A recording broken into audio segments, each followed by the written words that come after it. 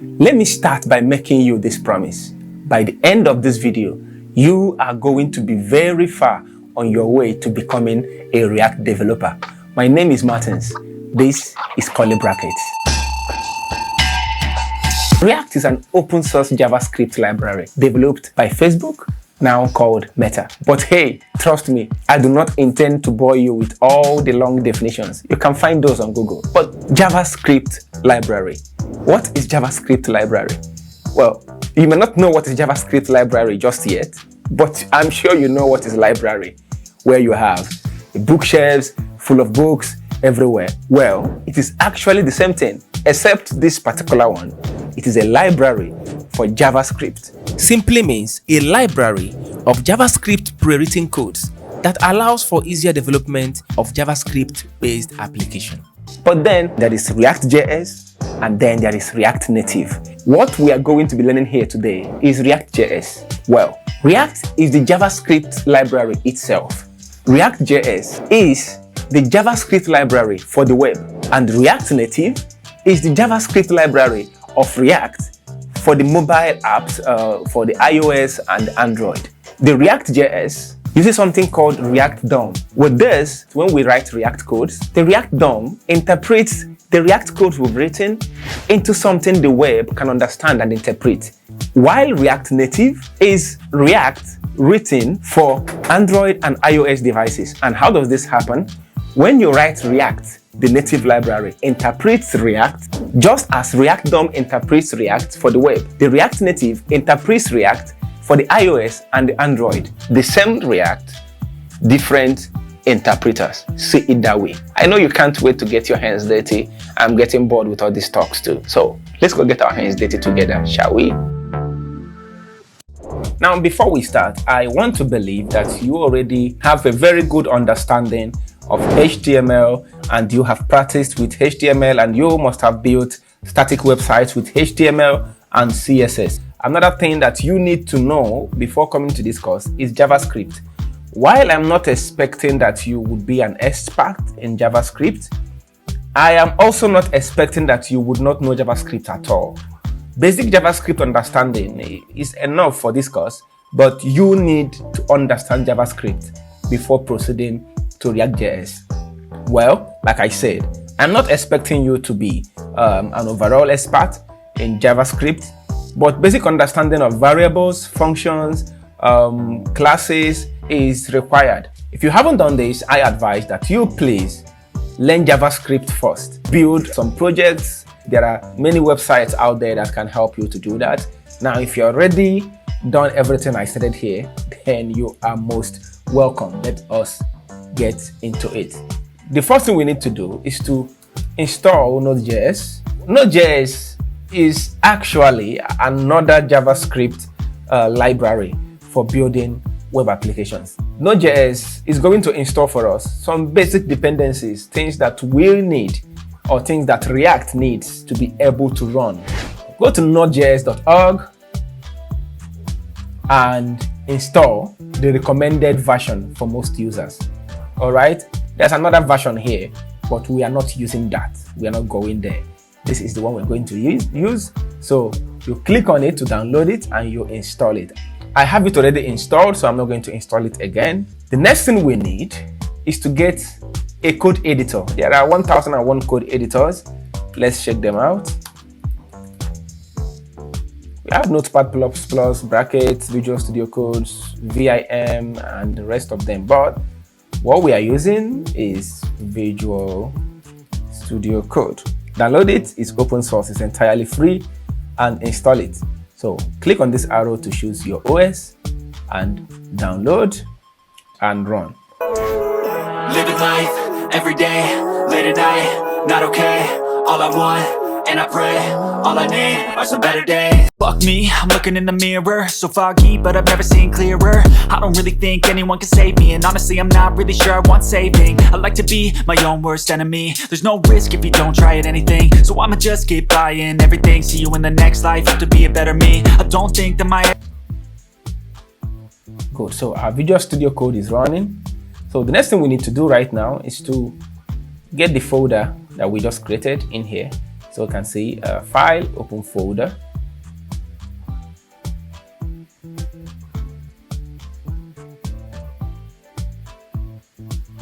Where is it? Here.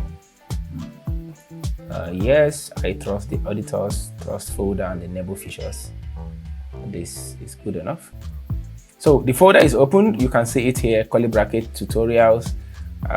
So the next thing I need to do right now, we need to create our React app. Now, if you have installed your Node.js, one way you need to know if your Node.js is properly installed is to run a test. So you can just go to your terminal if you're using Mac, and if you're using Windows, the command prompt will do it. So click on the terminal and run node -v. In my own case, I have version 16.16 installed right here. The version you have in your computer is going to display. So this means that we have Node.js installed in this computer. So the next thing I need to do is to, in your Visual Studio Code, open your terminal. So you will see your terminal and then create new terminal. So while we are in this new terminal, we can see we are in the curly bracket. Of course, you can also run this in your command prompt in your main terminal if you're using Mac, or your command prompt if you're using Windows. But Visual Studio Code has its own terminal too, and you can use that. First thing I need to do right now, we need to create our React application. And to do that, we say npx create dash React app space, and now you give your app a name. So I'm going to call this one React lesson. I'll just call it lesson 1. Hit enter, and then you can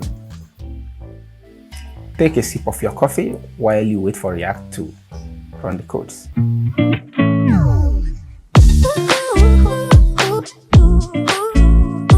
All right, our app has installed successfully. At the terminal, you will see we suggest that you begin by typing cd lesson1 npm start. Happy hacking. Okay, what this is actually saying is, as you can see a new folder here is created inside the folder we created earlier. React has created another folder where it has imputed some folders and files. For example, we have the package.json file. This is a very important file, right? You don't really have to change anything in this particular file until later in this tutorial. And here is why. Everything we install, every time we install a script or a dependency in this application, this is where React keeps a record, right, per se, of every dependency or everything we install. So just leave this the way it is. And if you look here, you will see node modules. Here, there are a whole lot of folders. These are actually the JavaScript libraries that we're talking about. Contains a lot of codes and a whole lot of stuff that help our application run. We don't really need to change anything here. This is going to be the way it is. And then we have the public folder where you have the favicon, the index.html, the logo, the manifest.json. Again, we don't necessarily need to touch anything on this particular folder for now. And then we have the source folder, the src folder. Here you have files that React created automatically for us. So let us run our application and then we can pick it up from there. So to run this application, you can see it already told us. We suggest that you begin by typing cd lesson1. You can see the location where we are right now in the terminal. All right. So we need to get into the application folder, and to do that, you have to type cd lesson1. Oh, there is no such directory as lesson. The directory cd stands for change directory, I think. So the name of the directory is lesson1. Hit enter, and then I say npm start.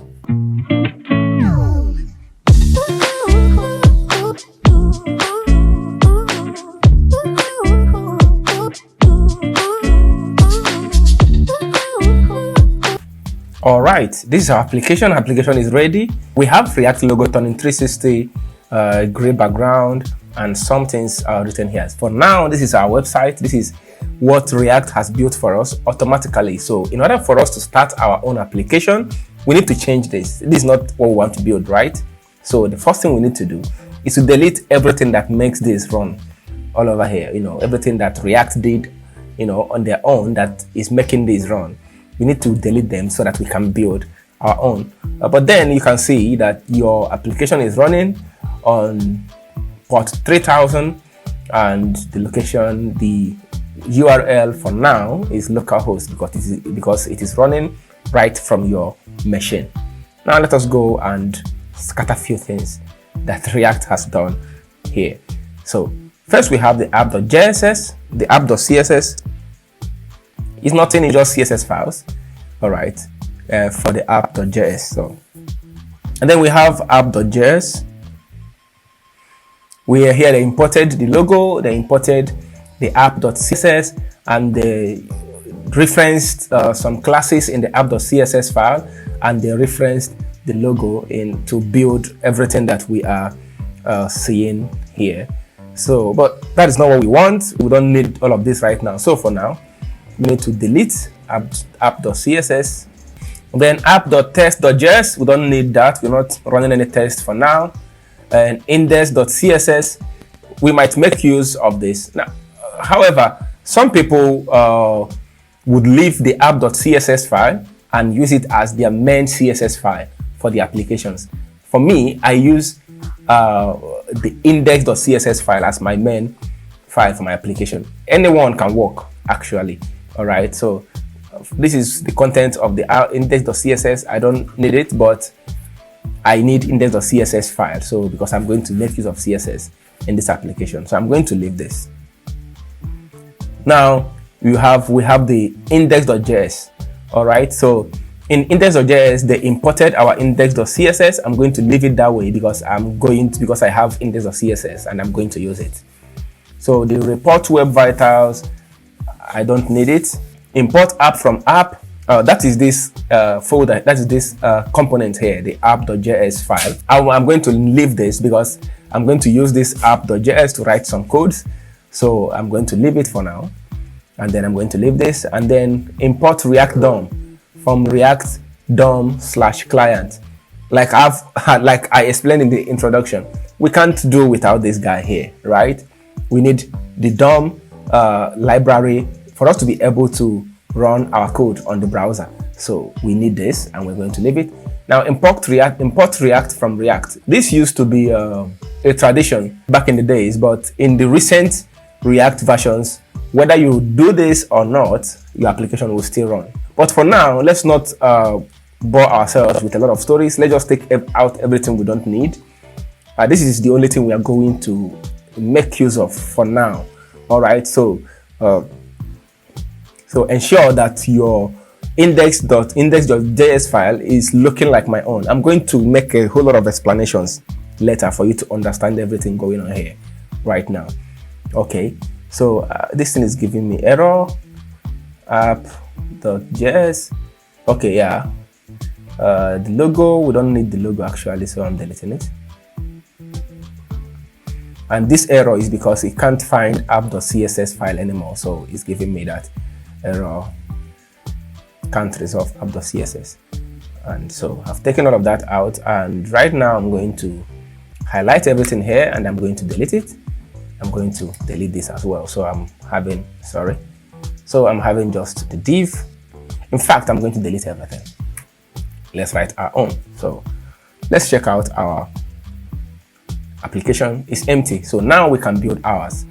In order to build our own, I'm going to come to the app.js and I'm going to write a very simple code. All right. So I'm going to say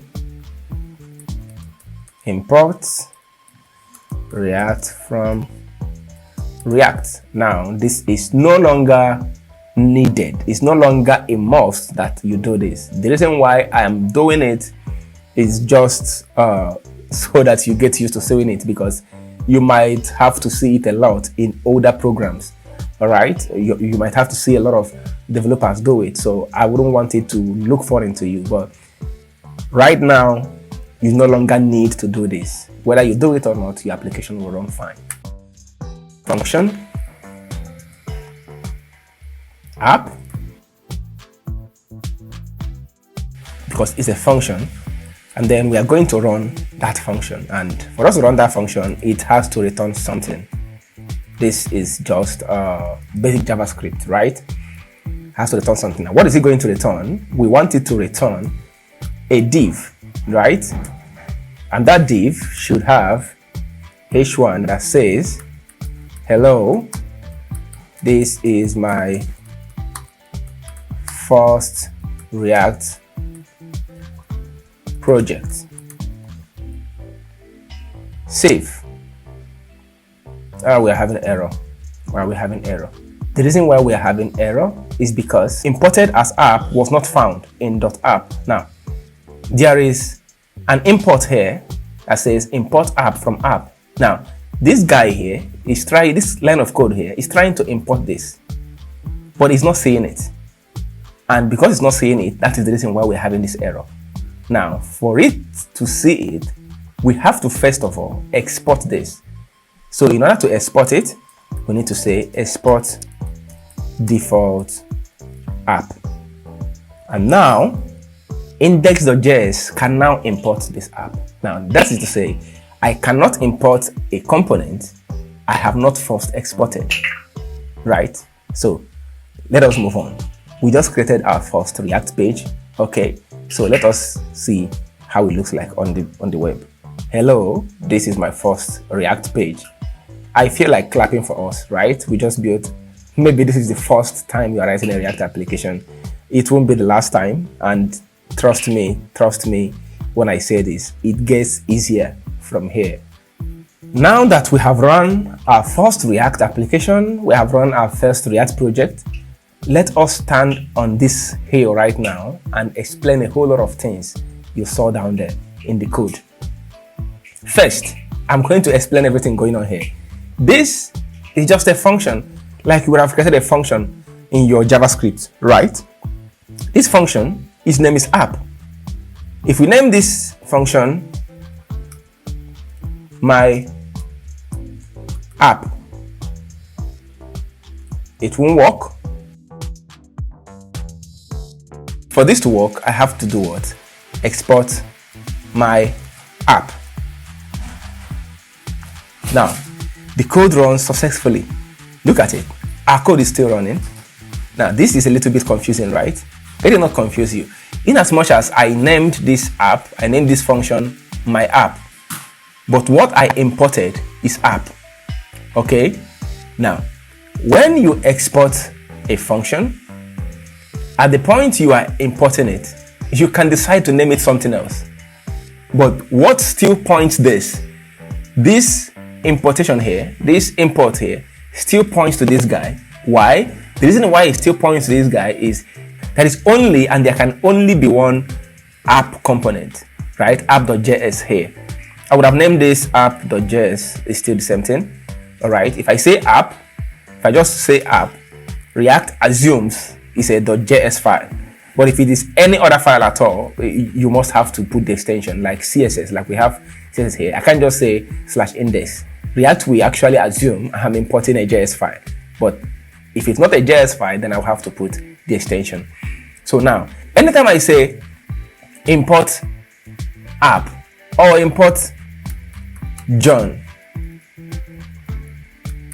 from here, and all I need to say here is if I'm importing John, that means here where the app is rendered, I have to say John. And let's see, the app still runs, right?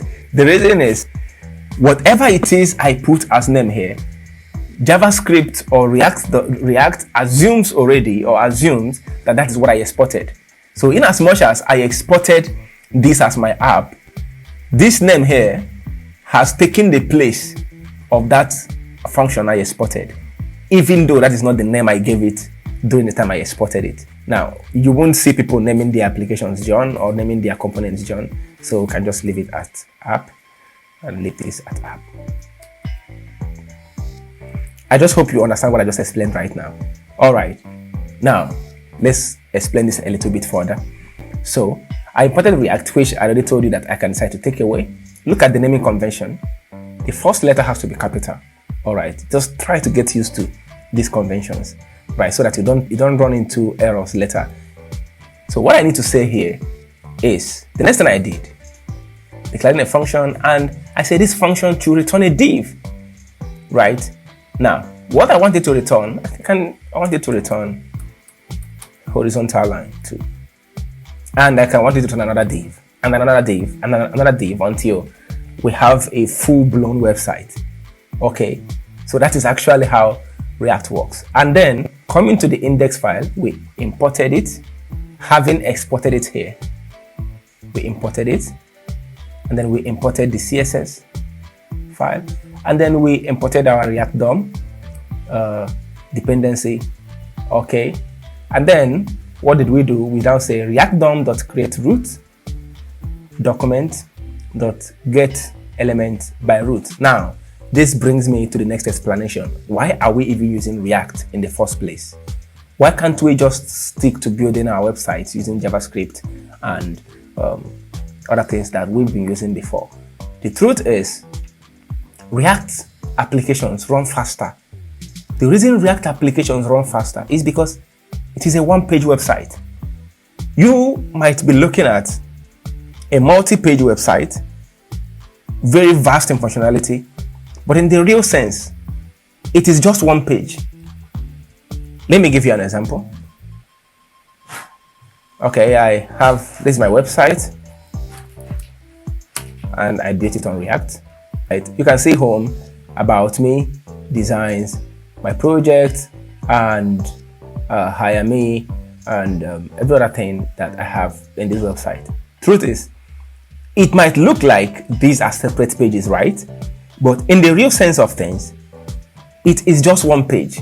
Now, that is how React works, and that is one of the beauties of React. Okay, so everything we are going to do, whether it is 10,000 pages, lines of code, or 1,000 components, we have to bring everything and lay them bare, right? We have to bring everything into this file, into this app file. So I have to take up this, right? A lot of developers call this particular page app. So let's just use the normal convention people use. Of course, you can name it anything you want, but this is the actual file name that a lot of people use, right? So every component we have in this project all have to be rendered here. And when they are rendered here, this will now be rendered in the index.js file. And once it is rendered in the index.js file, what happens? Index.js says document.getElement by ID. That ID is root. So index.js is saying, I want you to get an element for me. Get that element by ID, and that ID is root. So when we go to our index.html, we are going to see a div that has the ID root. So every time our page renders, actually what renders on the web, what the web sees is this index.html, just this one page. But then, every time I surf around this stuff, it is simply React running every other thing I have in this application. And when it is done executing that instruction, it passes it to this same guy, root, and displays it to the web browser. So at the end of the day, we have just one index.html, just one page. And that page in return renders a whole lot of things by the instructions we give to it in React. Because of this, we don't have index.html or index.php, aboutus.php, this.php, and every time you reference a page and it has to load and all of that. We don't have that here. Index.js takes this guy and sends it to an element that has the ID root. And then in our index.html, we have a code that React.js already written for us, and it says div ID equal to root. So everything we have written on React.js is going to render them in between displays. And for this, the application is fast, it is easier to manage, it is easier to maintain, the codes are reusable. Now, let us populate this a little bit. Okay, so let us write code.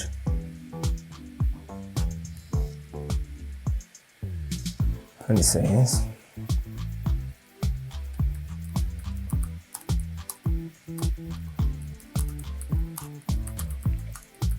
although I'm doing this for the first time, but in my opinion, I am killing it. All right, let's save it. Now we have a lot of errors. We have a whole lot of errors right here. And the reason for this error, it just says adjacent JSX elements must be wrapped in an enclosing tag. Now that brings us to something else I want to talk about here. I want to talk about JSX. All right. The code you are looking at looks like HTML codes, right? But truth is, these are not HTML codes. It is called JSX. Although it looks like HTML, but they are JSX. Now, it's called JSX. Why are we using it anyway? Why we are using these codes that looks like HTML codes, per se, HTML elements, is because our interpreter, like I said in the intro video, our interpreter in quotes, in this case, is React DOM. And React DOM, these are the kind of elements React DOM understands. Now remember, web browsers understands basically HTML codes, right? Web browsers understands basically HTML codes. Now, the difference between React Native and React.js is actually this. React.js, in React Native, we don't use this. We don't use div, h1, hr, and all of that because Android devices and iOS devices don't understand this. But we are writing this for web and for web browsers. And this is actually the languages that web browsers know. So JSX was designed to look like HTML. So every time we are writing these codes, it's not HTML, it's actually JSX. Okay, so by writing codes like this, we are able to convince the browser. By the time React takes everything we are doing and inserts it into this guy here, the browser is made to believe that these are HTML codes, and then it ends up rendering everything that we have put out in this place. But in the real sense, it's actually JSX. The difference between React.js and React Native is this. While we use JSX, or you can now call it this HTML lookalike elements to render our website in React.js, we can't try it in React Native because your phones don't really understand these things.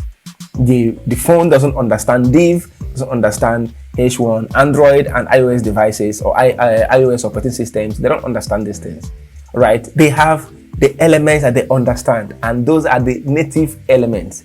So in React Native, we use the native elements. Like where you have div, I will use view.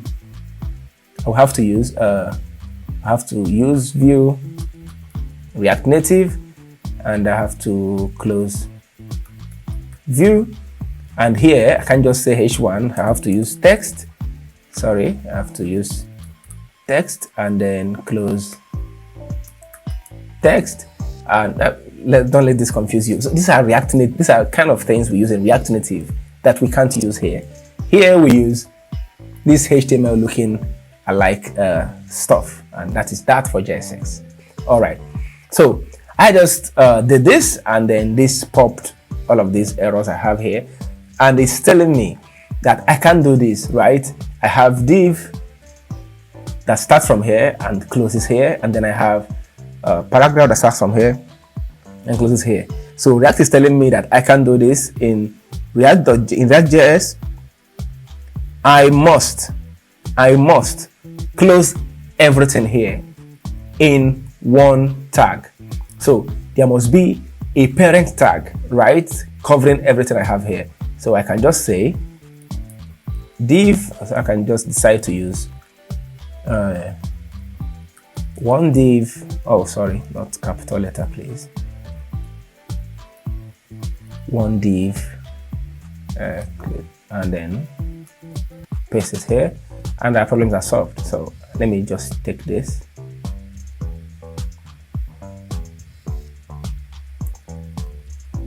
All right, so I have a div here and I have a div here. and that should be able to solve the problem. And then we have our website rendered properly. Oh, in my opinion, I am actually killing it. Sorry for that. All right.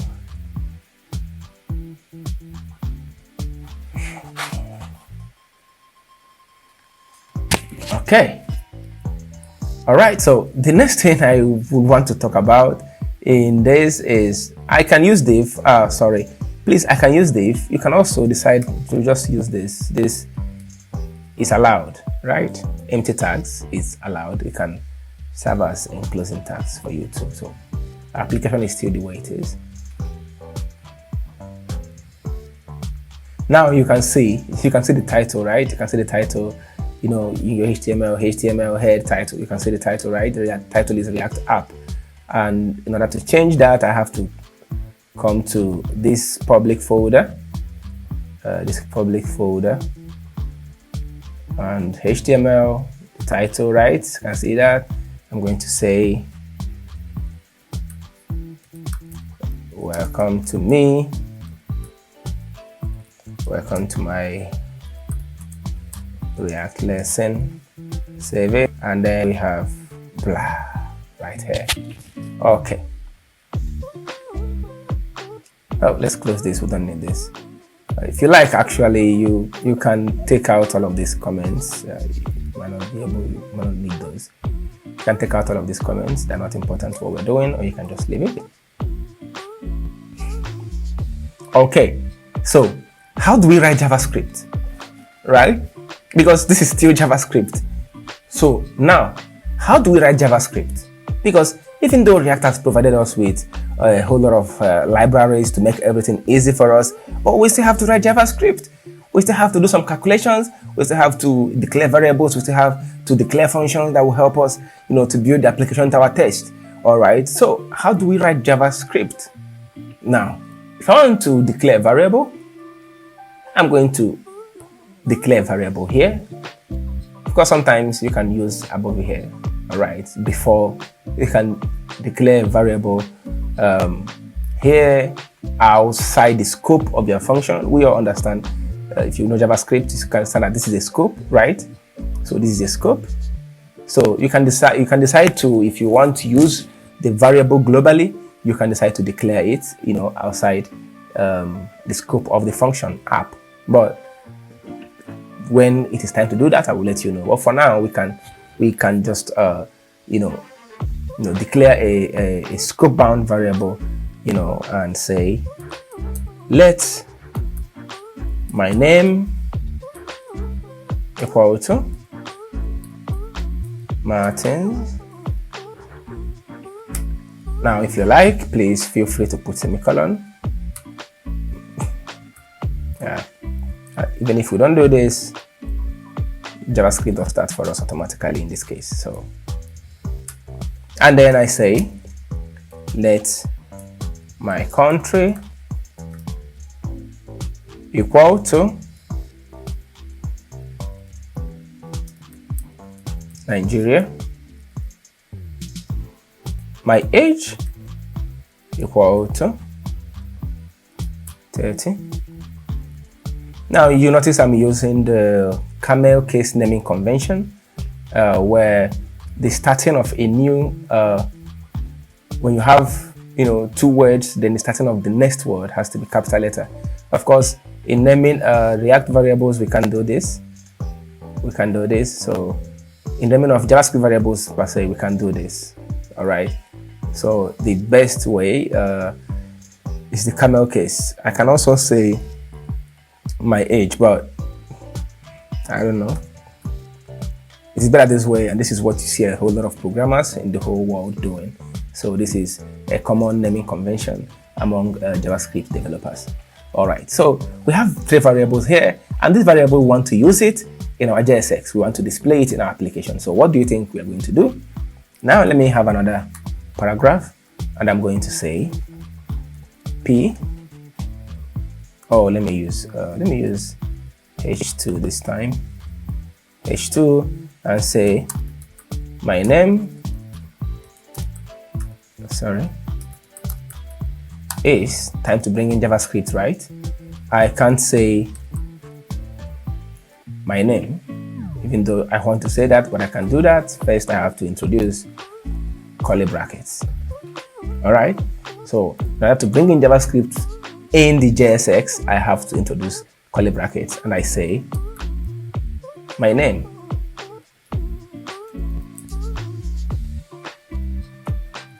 Comma. I am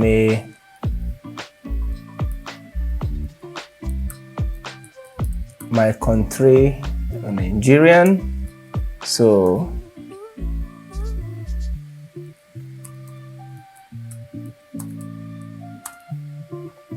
and I am my age of age. Okay, let's save this and check it out.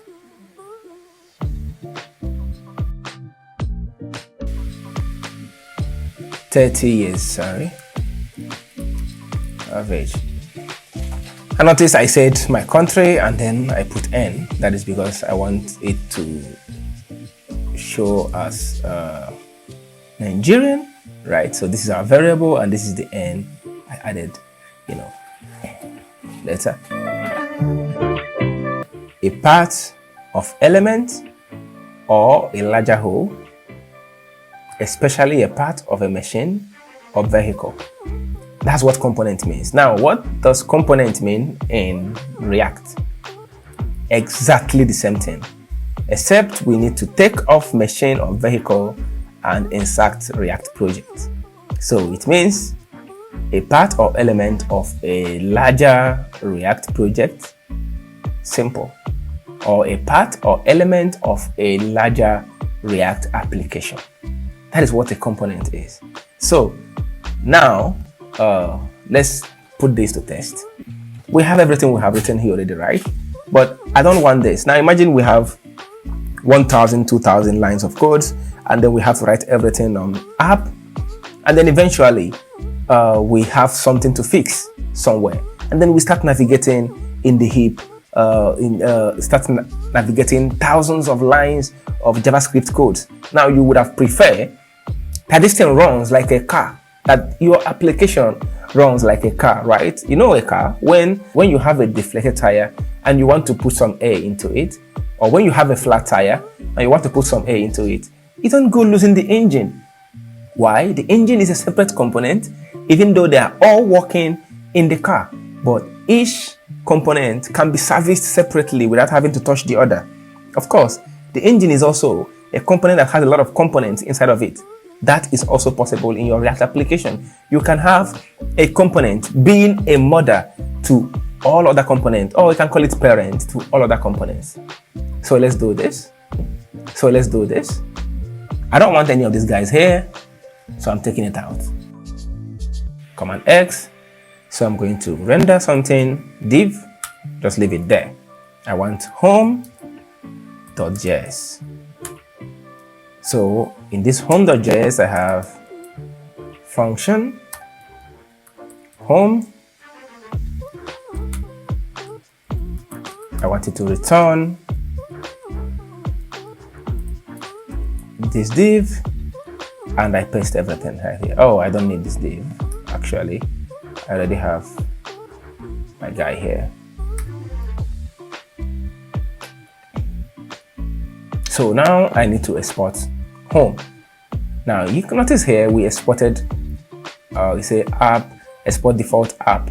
Actually, another way of doing this is by just putting everything in one line here, say export default function home. So this here is the same thing as declaring the function and exporting it down here. Exactly the same thing. So now let us run our save and run our application. Oh, sorry, saying my name is assigned but never used. Sorry. Well, first of all, we'll come back to that. Let us see our application. Everything is empty. Everything is broken. What did we do wrong? There must be something we did wrong, right? Where is it? What is it? Can you guess? Can you guess? Can you guess? What we did wrong was we exported this guy, right? The home.js, but it's not here in the app.js. And why is it not here? If it's not here, it can't show here. Why can't it show here? Because app.js is the only component that we rendered in the index. And that is the only component that went into our DOM. And it is only what goes into the DOM that we can find here. In order for this to display, in order for what we have here in the home.js, in the home component to display, we have to import it first in the app component and say home, import home from where it's in the same folder with app.js. So I'll just say home.js, or I'll just leave it this way. And then I'm going to say render home. All right. So now we have another error. My name is not defined. My country is not defined. My age is not defined. Oh, what did we do wrong again? Can you guess? We declared these variables here, but we are using them. We don't really need them here anymore. So where we need them is right here. So we are calling variables that are not declared in this component. If that is what you guessed, you are right. If that's not what you guessed, you already know. Okay, I love the spaces are not important. And I like exporting my stuff like this. So please, yeah, going to find me using this a lot. So I try to limit my codes as much as possible. It's back. Now when we change something,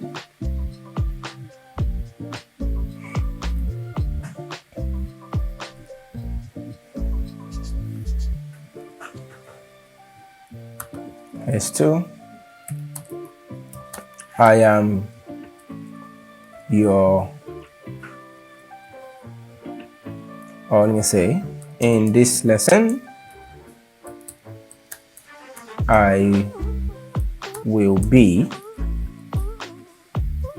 your,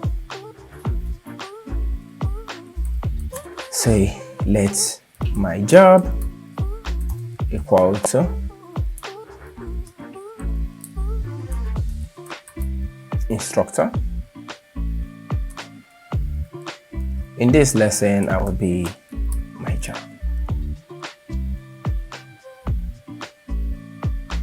So let us get another component. Okay, let's call it header.js,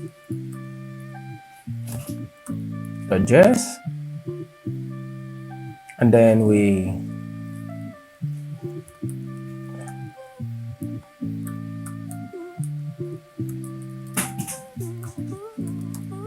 for default. Sorry. Function header.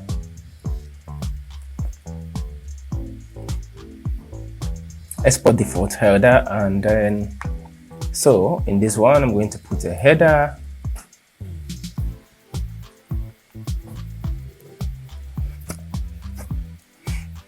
I'm going to put h1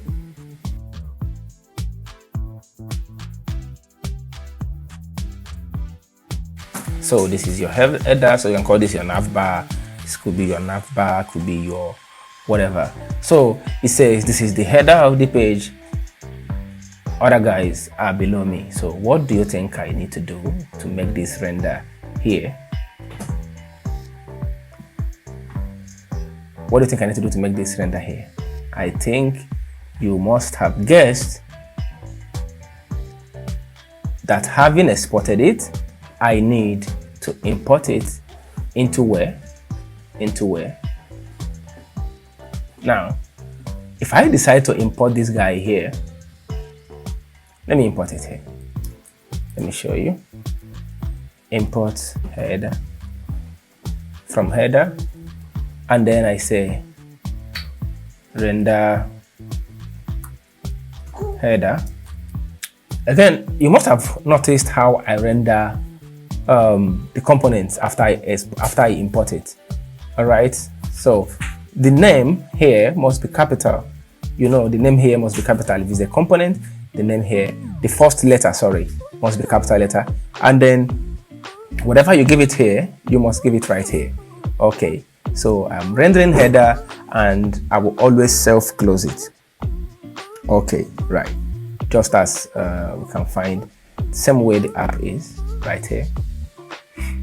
So I have to say, this is the header of this page. Other guys are below me. Okay, I rendered this right inside the home. That means that the home is parent to the header. Okay, and then I rendered home to app.js. Again, I would have simply decided to just do it right here. It depends on what you want. So if I want that this guy here, that header should be a shared component to the home. Like I said, the engine of a car has other components inside of it, right? I'm not a mechanic, but I know a couple of things that can be found inside the engine of a car, right? Good. So all of those components, they might have other components inside of them too. Right? That's how this thing works. So if I want the header to be a shared component of home for any reason, then this is what I should do. What I should do is this, right? But if I don't want it like that, like in this case, that's not what I want, right? So I need to copy this out of here and save it. And then I have to take it to app.js and then render my header. Very good. Now, this also depends. Which one do I want to be rendered first? Do I want this to be first and then this under it? Or do I want this to be first and then this under it? It's just up to me. Same thing. So if in the order of my design, in my UI, that this should be first, then I should do it. Hello, this is my first page, React page. This is the header of the page. Other guys are below me. Except right now it's lying. Other guys are actually above right now. Right. Good. Okay, so let's bring other guys below. Where they so our guy here won't be lying when he says other guys are below me. Yeah. Okay, I hope you understand everything I've been doing so far, and I hope this class is fun. If you have any question, I'm saying again, please feel free to reach out to me. Use my email address, and I will do my best to attend to as many people as I can. If you like what we're doing on this channel, why not just go ahead and click the subscribe button, because we are going to have many more groundbreaking tutorials. All right, please, if you think I'm doing a good job, go ahead to like my video, go ahead to share it, go ahead to subscribe, tell people about this channel, put it on your WhatsApp status, share it on Twitter, follow me on Twitter, tell people about the good work we are doing here. Let us build this community, right? Good. So let us take this a little bit higher. But before we do that, pause this video and practice everything that we have done so far. Practice it. Do it all over and over again. Best way to learn how to code is to code. Now I'm talking too much. Let's take this higher. So next topic, we are discussing props. Props is what we use to pass data from one component to another component. To demonstrate what we're talking about, I will have to make use of this design that I have right here. Okay, I made a design in Figma. This is just the first thing we'll be building. This is the first real thing we'll be building. This is a card. All right, it's a static card. I know you might be wondering, why are we doing this? Why are we not doing something sophisticated like e-commerce, like build one gigantic application or the other? Truth is, this is just a static web page, static stuff that you can do using your HTML and CSS, but we are going to use React for it. The reason why we are going to use React for this is because by building this using React, we are going to discuss a whole lot of topics that is going to shape this lesson, and it's going to help us when we now start going into those advanced projects in the future without having to discuss some of these topics using simple web pages like this. It will be very difficult for a new person or for a React developer to catch up, in the later stages of the course. So we are going to build this with React. All right, not just static HTML and CSS anymore. We're going to build this with React, and you are going to see how props works. I'm going to see how we are going to pass one information or pass data from one component to the other. Let's get started. So first, I'm going to design it, right? And for this lesson, I have written some CSS in our index.css. Right here. There is a link in the description box of this tutorial, and there you are going to find this CSS right there. Okay, so just click on the link and save the file from my GitHub page, and when you extract it, you're going to find all of the files and all of the codes that I made use of in this lesson, and there you're going to find this one too. All right, so you can do that right now and copy the code. If you are following this lesson as I'm doing it, you can just do that right now and copy the code into your index.css file, and by doing that, you'll be able to follow me as I'm doing this. Take this out entirely, and by doing that, we now have an empty page. So I don't need this guy for now. And okay, let's take all of this out. Okay, so we have, now let's work on it. So I'm going to say div class. Now in React, we don't say class when we want to reference a CSS class, right? We can't say class container. That is not allowed. All right, what we can say is class name. So class name container, and then I'm going to have another div. This one should be class name card, and inside this card I'm going to have, according to my CSS, I'm going to have another card, another div, top. And then inside this, I'm going to have another div. Sorry, another div with the class name, top content, and here I'm going to have an image, src image source, and alternative text goes to portraits and self-closing tag. So let's get the image link. So I'm going to use Unsplash. Going to use unsplash.com. Unsplash.com, if you don't know, unsplash.com is one of the websites where you can have access to free high-resolution images for your website. So here I'm going to search portrait.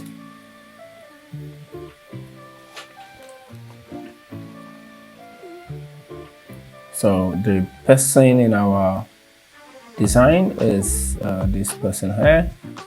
So let's find her. Should be there somewhere. There she is. And then copy image address and paste it right here. I think this is quite long. I don't think I like this long stuff. So let me just let me do this some other way. Please permit me to. I'm going to say let img photo. Yes. So, and then in my link, I will just have img. Yeah, we have her here. Then the next thing we need to do is to h1, we need to put her name, Julia Alonso, and then need to use h4. I think that's what I did. h4, yes. All right, we need to use h4, and that h4 says front end developer 34, and she's from Spain. It came right. Yes, she's from Spain. Okay, so let's check it out. Very good. So the next thing we add is we have sorted out this. So the next thing we should do right now is to bring in another div.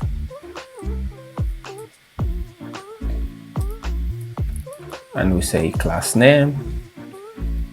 Div is the card body. So I'm going to say card body.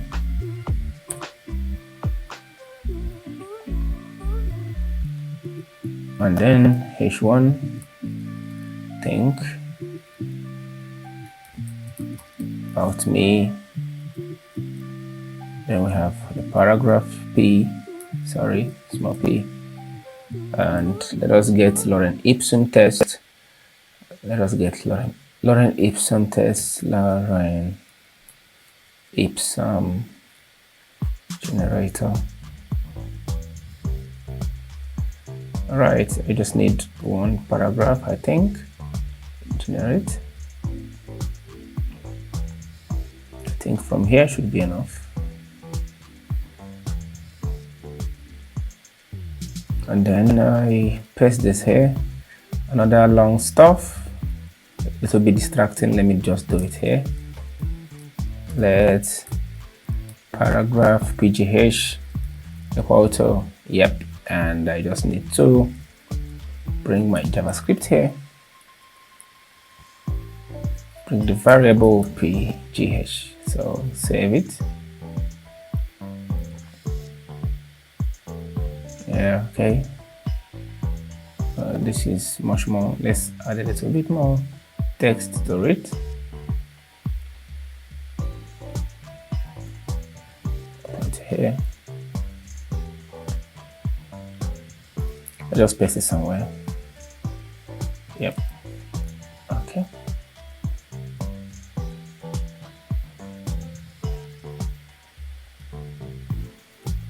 Okay, we can. It's not as much, but it's not as much as this one. But you can just do that on your own. Let's move on. All right. Okay, so the next thing we need to do is to add the skills. I've seen a lot of change, been through a lot of pain. Some things are not the same as they were a year ago, but all will be okay. I move on each and every day. The past is where it stays, way back a year ago. I've changed for the better this time. I thought I would never be fine. I strive just to say I'm alright, and for the first time in a long time I'm alright. I've seen a lot of change, been through a lot of pain. Something Skills. So the next thing we need to do is to add a footer. Okay, and div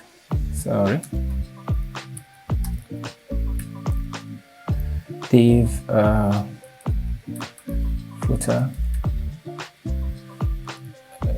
What we need to have here, we had this place, we have logos, icons.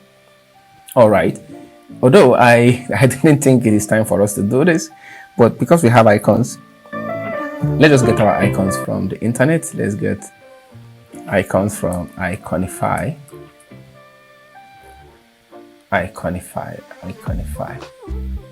All right, why I use Iconify is, this is not a paid promo, please. Why I use Iconify is there are a lot of sources for icons for web development, for web projects.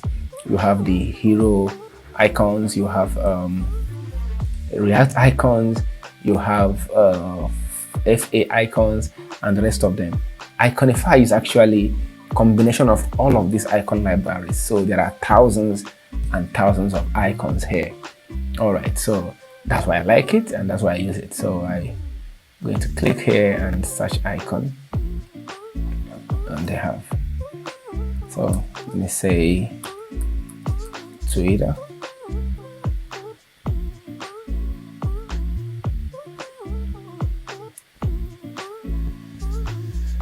So we're using it for React, so select React, and we need to install the Iconify library first. Iconify React library. To do that, the code is already here, so you just copy it, and then at the terminal,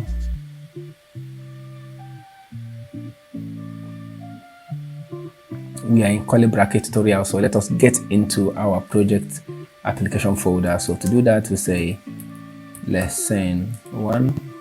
We're in there now, so paste this code and run it.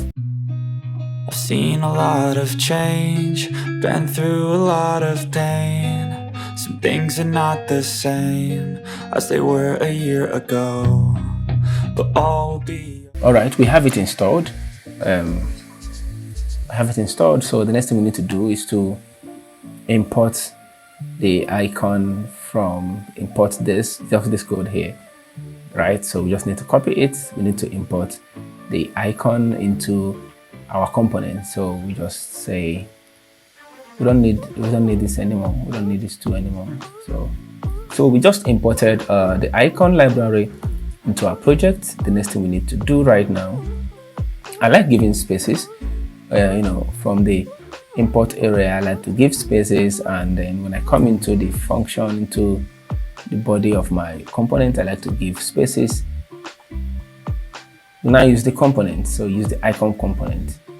So, and what we need to do right now is we declared footer, so we just paste this right here. So let's see what we have. Good, we have our Twitter icon, but this icon should be able to lead us somewhere, right? So we say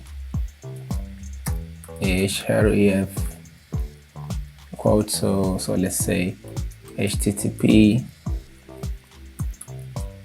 twitter.com/ Julia Alonso, right? So we need to enclose the icon tag. All right, so we have it. Yeah, it's a link now. It's going to take us somewhere. So we just do the same thing for the GitHub icon. As you can see, she has a GitHub account, through which we can access her GitHub account. So just search GitHub icon here, GitHub, and then we choose our GitHub icon out of so many available. Okay, React is already chosen. We don't need to install it again, it's already installed. We don't need to import icon again from Iconify library. We already done that, so we just need to render icon using everything they tell us to do here. So we just copy this. I've seen a lot of change, been through a lot of pain. Some things are not the same as they were a year ago, but all will be okay. I move on each and every day. The past is where it stays, way back a year ago. I've changed for the better this time. Working. So let's check out our design. I think there are a little bit differences, but actually on your own you can work out, right? I'm sure you can just work it out. I think the text a little bit bolder, or is the color? I think you can just work it out, right? You can try to modify the CSS till it looks exactly like our design. For the sake of this tutorial, this is enough. This is okay for me for now. All right, so we have this. If I have a component called card, right, a .js, what I just simply need to do is to just copy everything I have here and copy everything I have here and then paste it right here. Okay, and then I have to delete this and then I copy everything I have here. Okay, I might leave the container and just copy all of this stuff here.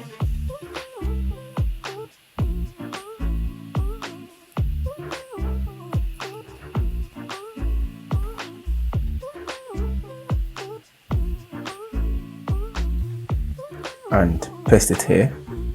Okay, and let's save it and save this. So what I need to do right now, okay, I need to take this icon import command and put them right here. Also, oh, this shouldn't be here. I want it to be scope variable. Should be here, yes.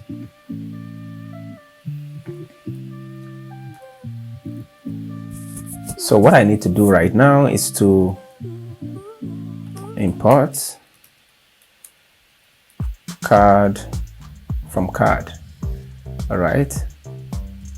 Okay, so import card from card, and then what I need to do right here, you already know the drill. Can you guess it? Can you guess it? Just render card. Save closing tag. Don't need to. I'm used to this, right? Once I render a component, the first thing I do is to give space. Trust me, it's not needed. It's just a reflex action, something I'm just used to doing for no single reason. I can simply do this like right here, but I'm sorry, I'm used to this. All right, so just render it. The result is still the same. We still have our card. Now that we have our card component running, I want you to imagine for a second of a scenario where we have 20 to 30 developers and we want to display a card component containing their details. So we have a developer called John, and we have a developer called Simon, and we have a developer called Mark, and so on. That means we have to create a card component for each and every one of those developers, and then we have to render all of those card components on the app.js component. That would mean creating 50 card components, and so you have component names like cardjulia.js, cardmark.js, cardsimon.js, cardpeter.js, and all of them rendered in the app.js. That would be a very mechanical way of getting things done, and I want to believe you agree with me that that is a very mechanical and disturbing way of getting things done. This is one of the reasons why we need props. Simple. So if we decide to make use of props is just a short form of properties. So we give this guy properties. Example, this application here, this card here has properties. So what are the properties of this card? Can you guess? Can you help me? Properties of this card. Anybody there? Help me. Can you guess it? It has a picture of Julia. It has a name of Julia. It has job title. It has her age. It has her country. It has information about her. It has her skills, and it has icons, right? That leads to her social media and her GitHub page. That is the properties. So if we are to declare properties for this guy, for this component, what do you think we're going to do? We're going to put down everything that that component has, the properties that that component has, and one of them is image equal to, right? So now we need to paste that image here. Okay, so let us do this. Let us bring back all of these variables here because I don't want to I don't want to paste I would want to paste all these long strings here, so let us bring this here. So our image, I'm supposed to put this image string right here, but for the sake of this tutorial, let us have so let's say image Julia. You know what? Let's just do it. Let's just do it. All right. So image Julia, I'm going to paste this right here. I don't need this. Good. I'm going to paste this right here, so I don't need this anymore. Good. And then the next thing I need to do, I will need to bring in Axios. So I'm going to say Axios are equal to, I'm going to copy everything I have here.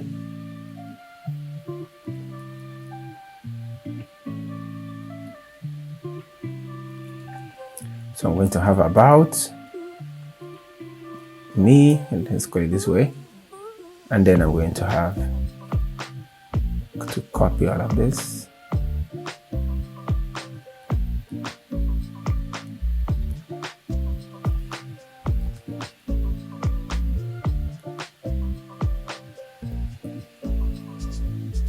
Good. Okay, good. And then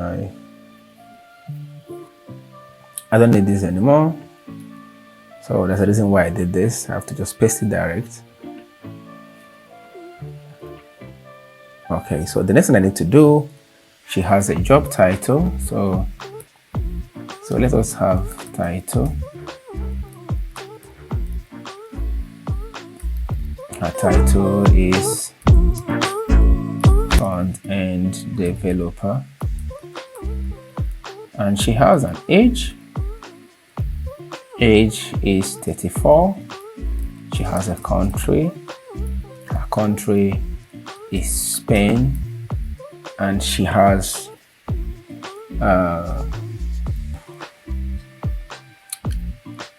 okay, and then she has what else? She has Twitter page, which is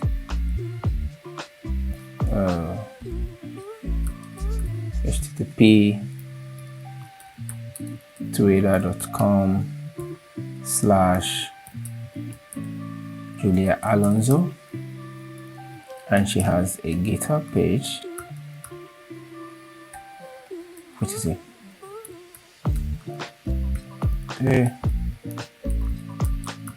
github.com/Julia Alonso.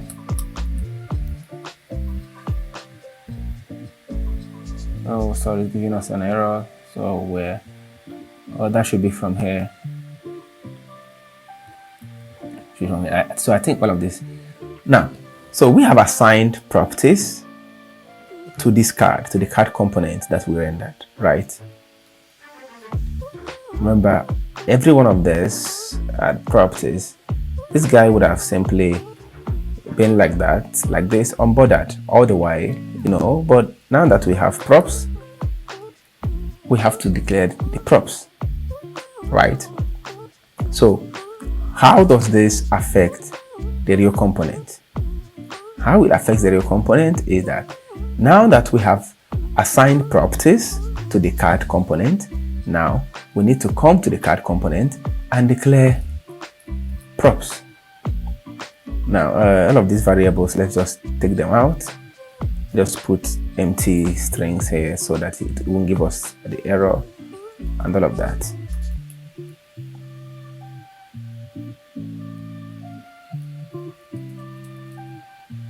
Alright, sorry, I just need to. Alright, now we have to come here and put props. Now, here's the trick.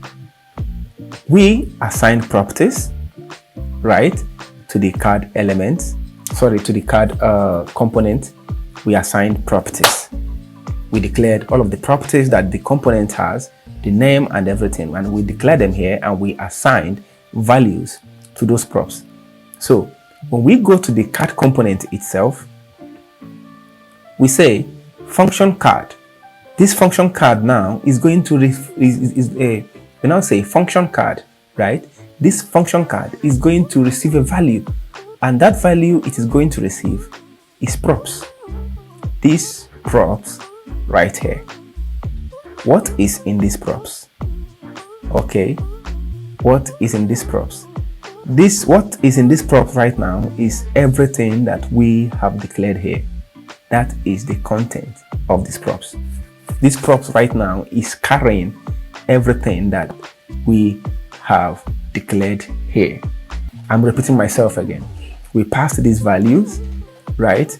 We passed these properties to our component card, all right? And then we have to pass a value right now in the actual card component. We now have to declare the card function, and then we pass a value to it. So that means this guy here represents everything that we have here. Okay, so what do you think is going to be her name now? Her name now is going to be props.name.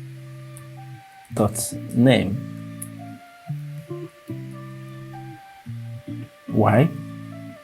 The name that we declared here. Oh, we haven't declared her name. Let's do that. Name equal to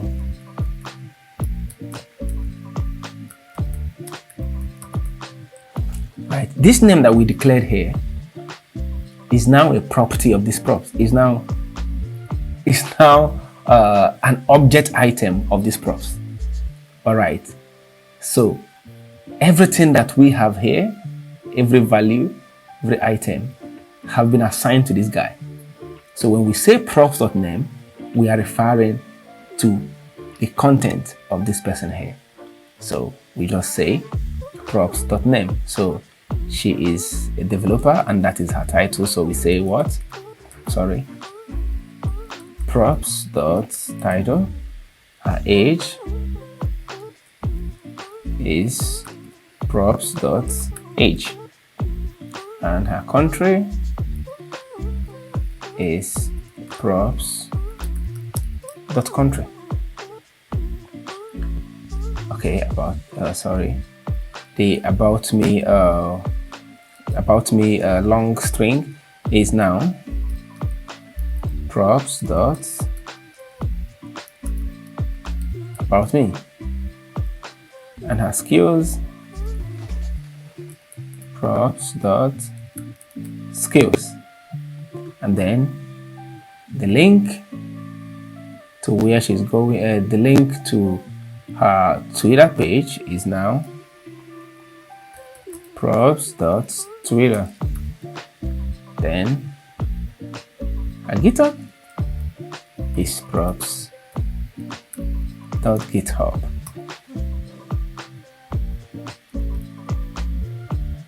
Now let us see the content of this card.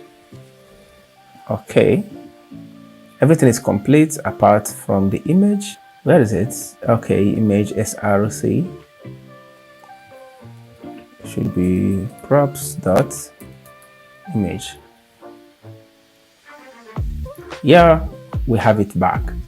Okay, so you can see that now we have, instead of creating card component for Martins, card component for Julia, card component for John, card component for Mike, and every time we just have keep creating card components with different this thing here, and then we start rendering them one by one here. So right now we just going to have one card component. All right, so you can see, let me show you something. When we initiated these props here, React created an array of objects. Okay, React created an array of objects, and the object items are everything we have here. Let me show you. When we said props here, right? If we say console.log props, let's see what the props contain. Let's inspect. By the way, I haven't told you about this guy here, right? When we say console.log, if you write JavaScript, you should be used to console.log a lot. So when we say console.log, so we expect the console to show us something, right? So in this case, where you are going to find the content of the console is when you right click on the web browser and say inspect, and then you click on the console here and you see it. So you can see that what we just console logged, here it is. React created an object, right? An array of objects, and the object items are those properties that we declared. So that is the reason why we were able, right, to say props.name, and we would be talking, when we say props.name, we are talking about this name here. When we say props.image, we're talking about this image. Properties, props in JavaScript or in programming, properties means, well, when you say the property of an object, all right, we're talking about the property. Property is just, that's what it just means. It means the property of an object. This object here, right, which is the props, has properties, and they are about me, age, country, and the rest of them. You can call them object items or object properties, right? So that's what it is, the short form of the properties, that is props. Every time I teach programming, I like to use real life scenarios to teach it, because one of the reasons why people don't understand programming is that people don't understand how similar programming terms are with real life situations, right? Like when we say this is an object, what do we even mean? And this object has properties. What do we even mean? What we mean is like the object in your house. Okay, which object is that?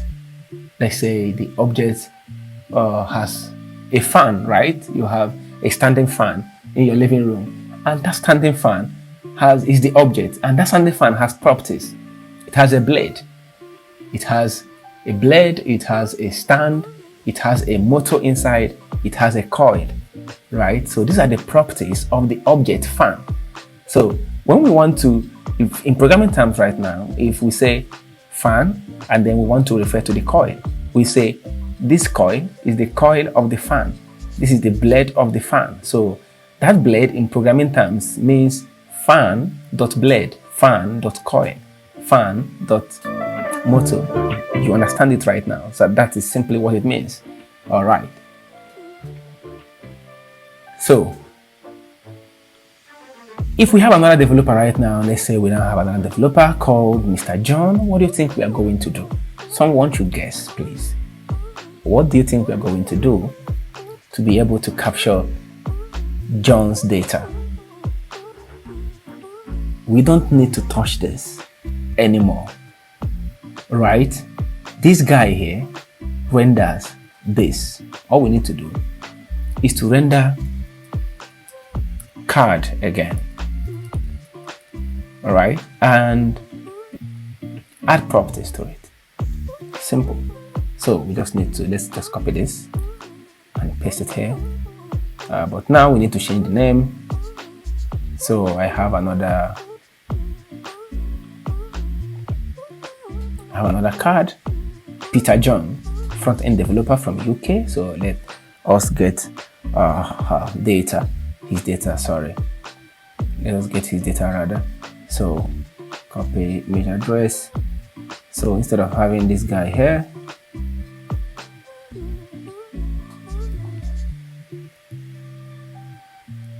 then change the name to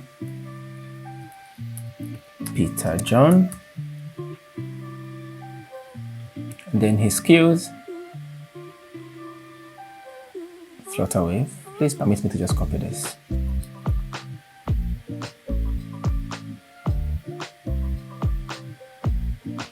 Skills. All right, about him. Okay. They just copy lot in Ipsum, or we just leave the one here and change few things. So this, let's put this here, and let's put this here.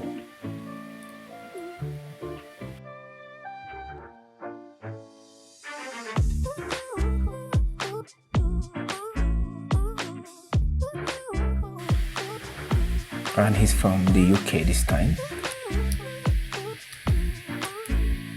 Then his Twitter page is Peter J, and his GitHub page is Peter J.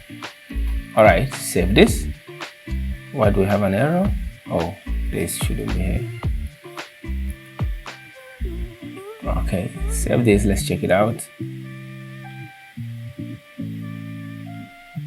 Now we have 2 developers, right? And we didn't have to create a new component, right? Using props, we were able to share data between the app component and the actual card component.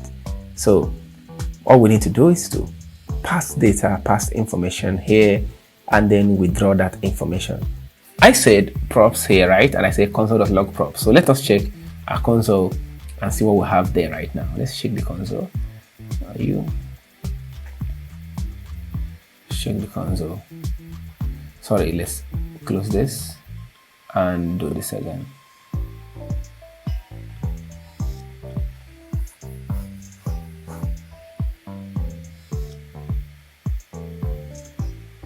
You can see we have 2 objects this time. See, this object has Peter John's file, and this object here has Julia's file.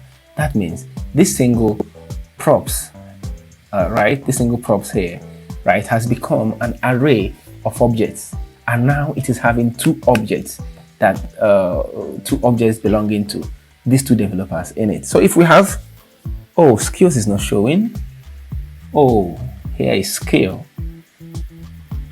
and then here is skill, so it won't show except we use the same skills. Okay, good. Every time we have a developer, we don't need to create a new component. Right now, all we need to do is to just duplicate, add another card component, and then add the properties of this new developer in it, and that developer is going to be found showing in our application, in our project.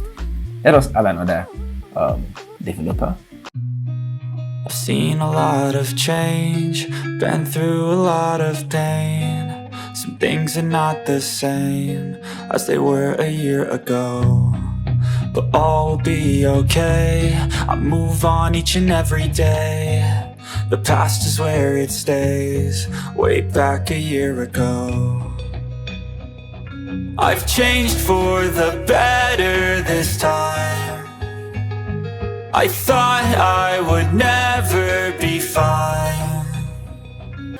Okay, we have Kate Simon right now in our project, but then do you think this is the best way, to have this done? I don't think this is the best way, right? What if there is a way? Because if we have 100 instructors, that means we have to copy and paste this and change the values for 100 people. What if we become 200? What if we become 300? What other way can we do this that will be more efficient and easier without having to be too complex, right? I think I have a way. I think I have a suggestion. I think I might know something that could work, and that thing is called map function. Now, before I start, map function is a function in JavaScript. All right. I know maybe you have forgotten. Maybe it's been a while you used it and you have forgotten. So I'm going to do a little revision to remind you of what map function is. Assuming we have, let's say, const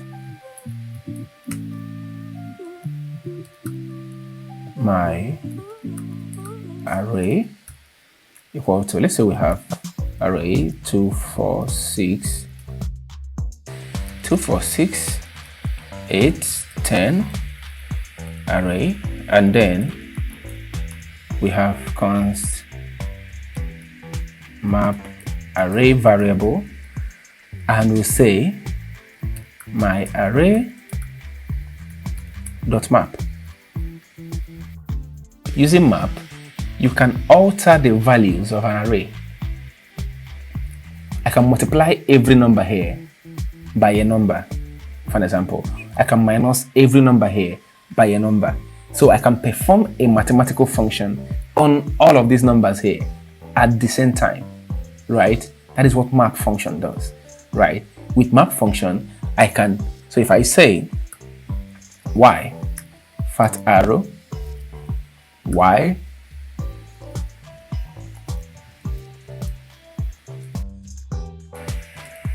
times 3. By the way, if you already know what map function is all about, I think you are free to skip this part. All right, so but let me just do this little revision for some of us who have forgotten. So if I say map and then I say y fat arrow y times 3. Now this is what I'm saying. This y here represents every number in this array. Y is 2, y is 4, y is 6, y is 8, y is 10. And I say, what I'm saying is y fat arrow y times 3. So what I'm saying is, for every number in this array, multiply that number by 3. It must not be y. Some people use item. Sorry. So a lot of people use item. A lot of people are used to item. So for every item, I'm saying multiply it by 3. So let us console log map array variable and see what we have, right?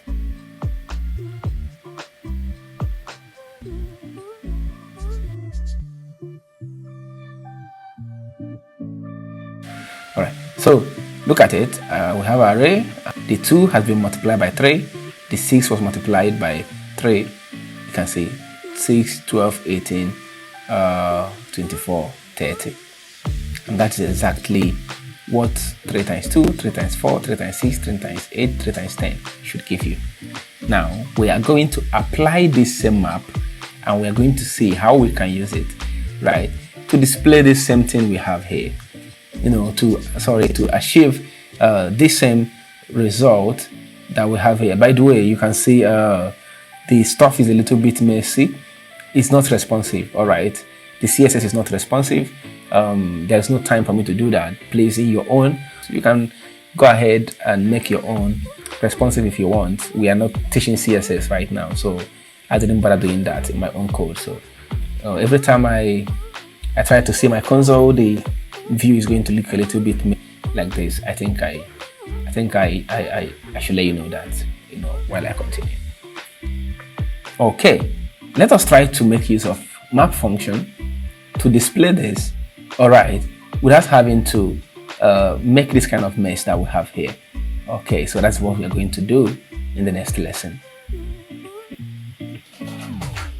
All right, welcome once again. If you have followed me up to this point, I think you deserve, if you have followed me up to this point and you have done everything I have done so far, I think you should sip your coffee. I think you should give yourself a minute break, walk around, laugh with your neighbors, pause this video, walk around, laugh with your neighbors, eat something, drink water, drink wine, and call your name and say kudos to me, because if you have done everything I have done so far, I'm telling you, you are doing an amazing job for yourself.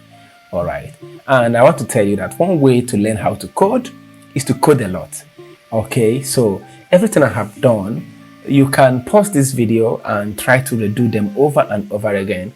That is how you build muscle memory. Now, the next thing I'm going to do right now is to make use of map. Now, to do that, let us create an array of objects somewhere in a separate file. All right. And let us make that file the only place where we store all the information about our instructors. So every time we have a new guy on the block, we don't have to do all of this heavy work.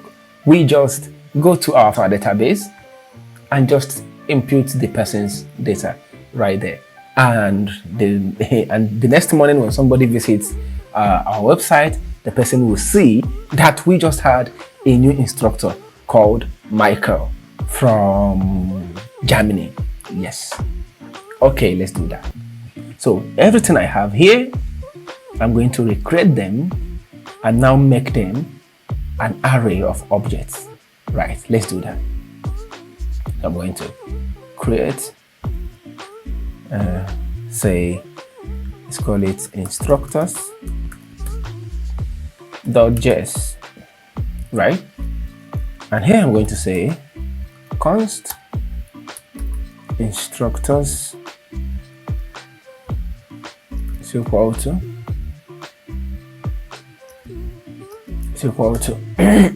an array, and this array is going to contain objects, comma, objects, comma, objects, right? So what I need to do right now, so everything I had, on this guy, I'm going to copy it and paste it right here. So this is one object, this is another object. So I'm going to paste it right here. And I'm going to say, comma, in fact, I'm going to take out all of this equal to here, because now we are dealing with array of objects and we can have equal to. Instead, we have semicolon. Now, if you're wondering how I did this, it's just a trick in VS Code where if you hold your Alt, you can make multiple changes at the same time, right? Hold your Alt and click as many as possible. So I need to put commas here because now they are now objects. So, and I do the same for this guy here and the same for this long, tall guy here. By the way, this must not be the same line, right? I can break it, but for the sake of this tutorial, for clarity's sake, I won't do that. So, comma here and comma here. All right, so that's it. So we now have an array, and this array contains objects, and one object we have is this guy. Now, what we have here, all right, is actually the same thing. Where is that place? Yes, it's actually the same thing with what we have here. All right, what we just have this place. This is array of numbers, but this is array of objects. So it's just like saying that we now have objects here. So I'm now putting objects, this object, and this object, just and so forth and so forth. So yeah, all right here. So the next thing we need to do is we need to do the same. Let's convert this to objects. Now, like I said, this can be your database. If your database, we wouldn't be doing this, right? We would have just inputted our file into our database, and if it is MongoDB, we would have just used our Node.js to, input our files in our MongoDB database. But hey, let's not do that right now. Trust me, I don't want to do that right now. I'm sorry for going there. All right, so this is what we need to do. So this is your JSON file. This is like your API or just your JSON file. So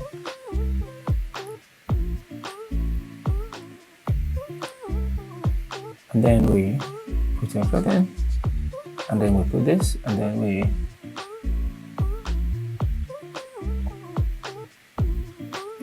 put comma, with comma here, put comma, put comma. Right, did I miss something? Oh, sorry, my bad. This should actually be inside here. All right. Okay, let's just use this too.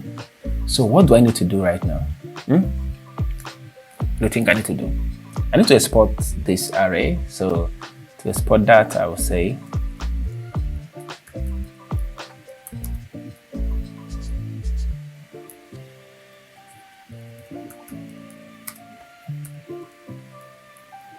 export default. That's all. So because I can't import it without exporting it, so now that I've exported it, I can now import it. In our app.js, I can now import it. Import blah blah blah, this guy here from instructors. So now it's time to map on this guy and render everything that this guy has, right? So I don't need any of this anymore. Okay, Simon. Okay, let's just take everything out.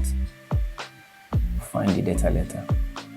Okay, so take everything out. So right here, we now have to let's take this out too. We don't need this. So having imported our instructors, so what we need to do right now is to map through it and then see what we can do with it. So to do that, since this is JavaScript, we put our curly bracket and then we say instructors.map, okay, has item, right? And saying item, and I can say fat arrow, okay, fat arrow. Now you can see the moment I put a fat arrow, okay, React has recognized that this item has what? Has objects, and each object, you can see this item now represents every of the objects in that array, and those objects has what? Name, image, skills as their properties. So for every item, I want you to render this. For every item, I want you to render card component, right? For every item.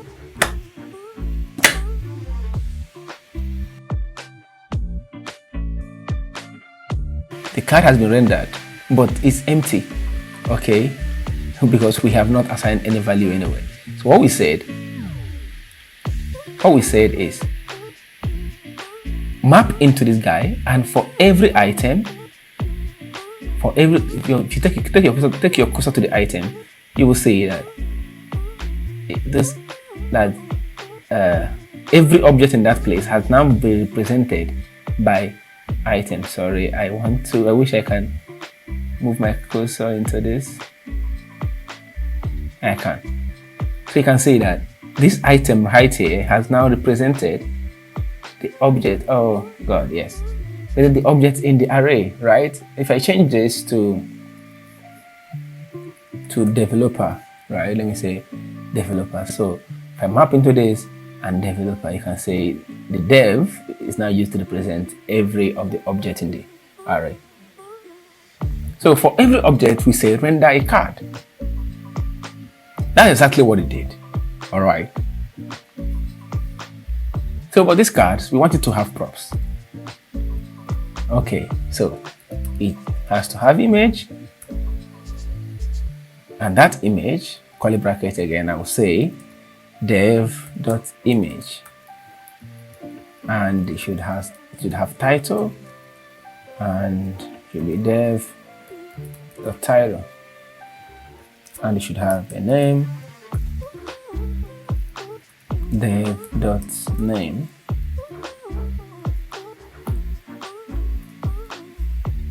it has a age, dev.age. I think React is giving us suggestions of what we have there now. Twitter, dev.twitter,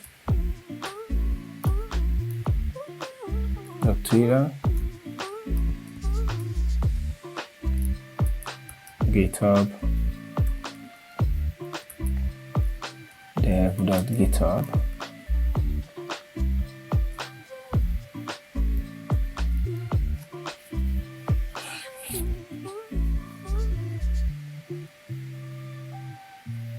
and then it has about me. It should be dev.about me. Then we have what else do we have? Skills, right? Should be dev.skills. All right, let's save it and take a look at what we have. Voila, they are back. Two of them at the same time. That is all we need to do. So for every object, right, in this place, this guy is going to map into it and is going to. So even if we have 200 instructors, we don't need to touch this guy anymore. All we need to do is to enter their data in our database in quotes. Okay, so all we need to do right now is enter the data in our database, and once we enter the data in our database, which currently is this array of objects, everything we want gets displayed the way we want them. Now let us let's add Kate's file, right? Let's add Kate's file quickly. Very good. Kate is here. So, and we keep doing this. So the moment we added Kate's info right here, it displays. So every time we update our database, it displays. But that's not all. Let me show you something. Right click and inspect.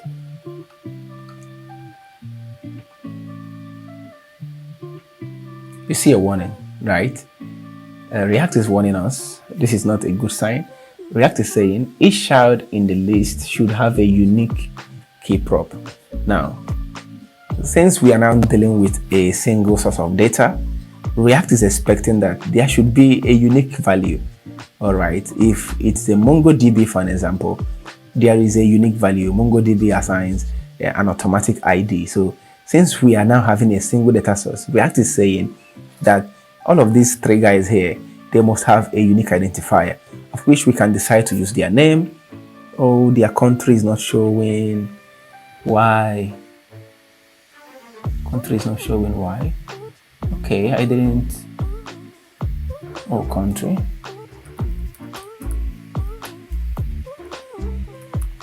Dev.country.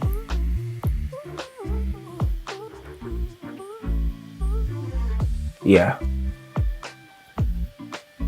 So that means each of these guys should have a unique identifier. We can decide to use their name for the time being, since none of them is answering the same name. But you know, in a real application, 10 people, 20 people can have the same name, and that is not a good thing to use. We can't use age either, since people can be age mates.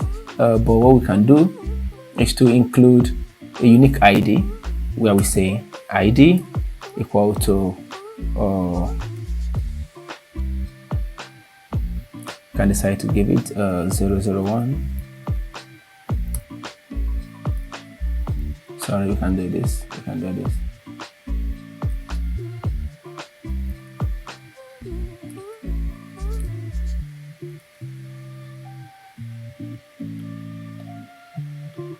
We can do this. Yeah, like this. So ID 002.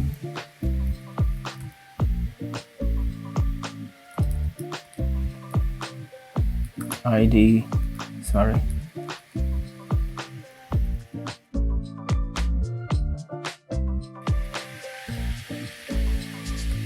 Okay, and what we need to do is, in this place, we can decide to, since React is asking us for key, so each one of them must have key according to React. You can see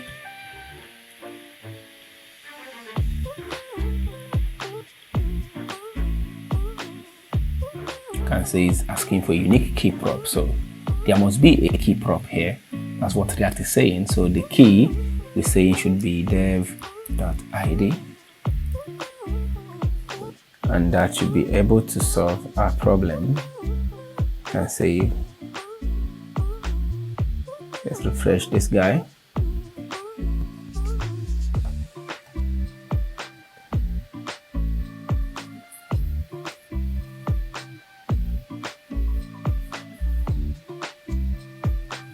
Very good.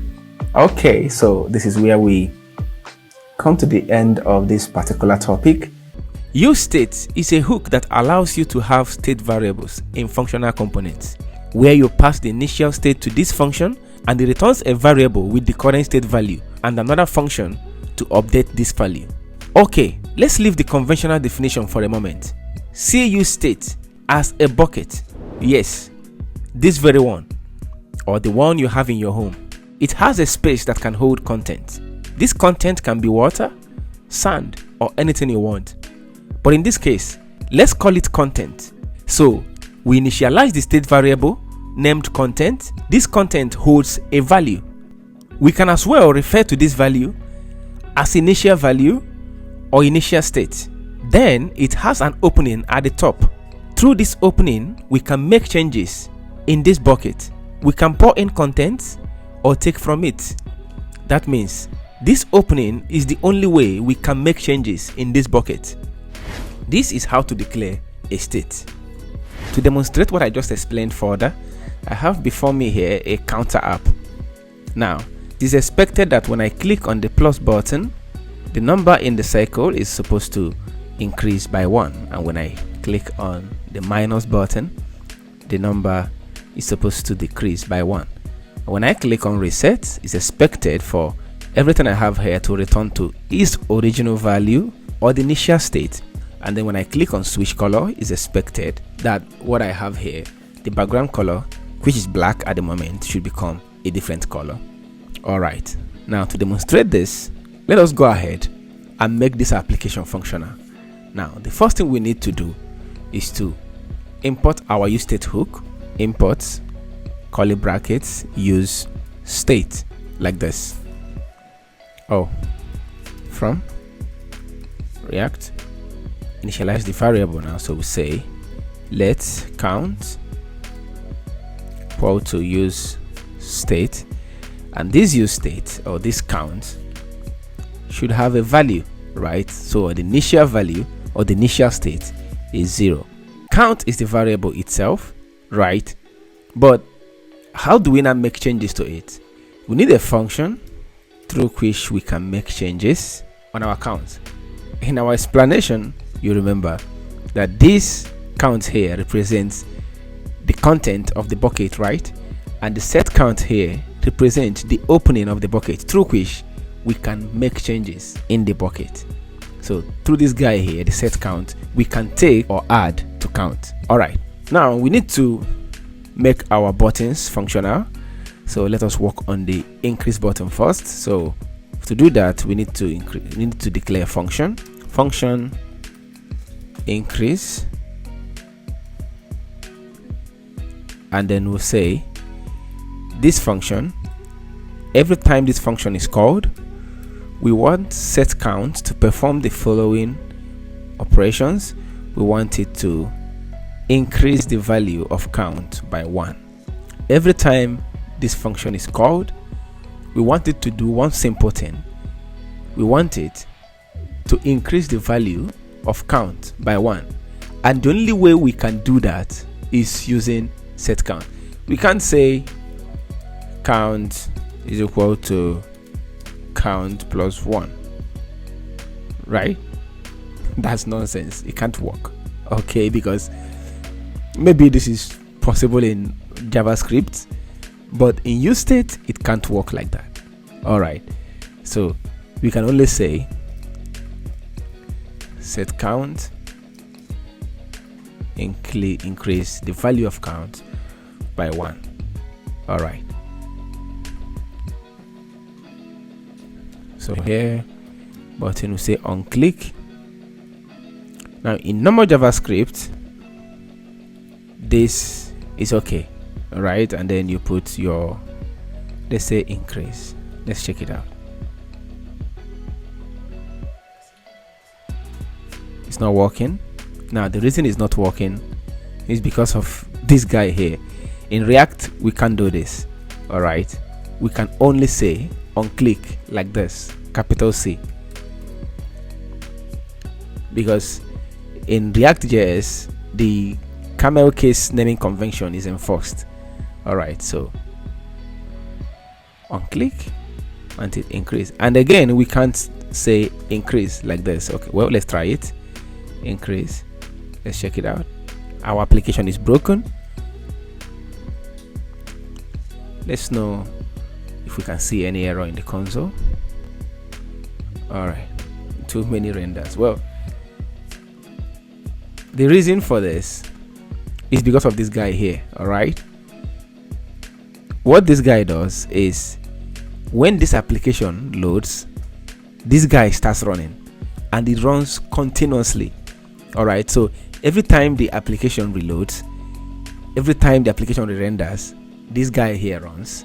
So if we have a function called like this in React, it causes the app to break because it renders the function over and over and over and over again until it breaks the application. The best way to do it is to do it this way. All right, so what this means is the only time this can run is when we click this button, else it won't. All right, so let's check it out. See, our application is back, so let's check it out. It's not working. Actually, it's working already. The only issue here is that we are not seeing it. Right now, to see it, we need to this application here, this variable here, we need to change this to count. So let's check it out. See, we click this button twice, remember? So it's already 2. Then give it 10, 18, keeps increasing. And then let's do one for the decrement. So we'll say function decrease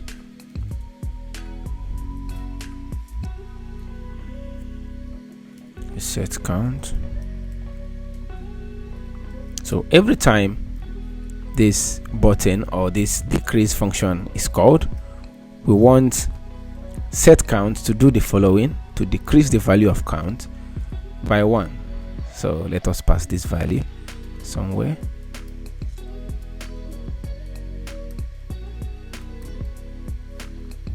Click equal to decrease. Save it. Let's check it out. Good, everything is working fine. Now I want to take this back a little bit. This is how we declare our use state in React. It must have the value holder or the variable, and then it must have the function through which the variable can be altered or updated. All right, and then the use state must have an initial value passed to it. So any value you have here is the initial value your variable will have. So in this case we have 0, so the initial value of this variable is 0. All right, let's refresh this page.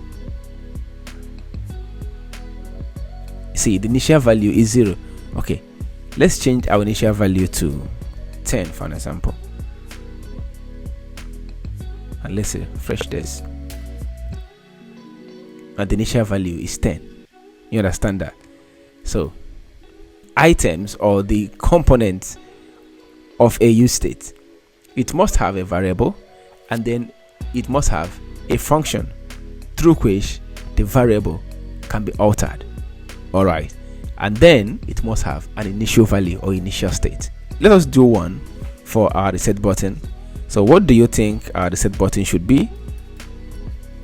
Let's have a function reset.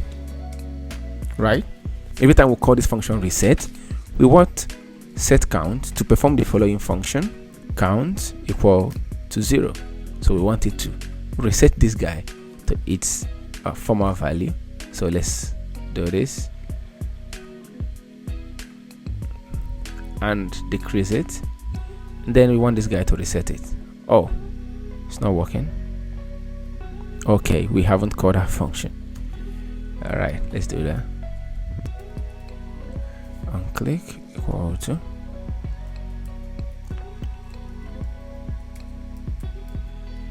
reset.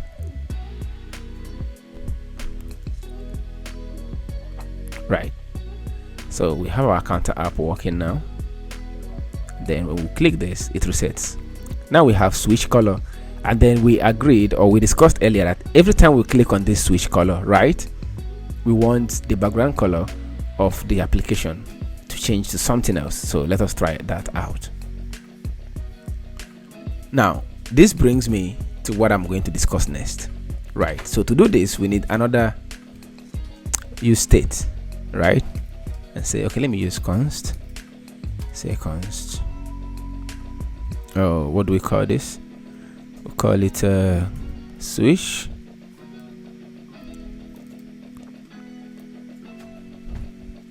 color, and then the function, we'll call it set switch color equals to, should be a useState, and it should have a value, an initial value of false. Now let me explain. First of all, I want to explain the naming convention, right? Where here we have count, and then we have the function as set count. Actually, this can be anything else, right? You can say, you can call it new count, and that means if you can have your new count here, and then new count here, and then new count here.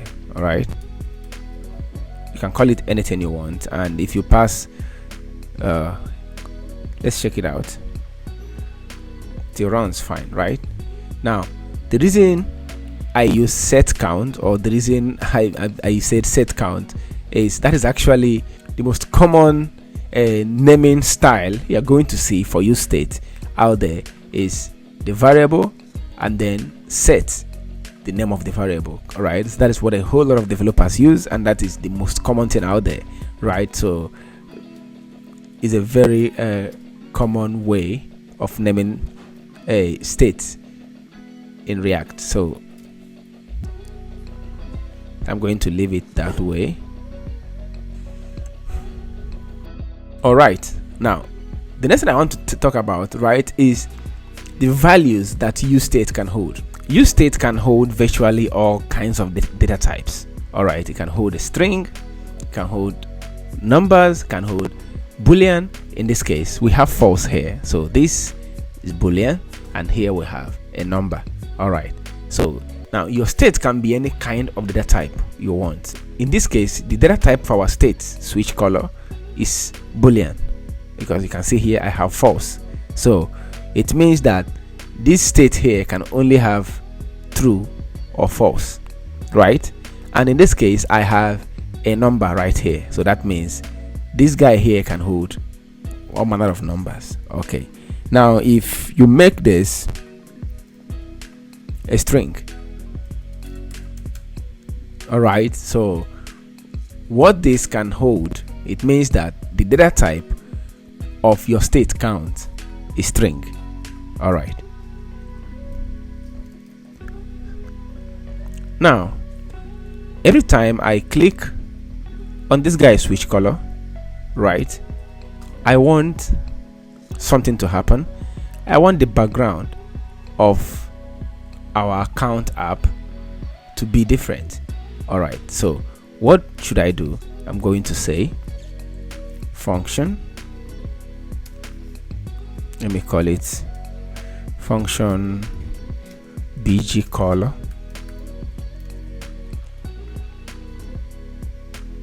and every time this guy is click, I want our function set switch color to do the following. All right, of our switch color to true. All right, so let's try that. Let's say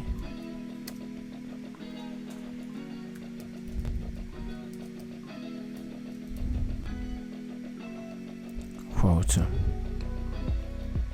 bg color. All right, so now the next thing we need to do, we need to make it possible for this background color to change every time we click this button. But then we have already passed the function here to this place, right? And we told it every time we click this, switch this to true. It was false earlier. We want every time we click this, we want it to switch it to true. Now, there is a div responsible, there is a class, responsible for this background color here, black. So what we need to do, here is that class, here's that class, background color black. All right, now what we need to do is to have a similar class with background color white, right? So what we tell React to do is, if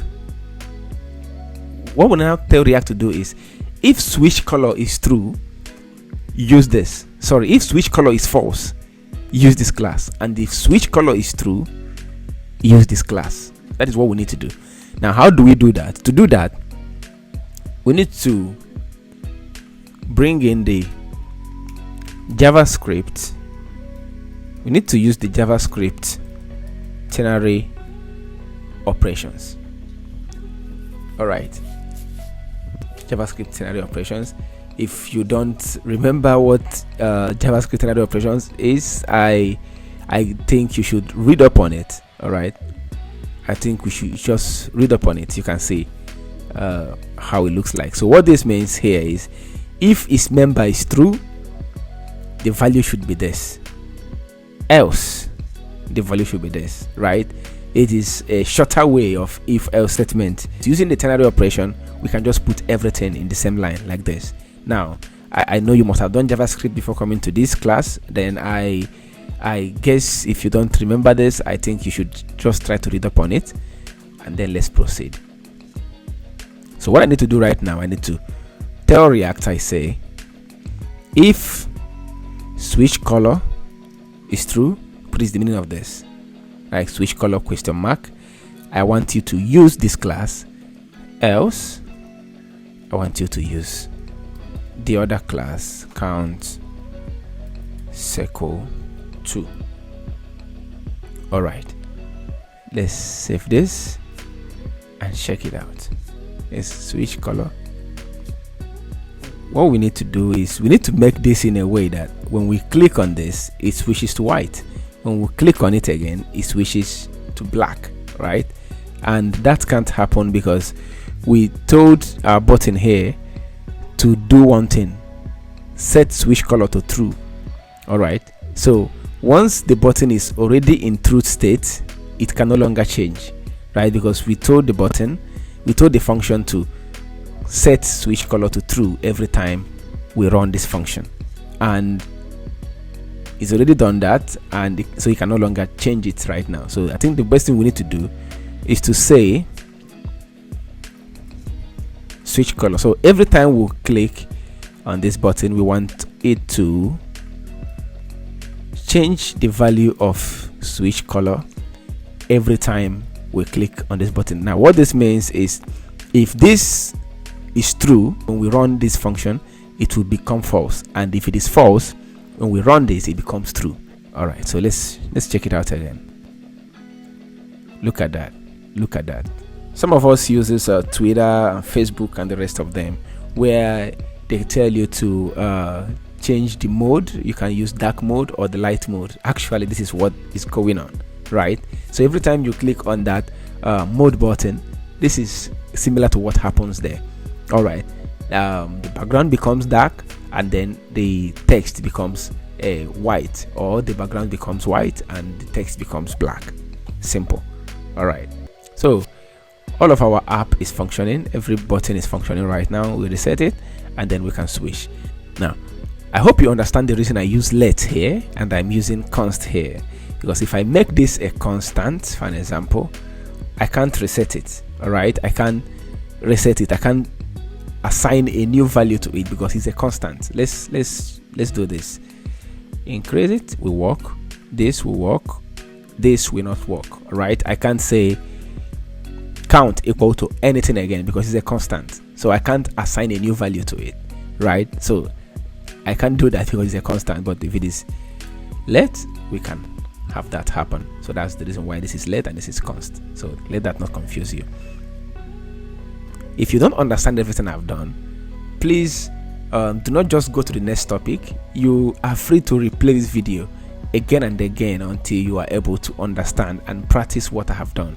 And please practice a lot, right? One way to learn how to code is to code. Now, if you understand this let's switch this up a little bit, shall we?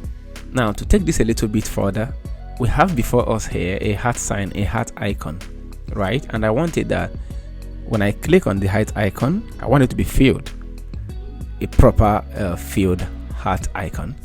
And when I click on it again, I want it to be empty. You know, I'm sure you must have seen this type of thing in many places or in some websites, Airbnb websites and the rest of them, where you can choose a favorite. You know, you can choose your favorite item by clicking a heart sign, right? Yeah, so that is the kind of thing I want us to achieve here. So let us try it out, right? Let's go. Now, the first thing I need to do is to import my UseState. I have already done that, and I have already imported the icon, right, for the icon that we are seeing, and I have the icon here imported. So let's initialize our state. So to do that, I will say const, let's call it a heart, all right? And then this heart is a UseState hook, at the moment holding the value false. So we need to add a function set heart, which we are going to use to update the value of the heart. And then we should have a function, and let's call that function heart switch. And when this function is run, when this function runs, we want it to do the following. It should flip whatever value the heart holds at the moment. So if the heart is false, it should make it true, and if the heart is true, it should make it false. So we can say that you can see that this is a Boolean data type. So we have a state heart which has the Boolean data type false, right? Which has the Boolean value false, sorry. On click,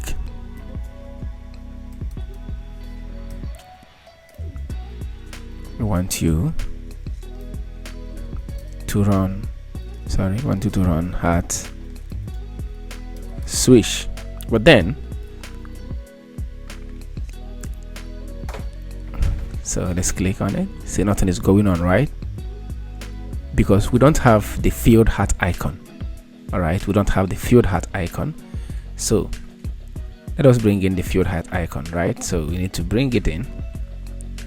It's right here.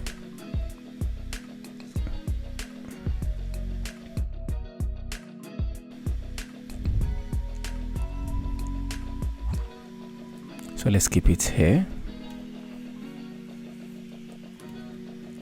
Now the red heart icon is here. Yeah, so we have two now, but actually what we need to have is one at a time. So I need to make the color of this particular one red. Let me just handle that in the CSS.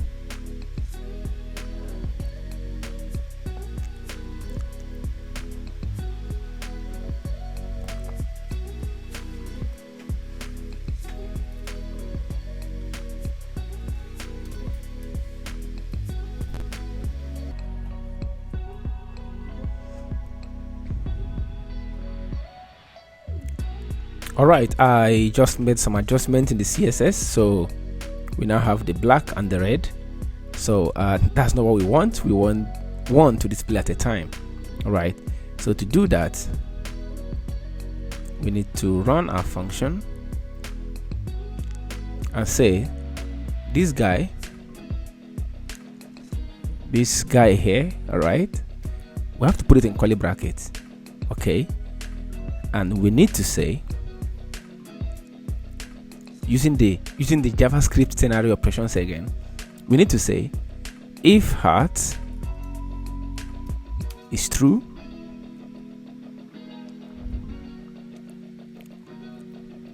if heart is false in this case, so it should be if heart is false, right? We want this guy here, we want this div here to show, else we want this one here to show. So what do we do next? We need to pass an onClick attribute, right, to our icon here, and we'll say heart switch. So every time we click on this icon, this runs. It switches the value of heart. And also every time we click on this particular icon here, okay, let's just say it. Let's see what happens. Okay, now we have this, right? And when we click on it, wow, it turns into the field heart button, right? The field heart icon. But when we click on the field heart icon, we are supposed to switch back to the former one, and we can't do that. And to do that now, we need to do what? Bring in the onClick attribute back here and say switch. Let's look at it. Woo! It works. Now let me explain this a little bit. We have a Boolean state called heart, right? The initial value of this state is false, and then we have a function called heart switch. And every time we run this heart switch, we told React that every time we run this heart switch, we want set heart, right, to flip the value of heart. That means if heart is true, we want it to be false when we run this, and if it is false, we want it to be true. And you remember that the only way we can make any change to this guy is using the set heart function. All right, so now we have our icons, the outlined icon and the field icon, and then we put everything inside curly brackets so that we can make use of JavaScript. So we said if heart is false, we want it to show this particular one here. That is the meaning of this. So this means that heart is false. So if I take out this, the red one will show false because the red one shows if the heart is true, right? Let's check it out.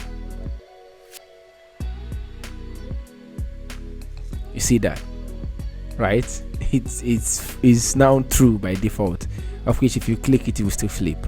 All right, but then we want to, when this renders, we want it to be false. Okay, so we want the outlined one to show first. Now you have it. Let's refresh. Now you have it. Okay, so we'll say if heart is false, we want this div to run. We want this div to run, and that div has the outlined icon right here. But then else, which is the meaning of this is still like if heart true this, and then if heart false, but then we are using ternary here.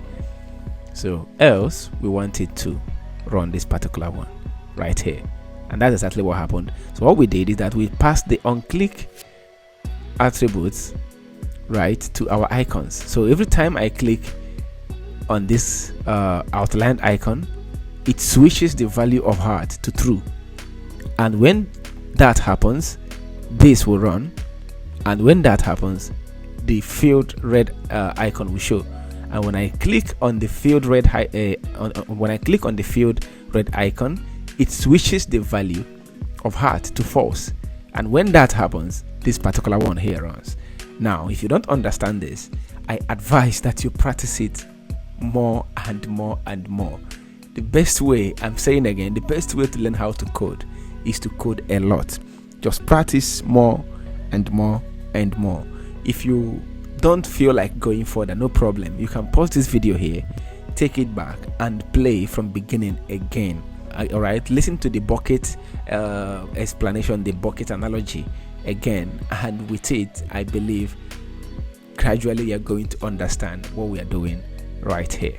All right, to discuss UseState a bit further, I have on the screen a password input box. This is something we see every day in websites. So this application should run in such a way that when we type our password and then we click on this icon here, it should flip, right? And we should be able to see what we are typing. Okay, I'm sure you see this a lot in many websites, And this icon here should become something else like an eye. These are some of the things that we can do using our UseState. All right, so let's get into it, shall we? Okay, so the first thing I need to do is to import the UseState, which I have done already. And here is the icon library that makes this icon possible. Okay, so I have already written the CSS, and here I have the class names in the CSS. All right, so what I need to do now is to, oh, this is from the previous one. We don't need this right now. All right, so what I need to do right now is to declare our state, and to do that I'll say const, oh, let's call it something, let's call it toggle, and then say UseState, and this toggle should hold a value, a boolean value, for the moment false. Then we need a function with which we can update the value of the toggle. Alright, so next thing we should do is to have a function. Let's call the function. By the way, I hope you know you can make use of arrow functions in React just like you can do in JavaScript. Let me make use of arrow functions this time. So let me say const handle toggle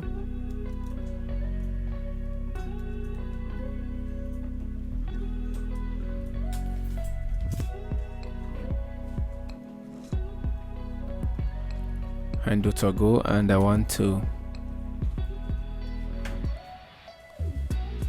whenever we run this function, we want the value of the toggle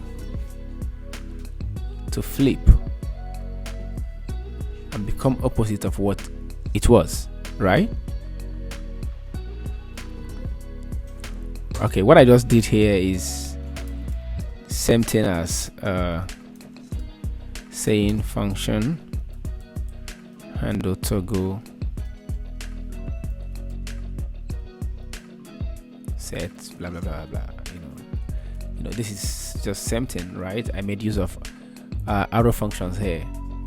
Okay, I'm just doing these things. I'm just saying this. I know a lot of you know already, or maybe you don't, so I just have to put it out here. All right, so the next thing I need to do right now is to call this function, right?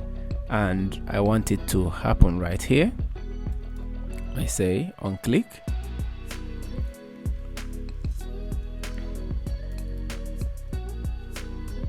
I want you to run handle toggle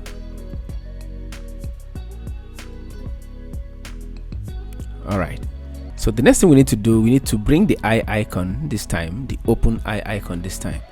Of course, when we click on this, when we type something and click on this, nothing happens yet for the moment. So we need to bring in the eye icon. So to do that, I will make use of this one. Make use of this one.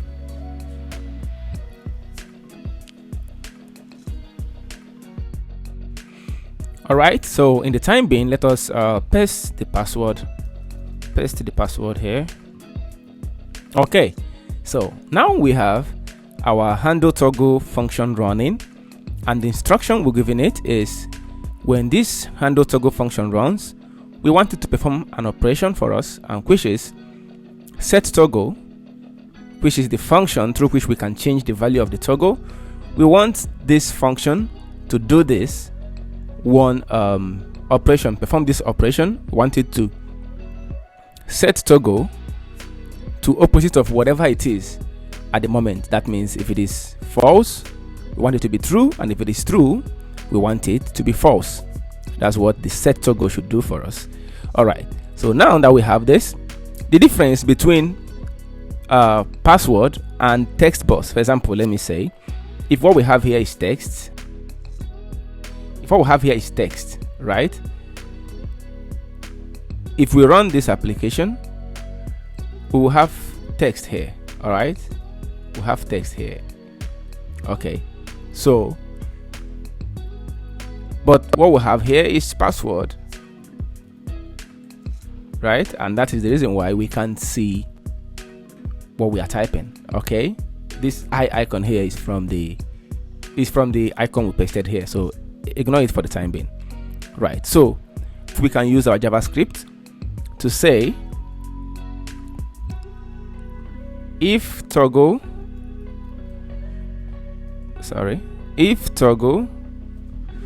is false, we want the text type to be password, but if toggle is true, that is else, we want the input type, if the toggle is false, we want input type to be password, but if the toggle is true, we want input type to be text. So that is what we have here. And then the difference between the icon, the closed eye icon, and look at these two icons here, the closed eye icon, the open eye icon, the difference actually is this text here. Okay, this text here is really the difference. So let's put our JavaScript here once again and say if toggle is false, which is the meaning of this here, this should be the icon type, right? But if toggle is false, that is if toggle is true, now else, we want this to be the icon type. So let's take this off.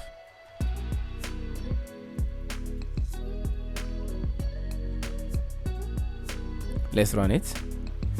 Type 1 2 3 4 5, flip. See that, right? So every time we type something, we can simply see what we're typing. It's as easy as that. So these are one of the things you can do using. Now, if you have understood this, you should really clap for yourself and we can move on to the next lesson. But if you have not understood everything I've done here, my appeal to you is that you take this video back, pause it as many times as you want, listen to it as many times as you want, and practice as much as possible. The best way to learn how to code is to code a lot, right? There is no shame if you have not understood it right now. Some people, it's going to take a while. All right, so please, if you have understood everything, let's go to the next lesson. Before we go into React Forms, I want to make mention of something I forgot to talk about when we discussed props. Okay, when we discussed props, if you remember, in the first lessons we talked about how you can create components. Like here I have sideblock.js component, and the sideblock component is actually empty. We have two divs in it with the class name sideblock and card, and those divs, those classes are defined in our CSS, right? Okay, so I have the sideblock.js component, and that sideblock.js component is rendered on our app component. As a result of this, we have this right here. So before I discuss the extra thing I want to talk about in props, let us revise what we did in props a little bit, right? So let's give some props, let's give some properties to this component right here, shall we? So let's say title equal to topics in React.js, and we have JSX. Okay, let's call this JSX, but let's call this item 1. Item 1 equal to JSX. Item 2 equal to props. Item 3 equal to components. Item 4 equal to UseState, UseState, and then we have instructor Martins, All right, so these are our props. So we have title, item 1, item 2, item 3, item 4, and the structure as our properties, right? These are the properties of this component. So let's go check it out inside block in the actual component. So to make use of this right here, let's check our, you can see it's still empty, it's not showing, right? Yeah. So let us make use of these props in the actual side block component. So to do that, we write props right here, and then for here we can say h1, like we agreed, or we discussed that these props right here has become an object, right? Has become an array of objects, all right, and it has everything that we have listed here as its items. So now we can say props h1, we want it to render props dot title, right? We have title here, meanwhile let us see the components of these props. All right, so I want to say console.log props. Let's take off this one. Let us see what this props has. Okay, now having listed our props items right here, these props items right now becomes items of these props, right? So let us console log it and see what this props has in it. All right, inspect and console. We have an object here, and that object has instructor Martins, item 1, item 2, everything we listed right here. This guy now has them. Okay, so for this we can now say h1, or let's call it h2. We want it to render what? Let's put a curly bracket for JavaScript, props the title, and then we want it to render h4, want it to render item 1, props dot item 1, something like this. Good. And then h4, just put something like this and say props dot item 2,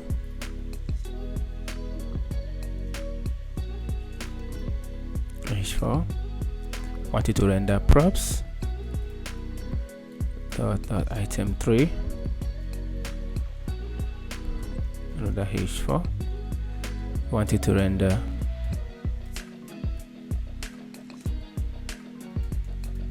props dot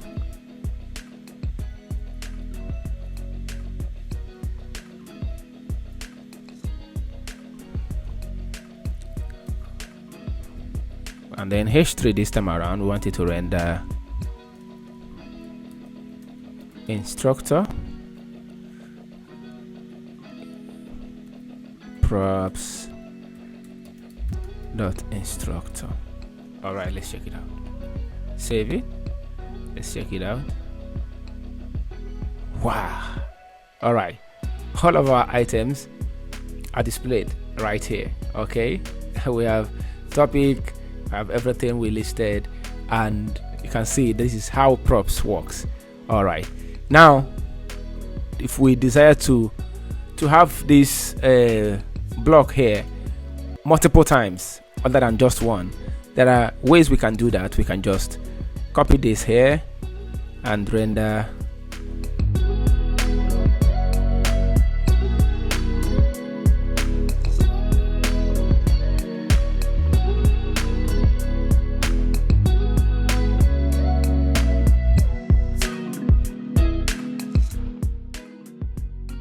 hook and other one. So instructor Martins, let's leave it there.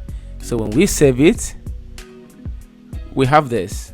All right, we just create one side block component, and with it we can display multiple blocks, all right, of that same side block component. So it's one of the ways we can reuse our codes, and one of the ways we can create things easily in React.js. But then there's another way of getting this done, so that is using props and children.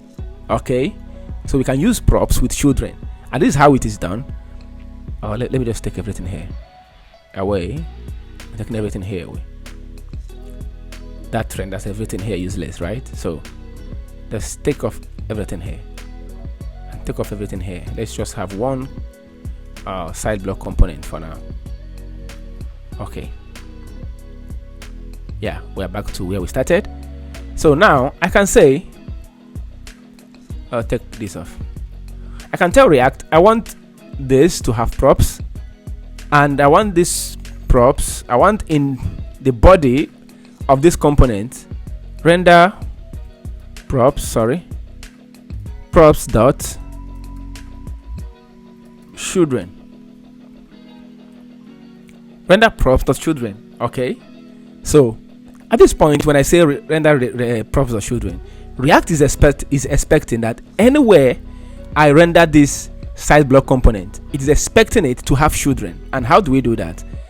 In this place right now, we no longer need to self-close this side block component. Instead, we need to open it and close it. And inside here, we will have to define those children. So we no longer have props.title here anymore. Instead, we'll write the normal codes, right? So we can say, in this place now, we can say topics in React.js, and here we have JSX,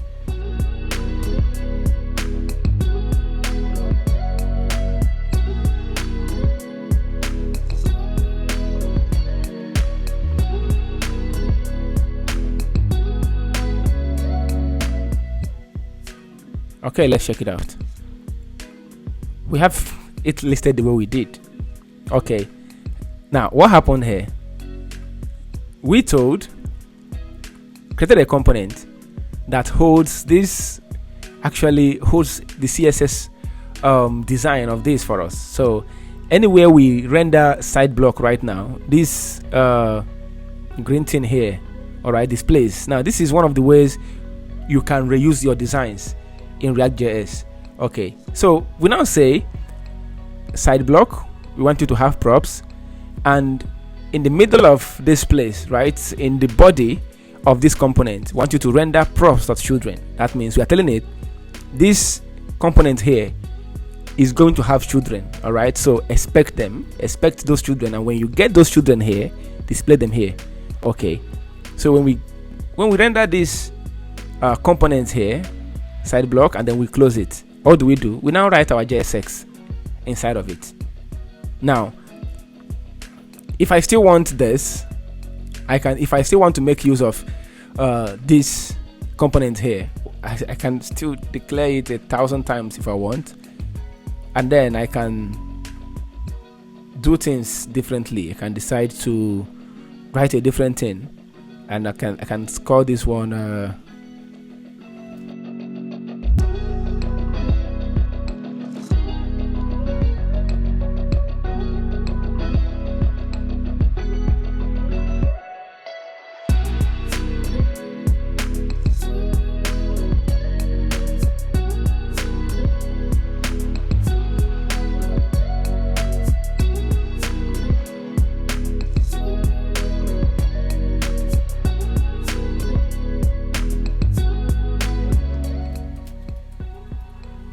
code. We'll use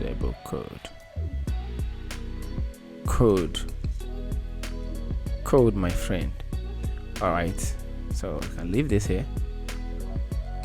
Voila. Okay, I wrote a lot. All right, on your own you can correct this, but you can just do it immediately. All right, let's take off one so that, yeah. Okay, so these are different ways you can make use of this, right? So these are one of the ways you can make use of props in React. Okay, so how and when to use it is entirely up to you. All right, let us quickly go into what we have for today, and that is forms in React, shall we? All right, welcome once again. Today we are talking about forms in React.js. To understand forms in React.js, you need to understand UseState.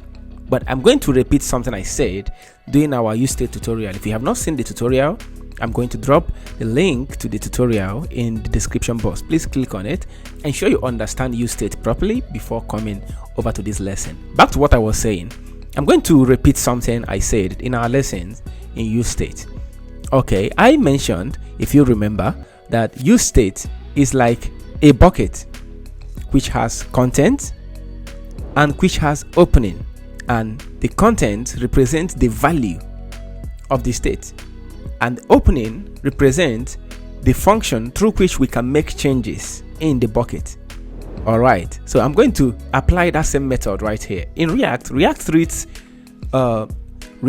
forms, input boxes, select, and the rest of them as a state value. For example, I have before me here a text box, all right, or input box, and I can say name is John Mark. Okay, now before I typed John Mark, this input box or text box had a value. The value was empty.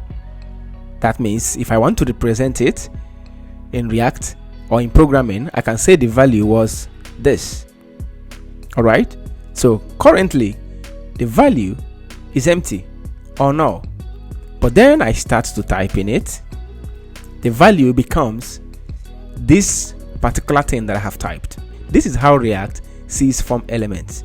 This is the reason why it is important that to understand forms in React, you should first of all understand UseState. In this application, what we want is that when we click submit, we should see everything that we entered here, and this is a select box, and anything that we select here and anything value we entered here, we should see them when we click submit.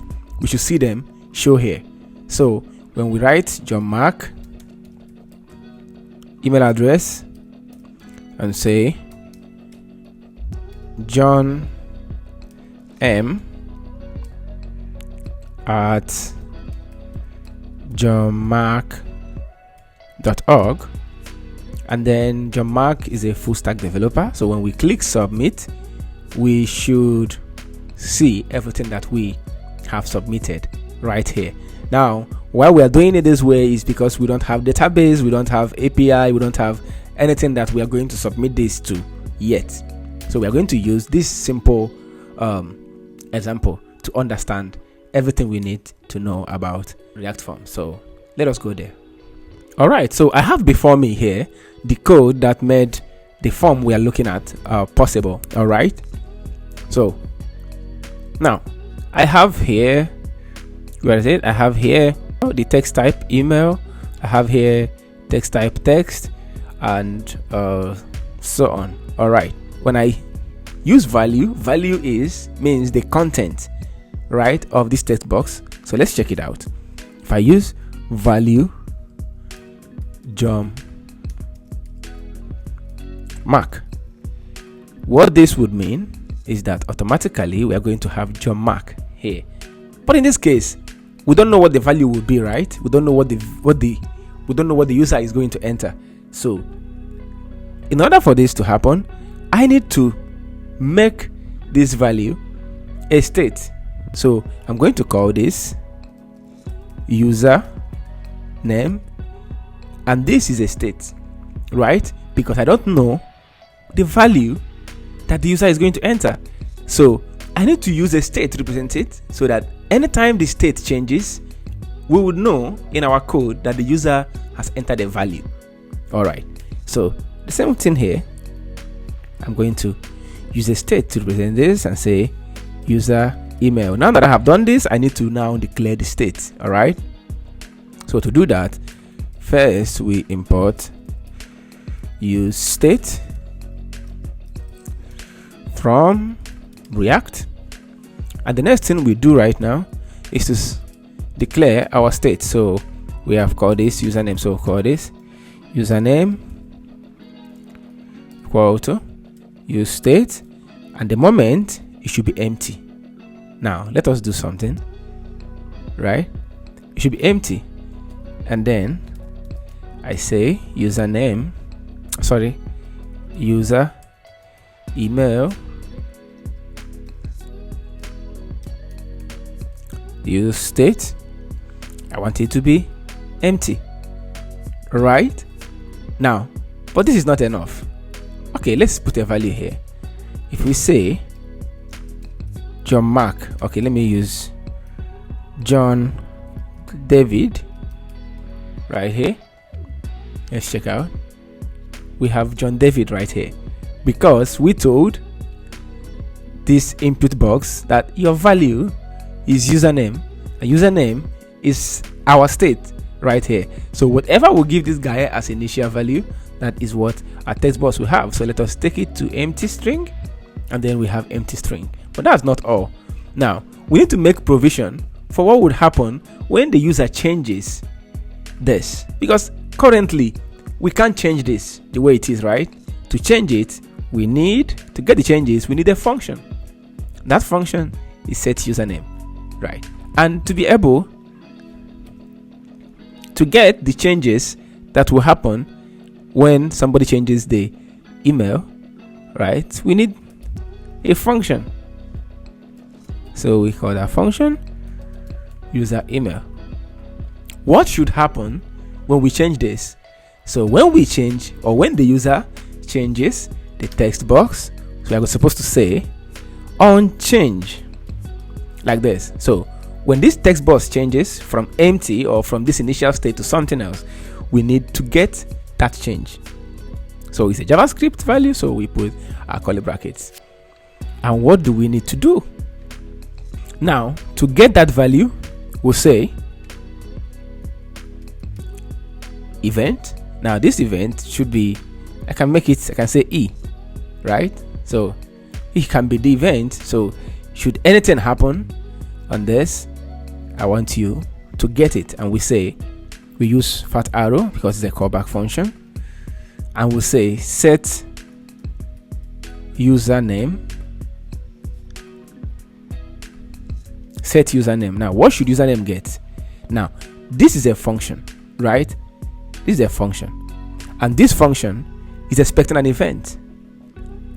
Okay, I'm going to explain this. Let's just keep going. So this event has a target, right? And this target has value, and the value of this target is the change that the user has made right now. So every time the user changes the value, right, this guy here gets it. And when it gets that value, let us tell it what to do. We should tell it to console.log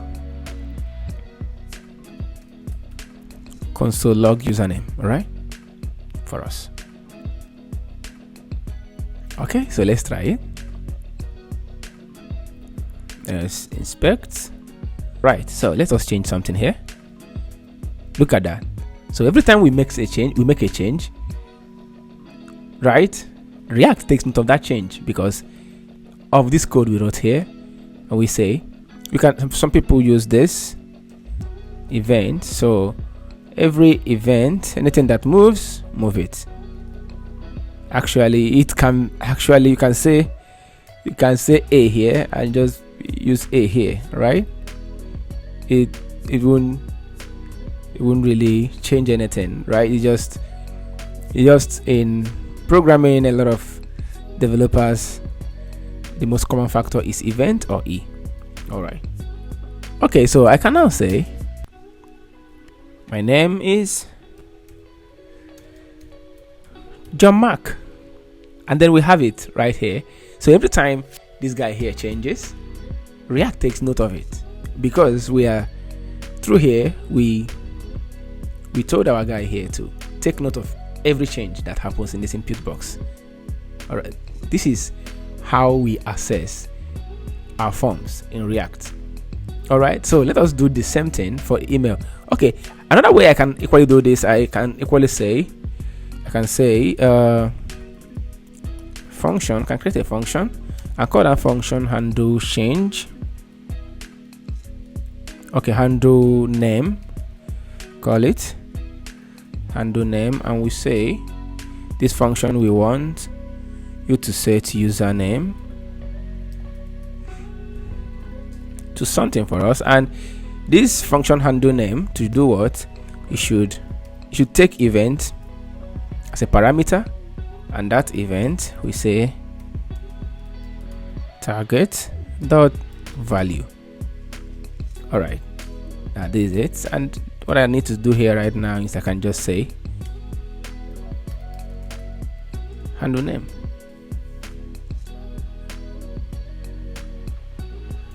Let's say John David. Same thing. All right, so I don't know which one you would have me do, but I think I should just leave things the way they were. Okay, so let's do the same thing for a guy here. So I will say set email. Where is it? Sorry, on change.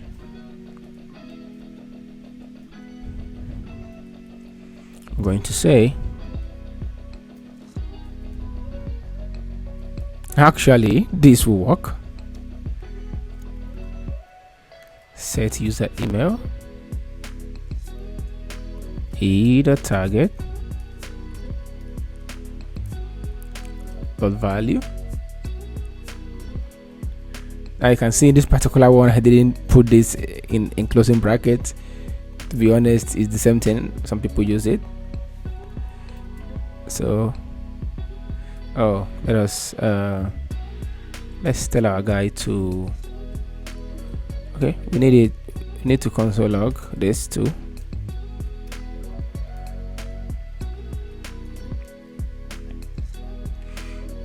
Console.log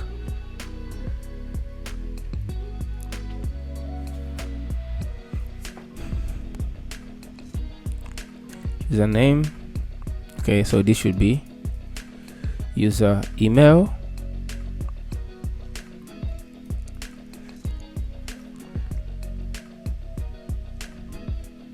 so let's say John David at johndavid.com. We have it right here. We have John David here, John David here, John David at johndavid.com right here. All right,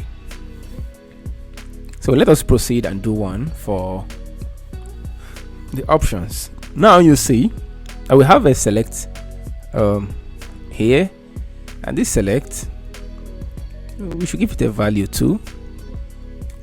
Now, however, I just want you to understand that even if I take off this value here and take off this value here, because some people do that, it doesn't really change anything, right? As long as we use set name, all right, to collect the value of the input box, automatically the value of the input box is whatever the state variable is. Example, if let us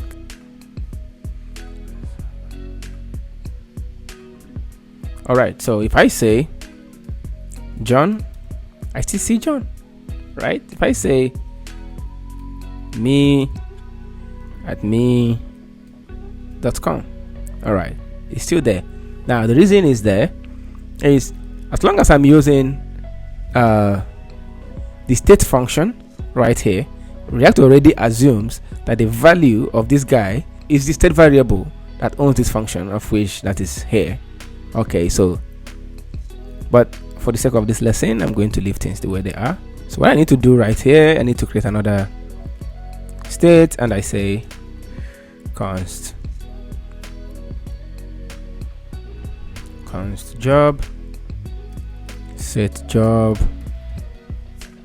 equal to UseState, and first value should be empty.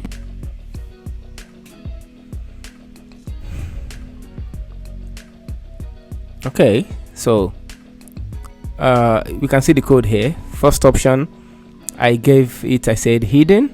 Now what this hidden means is this, I would like my user type as, I would describe my user type as. What this means actually is, if I click on this, I'm not going to see the default option anymore. Okay, so you can, it's actually HTML, so you can check it out. Now every time I choose a value, look at the options. Here is select. So for select option, right, what we do in select option is we say select like this, and we open and close it, right? And here we put option, and then we put option, and then we put option. Hello. Okay, let me say item 1, and here item 2,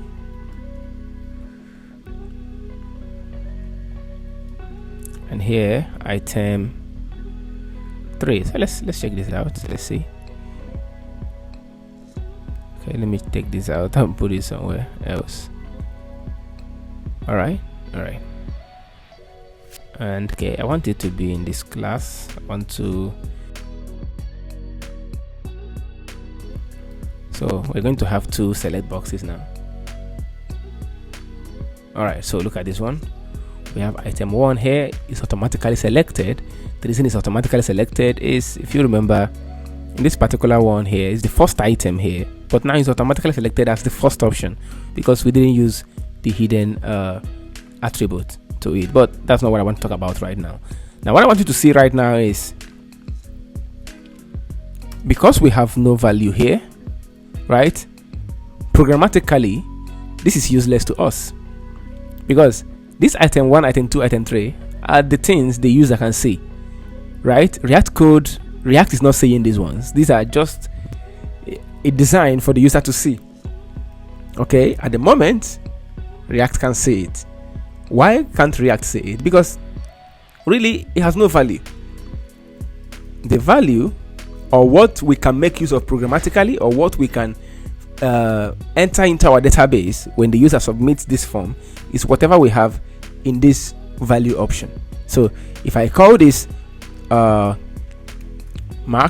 option 1 is Mark. I have no idea why I'm using Mark a lot in this lesson. Maybe one of you is named Mark, and this is John. Okay, and this is Peter. All right, now you see when we save this, nothing changed physically, but we have something that we can make use of programmatically right now, and that is these values right here. So when we select this as our option, right, and when we click on next, what gets submitted in our database is Mark, not necessarily item 1. I have no idea how I'm explaining this, but it is actually basic. Even though it's basic, I have to put it out there for someone who has forgotten maybe.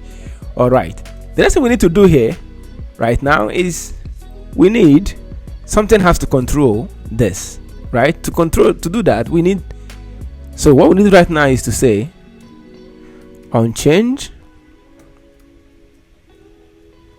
All right, on change,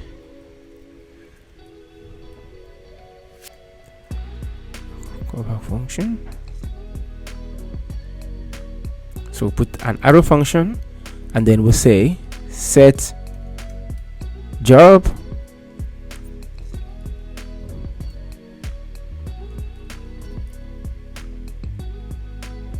dot value. All right, okay, so let us see what is there. And we'll say console.log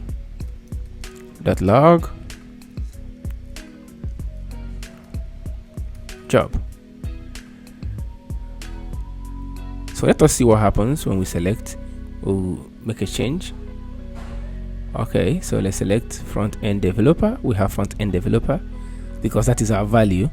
And now when we select back-end developer, we have back-end developer, and then we have John Mark, say John Mark. I don't need camel casing in email. John Mark at email.com, and then the name is John Mark the second. All right, so sorry. So now that we can make use of, now that we can see what we have entered, it becomes easy for us to, so every time we click on submit, we want this to display right here. Okay, so let us make that happen, right? So what I need to do is, let me just create another state for this, and I will call it const user info, right? And is a state that is empty initially, but then we need a function through which we can make changes to it. So I'm going to now say I'm going to say I don't think we need this anymore, right? So I can say function handle submit. Undo submit is a function I just want to create, and in this function I have, let me create a scope variable right here. All right, so let me just create a variable here. I'm going to call this variable const user object, right? And this user object should have name. The name should be whatever we had in the username. Sorry, this should, what am I doing? It's an object, for crying out loud, so should be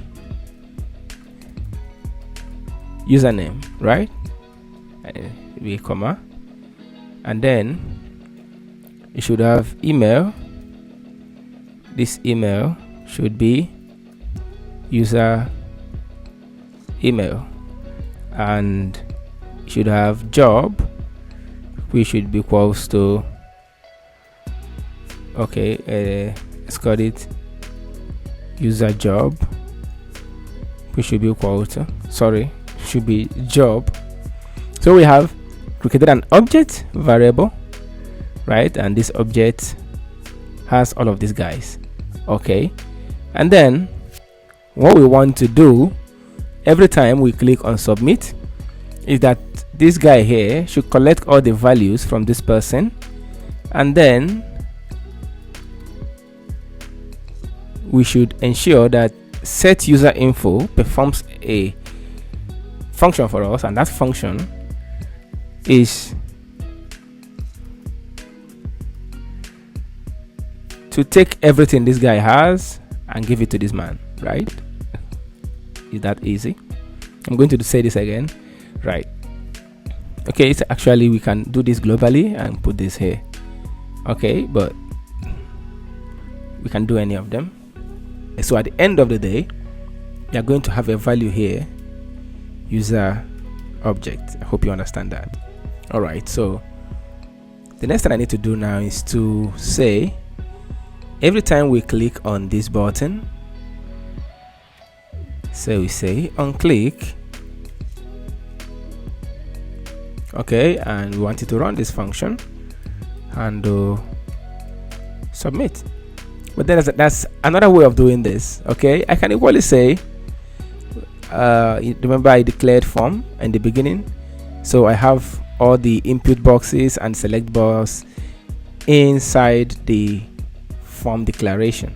All right, so one way I could have done this is to say, go to my form and give it an attribute on submit equal to and do submit. What this would mean is that I don't need this, where is it? I don't need this on click here anymore. Why?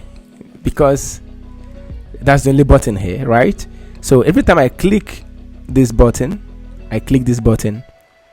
whatever I have, whatever function I passed on submit in the form gets executed, even though I didn't pass any on click stuff in the button, but the button is inside the form.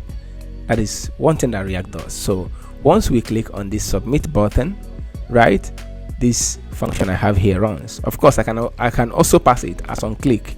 Let us see what we have here. Let's console log this guy. There, console.log.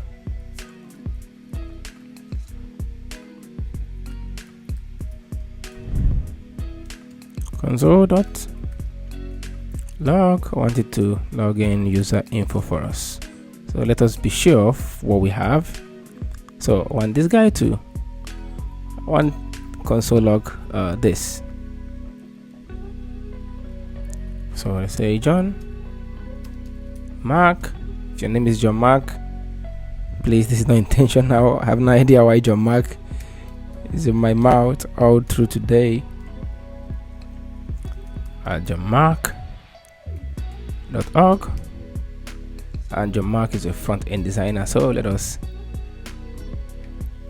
check what we're doing. Okay, I don't want this. So now I want you to notice something. I'm going to do this again. John Mark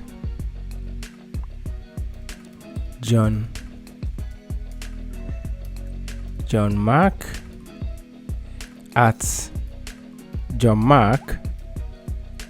I want you to pay attention here. UI UX designer. Now click submit.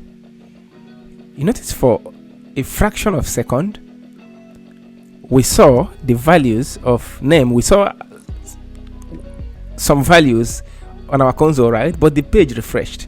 Now that is what brings me to what I'm going to talk about next. You see, every time you click on submit button of a form in website, in HTML, or your HTML website, or your JavaScript website, or any website at all, the page refreshes. This is the reason why in the days of PHP, I don't know if you have done PHP in the past, you remember. Did I just say in the days of PHP? Please, we are saying in the days of PHP actually. Some of us are coming from PHP background and a lot of people still use it. But if you remember in PHP or in some of these languages, we would have said action, right? And we would have put a page, let's say user.php here, right? And this would have been our action page that when we click on submit, that action page will process the information that we have entered, either store it in database or display it somewhere. Your form is a different page from the page that processes your form, right? That is how it is in PHP and in some other web languages, right? So what I would have done here is I would have had a form.js, and then I will have another form here. What I would have done is a user form.php, and then have another one that process can you call it process.php, where that page or that file will now, where there are codes there that will now accept everything I have entered here, all right, and then sends it to database or do whatever I want with it. But in React, it's not like that. So this is the reason why every time we click on submit button, right, the page refreshed. We couldn't see what the console here was trying to show us, right? We couldn't see it because every time we tried to see it, the page refreshed. I was supposed to say E or event, and I was supposed to say event dot prevent default. All right, this here is to stop the page from refreshing every time we click on submit button and just execute our code. Say John Mark .org.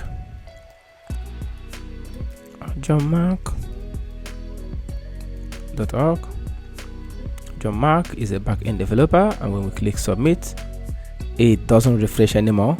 And now we have everything we need here. We have email, we have name, we have user job. Okay, so that means for us to access this, all we need to do, what we have here right now is this guy here is storing something right now, and what it's storing is something like this, right? It's like username,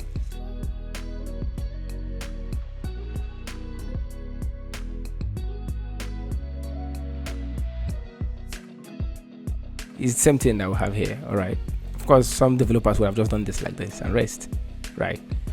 So but instead we just decide to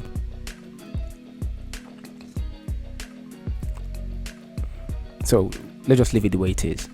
All right, so in order to access this right here now, all we need to do is to simply say, let's say h1, we want h1 to access user info dot name for us, and then we want h1 user info dot email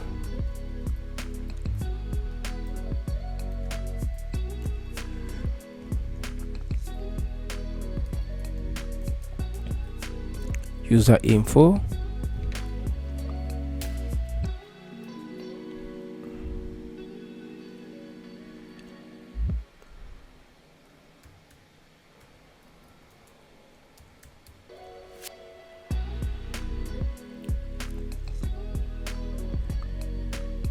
All right, let's check it out.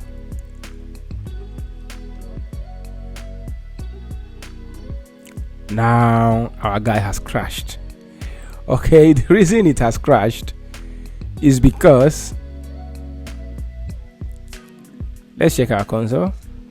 Cannot read properties on design, reading name, cannot read, blah blah blah.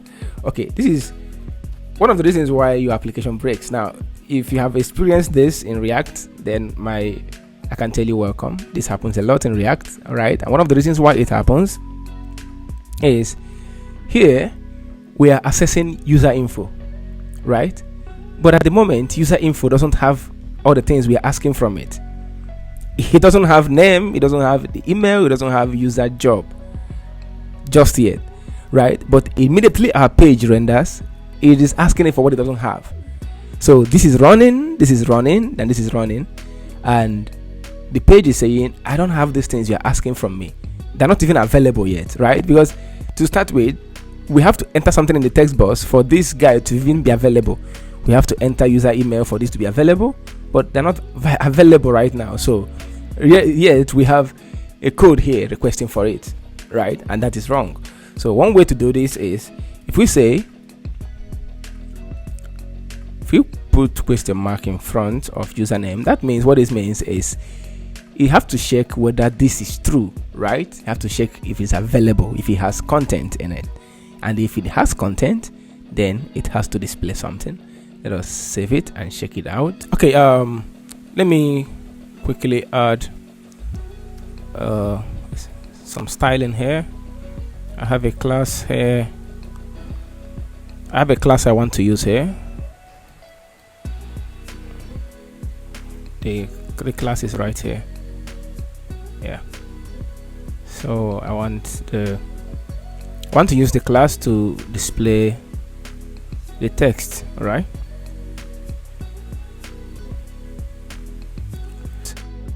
Our page is back, right? So say John Mark, John at johnmark.com, and John Mark is a front-end developer. Wow, we have them here, right? This is beautiful. We've done the job, but it's not enough, okay? Because this is not enough, because even if this guy here is empty, right, we haven't entered any value or chosen any option. If I click on submit, it still submits, right? It still submits empty data to this place. Now you won't see it right at the moment, but let us do something that will enable us to see what's going on here. So let me quickly say this place right here, I want to run a JavaScript here, and that JavaScript says if user info is true, that is if it has sorry, I'm not supposed to do this like this. I think I took too much. It should be from here.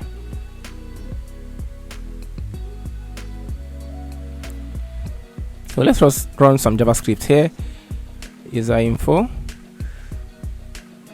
So this ternary operation says if user info is true, that's if user info has content, it should display this div, right?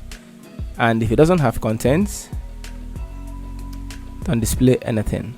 Okay, so what I need to do is I need to say my name is, or let me just say my name, my email, my job.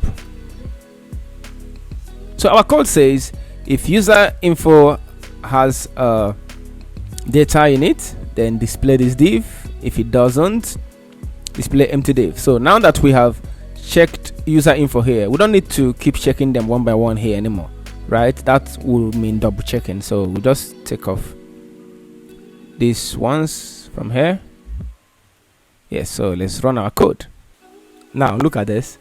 We haven't entered any information yet, right? We have nothing inside yet. So this is empty, this is empty, and we click submit. It still runs, right? It has my name empty, my email empty.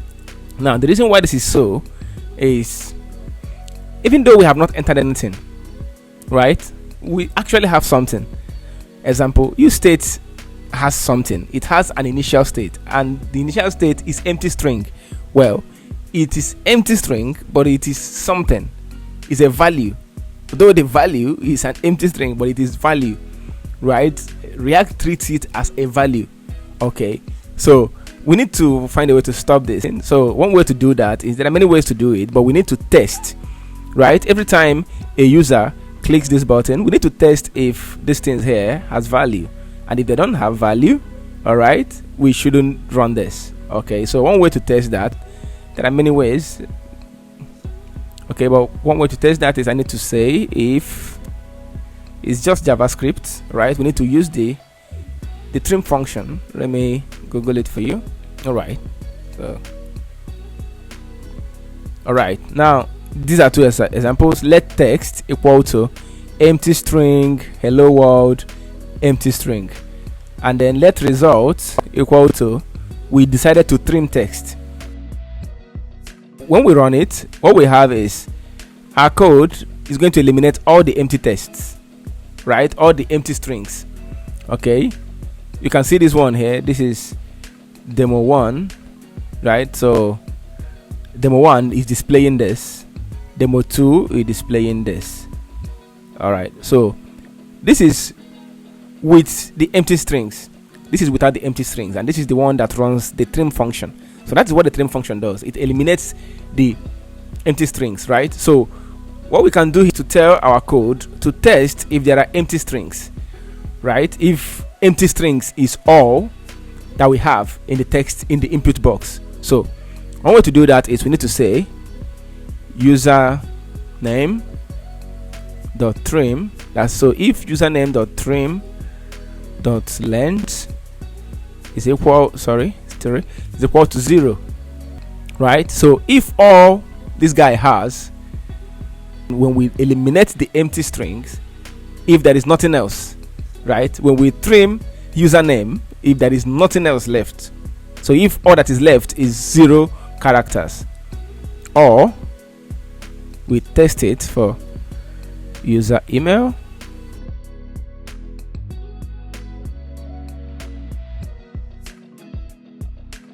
all right. So if this is true, I want you to do this alert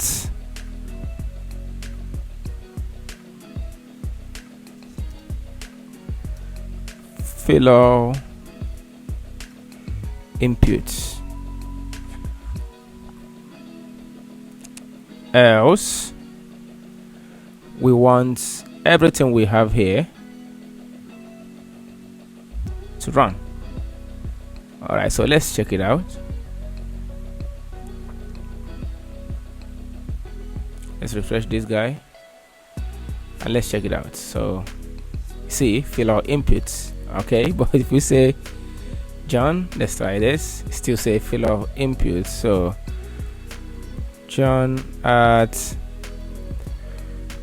u.com, let's try, still say fill our input. So we must select something here, and now we have our guys displayed. All right, so this is one way you can do this, but there is still another thing I think I should mention. We don't have text area in this example, but if you need text area, let's assume we need text area. You know, in HTML you put your text area like this, right? Then you write the content of the text area all here.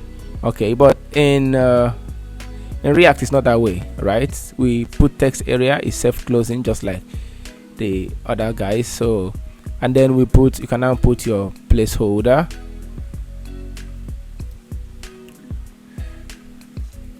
enter a short info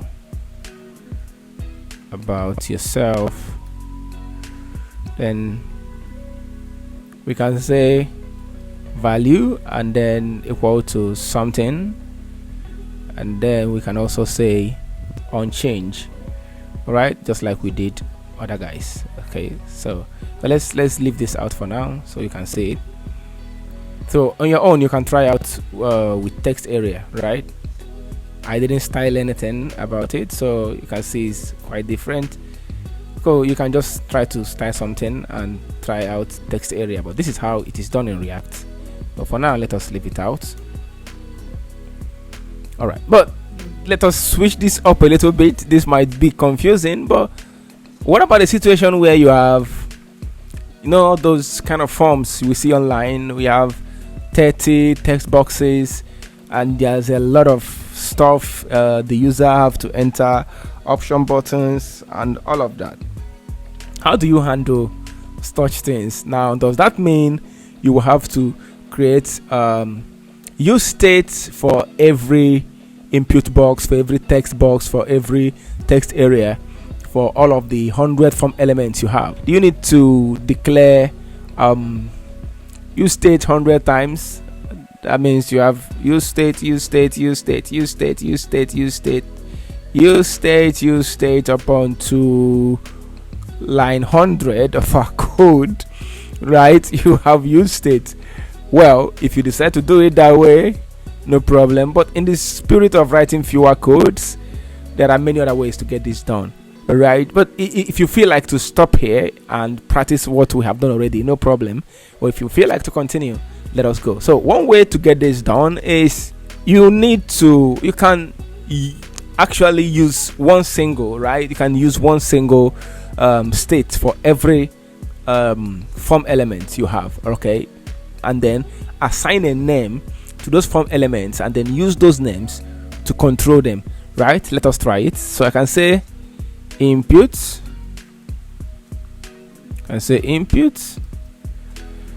I can now use set inputs, then this is state. So it cannot be empty string like this anymore. It has to accept objects now, right? Now what we now need to do is we now say function handle, let me call it handle change,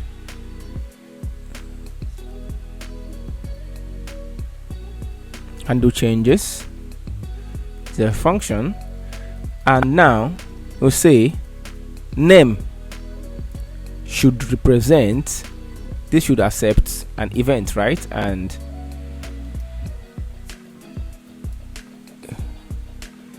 we create a variable, right? The variable is name now, and that name is target.name. Then we have another variable, we are going to call this value, and we'll say target.value. So this represents our values. So anywhere we use value, whatever we assign on value, this is what this represents, and whatever we assign on name, this is what it represents, right? So then we now say set input. So every time we run this stuff, we want set input to perform this for every single value. We want it to run the following, right? We want it to, remember, this is an object. Initial state of our input is an object, an empty object. All right, so whatever we need to enter into this place should be an object. And how do we do that? First of all, we need to collect all other values, every other value that we have already, right, in this object. We want to collect, should be value. Want to collect them, and then we say name, every name, assign value. Now, if you don't know what this is, you need to do some revisions in JavaScript. If you don't know what this is, I suggest you do some revisions on your JavaScript. Try to read up on JavaScript spread operator, spread and rest operators, right? Just try to read up on JavaScript spread operator, okay? And here it is, all right? It will help you to have a little understanding of what we're talking about. Example, let's check out the example right here.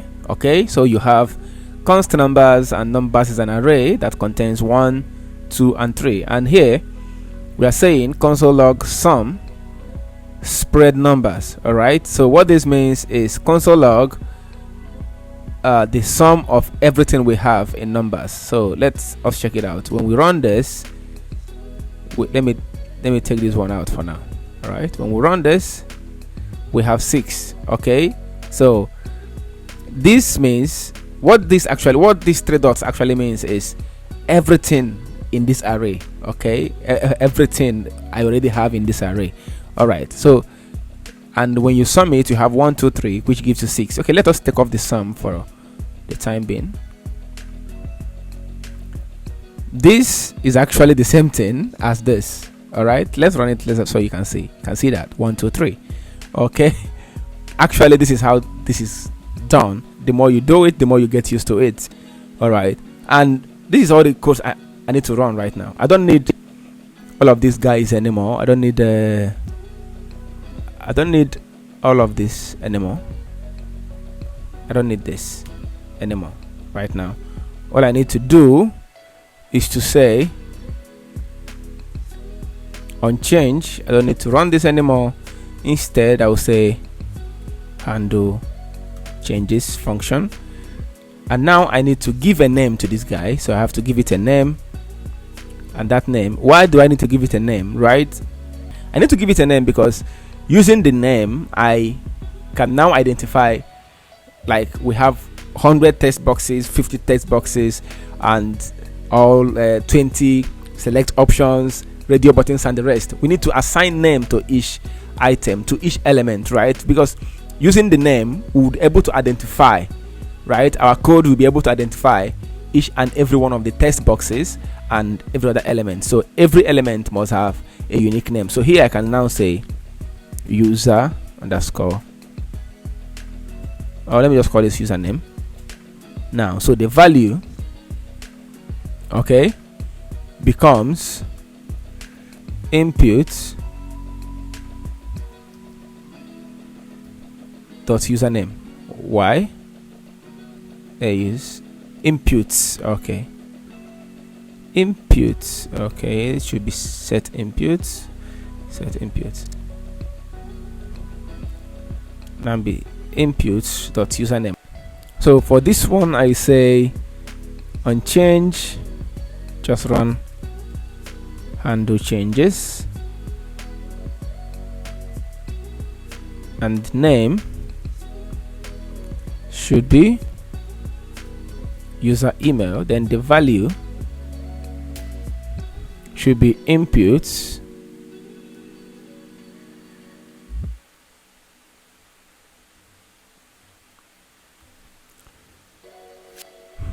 import user email. So let's do one for our guy here.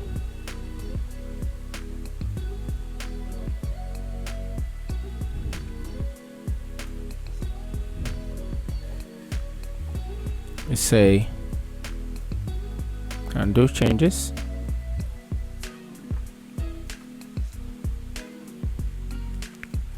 My job, and then the value now should be inputs dots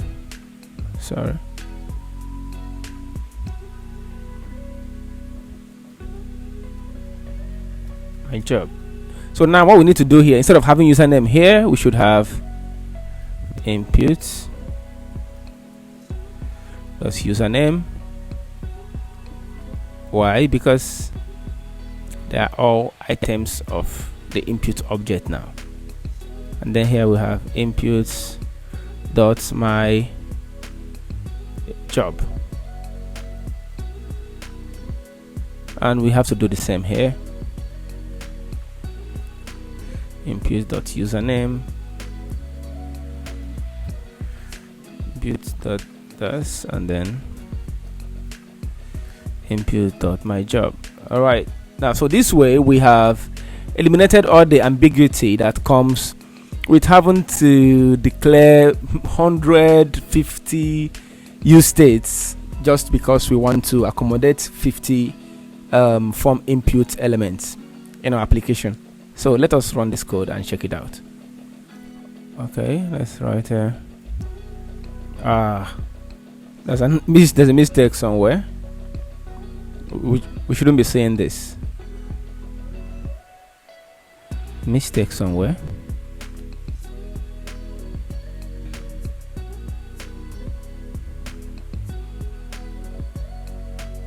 Oh, okay. This is clashing with this whole thing here. Is clashing. We have value here. Okay, actually, this is supposed to be value. We can call this item, right?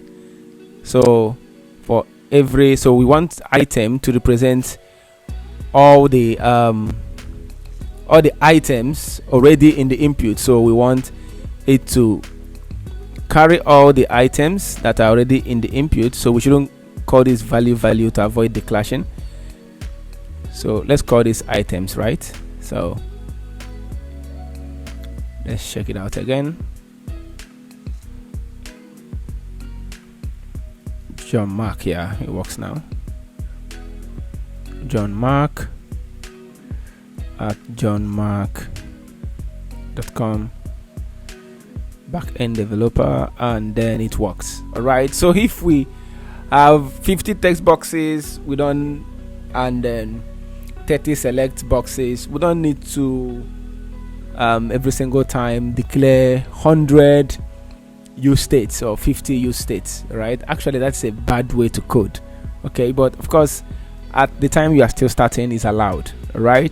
But then when you are done practicing that type, I think you should also try to practice this type, and as you go you will understand better.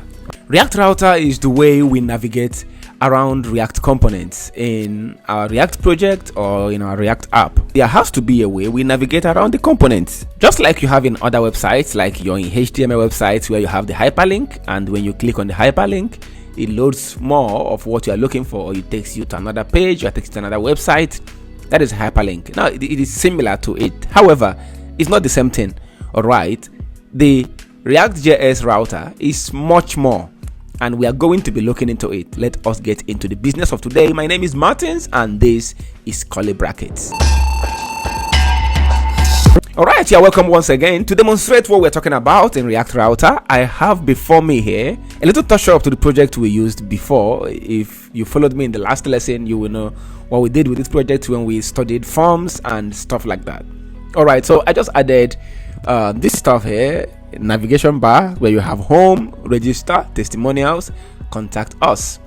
Now when I click on home, I want to get to the home page, right? We are going to develop some sort of home page in this tutorial, and when I click on register, then I want us to come back to this page, and when I click on testimonials, we should have anything we create to be testimonials, and when we click on contact us, we should see a page that says contact us. Here we have our app.js.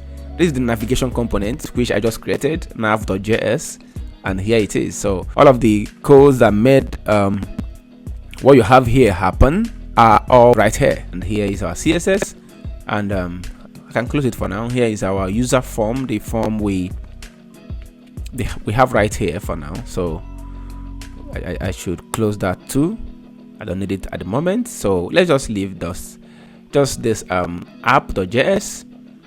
all right, so let us proceed. The next thing I need to do right now, I need to install React Router. As at the time this video was made, React Router just had a new version 6.4, which comes with a couple of new features. For this tutorial, we are not going to use the 6.4, which comes with a couple of new features, a couple of new data fetching features that is still new at the time of making this video, and we are not making use of those features right now. So that is the reason why I'm sticking to version 6.3, which is the most stable version at the time of making this video.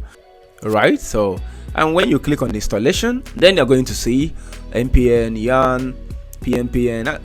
I'm using npm installation style for this tutorial, so let us stick to that. So I just copy this code here and paste them on your terminal, and I paste them right here, hit enter. That should install React Router to our project. Yeah, the installation is done now. So the next thing we need to do, let us go back to let's go back to it. And when you go back to it, you are going to see the example. The example is there.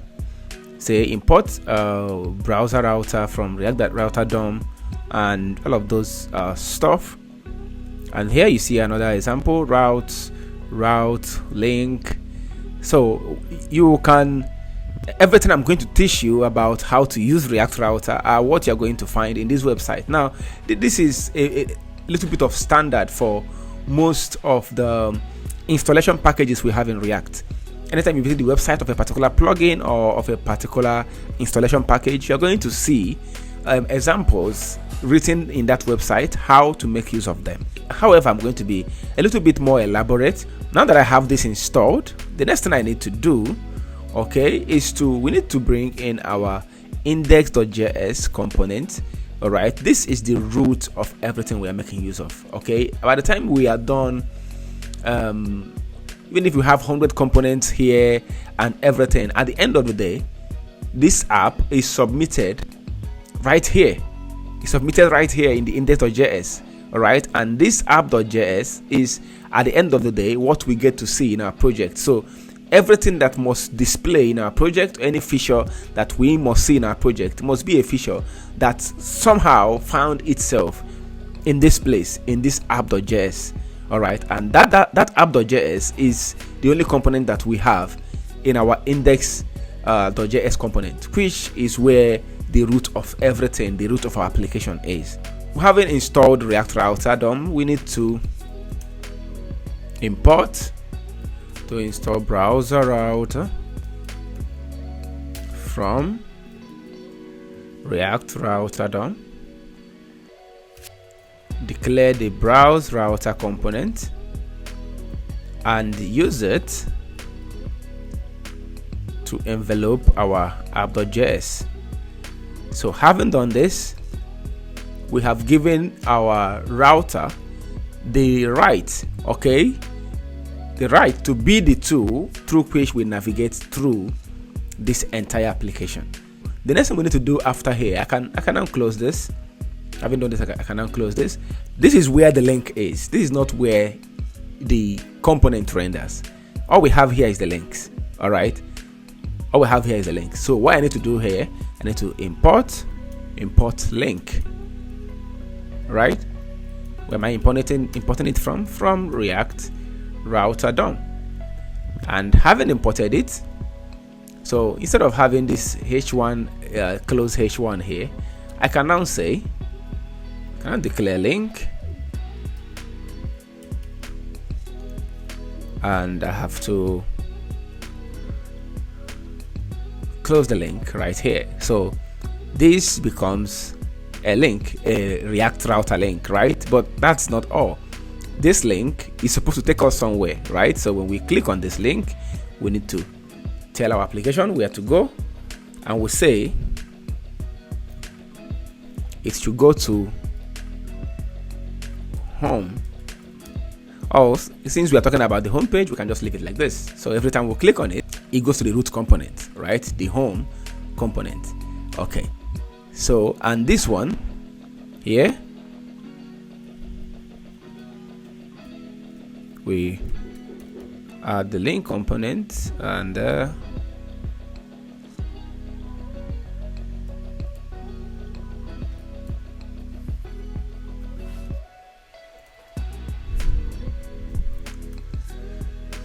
I want it to go to register and /register. Okay, and let's leave this for now, and let's work on this too.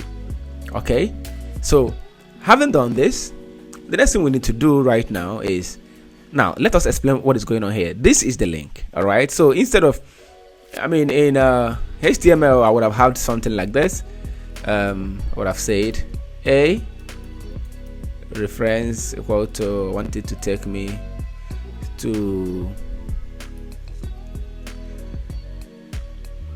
HTML. I would have said something like this. Take this off, and I made it like this, and when I click on this link, I want it to take me to some page. All right, so that is what we have used the link to replace right now. So we have the link. So every time we click on this home, on this text here, we want it to take us to the home page. That is what this represents. And every time we click on register, I want it to take us to this component. All right, register. Okay. So as a result of that, you can see that these two are now links, right? But this is not a link yet. You can see, but these two are now links. All right. Now we don't have homepage yet in this application. We don't have homepage yet. So let us create it, right? So I can just add a new component, and I'll call it home.js, and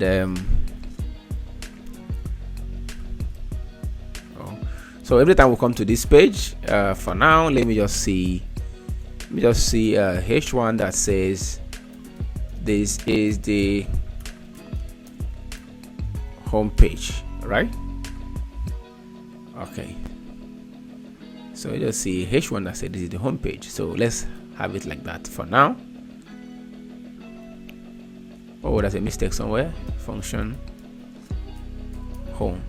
So now I need to import this component into our app.js, and to do that, I will say import home from home.js. That's what we'll have over here. Also, I can just leave this like this, right? Yeah. So having created the home page and imported it, I need to take off everything I have here for the moment, and I need to give an instruction here. But before I do that, I need to import something. I need to import routes and route from React router DOM. And what I need to do here is, right now I need to declare routes. It should have open and closing tag. I'm creating this space here because a lot of things are going to happen inside this space. So now that I have my routes created, the next thing I need to do is to create route, and I'm going to say path. Okay, and this path represents what is the path, right? What is the path of this component? So I need to say I want it to be home. Okay, I want it to be home, and the element attributes. Okay, so the element attribute, we need to put something like this, and then we declare the component that when we get to this location, we get to this route, which component do we want to see? We want to see the home component. But that's not all. We also want to see, okay, let's just leave it like this for now. We want to see the home component. All right. So, okay. So I need to self-close the route. Now, you see what happened here? Let me explain again. Link, I said, where are you taking me to? I'm going to this location, which is the root, right? The root page, the home page. So every time we click on this, we want to take it to our home page. And then I put H1. So every time I click on this stuff, take me to this location. So this is what the user sees, right? This is the one that the user sees, that the user is going to interact with. Why this one here is an instruction that belongs to React.js only. The user has no nothing to do with this. So we have given the user something to see, but then we passed a code underneath it, all right, that says every time I click on this, I'm going here. So now we need to write another code, another React router code, so that every time the user clicks here, something is going to display, something is going to show. And what is that thing? That is what we did here. So every time the user clicks on that link, we say we created our routes, right? Covered it, and all of our routes are going to all of other our routes that we have in this are going to go under here. So we say the route you should go is path / that is the home page, and the element which we display is the home component, right? What the user is going to see is the home component. Now, how does these two point together? Through this. If I say here, okay, let's just save this. Let's just save this and let's save this and run it, so we can see what we are talking about. So let's run this. I need to close this. Just leave it. You see, I am in the home component, right? I'm in the home component right now. This is our root link, right? This is like your mikejohn.com, the first page that loads. So that is what that / represents. Okay, and we can no longer see our navigation bar. So if we want to see our navigation bar, what we need to do is to simply bring in the nav bar back here. So not like this. So we need to bring in the nav bar right here like this. But that's not all. We need to put a tag that should cover. You need to put a tag that we are going to use to cover the two of them. So to do that, I need to say just put something like this. This should be enough to handle it, because it's showing us error. So there should be a parent tag, all right? So let's check it out. How did these two marry each other, right? This stuff here and this one here. How did they marry each other? You can see every time we click on the home page, it brings us here. Okay, how did they marry each other? If we change this to, let's say, home, let's check it out, and then when we click here, it doesn't take us to the home page anymore. All right, it takes us to another page that doesn't exist at the moment, which is our root stuff / home, which is not in existence at the moment. So that means in order for your link, okay, to take you to your real destination, that where you're going, it means that what you have here after the to attribute, what you have here and what you have in your path should be the same thing. So we rendered our nav bar and we have our home page. So let us do another one for the register. Okay, to do that, and we already done that, we said link to home / register. Okay, so what do I need to do? I just need to copy this, paste it. Okay, and when this our path should be register. We also wanted to render the navbar, all right, and then we want to have the user form. That's the name of the component. We want the user form to render. So every time we click on this register, let us see what renders. So every time we click on this register, let's take this off. We'll click on register, it brings us here. When we click on home, it brings us here. Register brings us here, and you can see our link. It says our root URL / register. Okay, so if we say that, for example, in this link place, if we say take us to user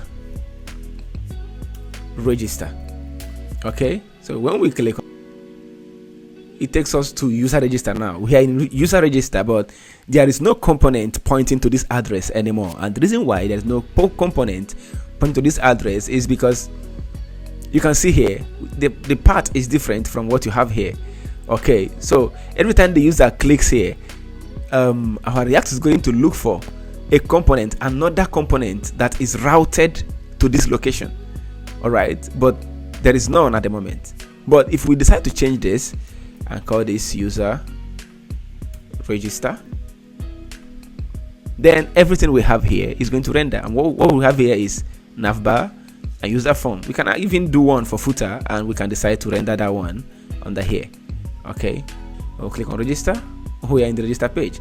So now that we have our home and our register, let us go ahead and get these other two done.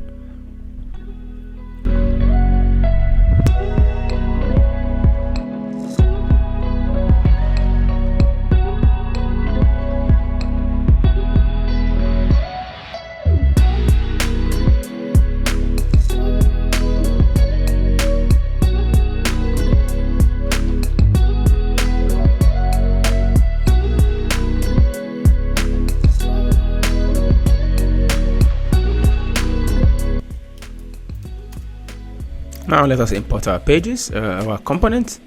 So we have contact, import contact, and then we have another we'll call this contact. This other one should be testimonials. Yes. Okay, so what we need to do, we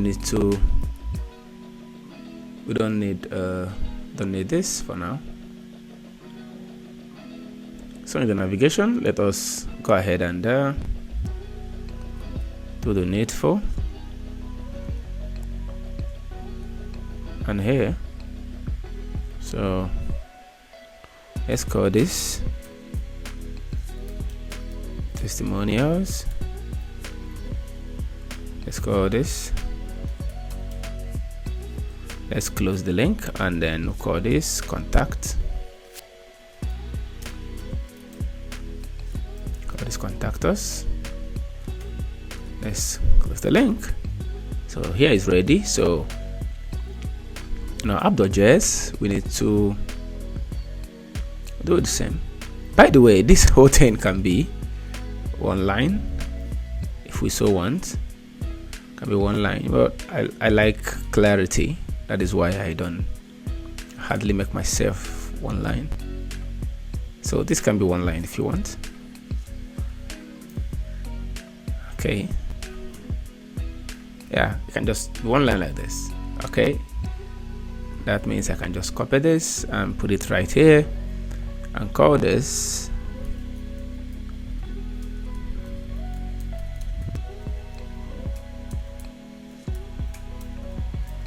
testimonials, and then we want it to render the navbar too, and then we want the testimonials to be rendered. After that should make our testimonial page working. This is testimonials page. Yeah, very well. So we can paste this again. This should be for the contact us, and we call this contact. Okay, so we have the contact, right? Yeah. Okay, so let us check it out. This is where we are going to have a problem. See that right? I did this deliberately, all right, to show you what I was talking about the last time. Now in our link we have contact us. Link is going to contact us, and the route is accepting, is trying to push the part contact, and they didn't marry, right? So it just has to be the same thing. Okay, so let us go there. We have the contact us page. So we have home, register page, testimonials, and contact us. Now let us dive a little bit deeper into React Router, and the next thing I'm going to talk about right now is, all right, so in this form, for an example, we have a lot of things that we discussed in our last lesson. And one thing this form here does is when we enter a name here, John Mark, and enter email address, johnmark@johnmark.com, and John Mark is a back-end developer. When we click on submit, we have everything that we submitted back here. All right, now you can think of other situations where you want everything you enter here, you want to carry it to a different component for processing. Okay, so how do you handle that?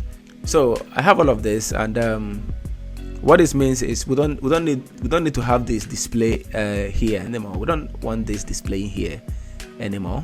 So let's just let's take it out.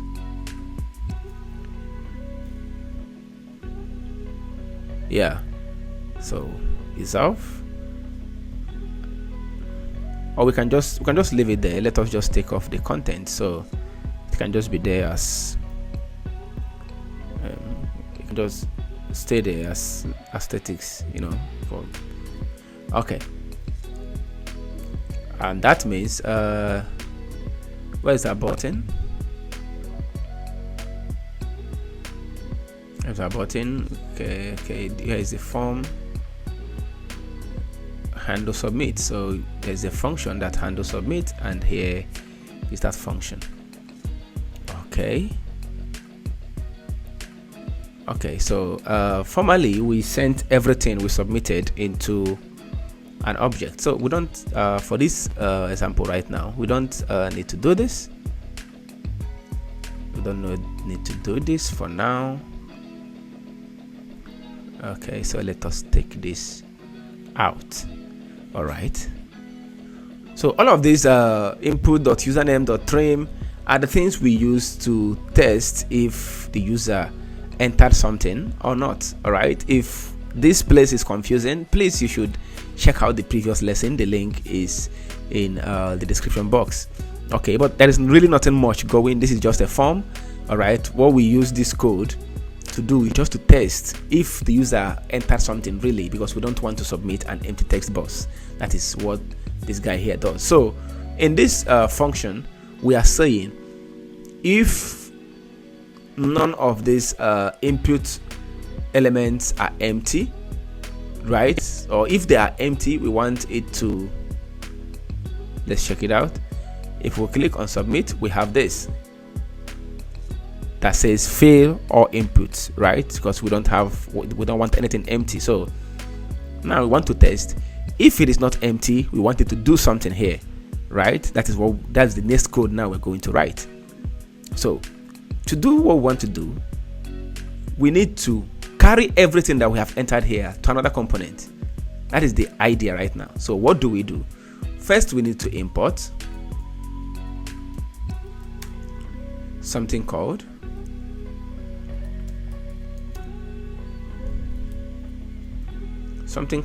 use navigate from React Router down, right? Okay, so we want to input something called use navigate. All right, so the next thing I need to do, we need to say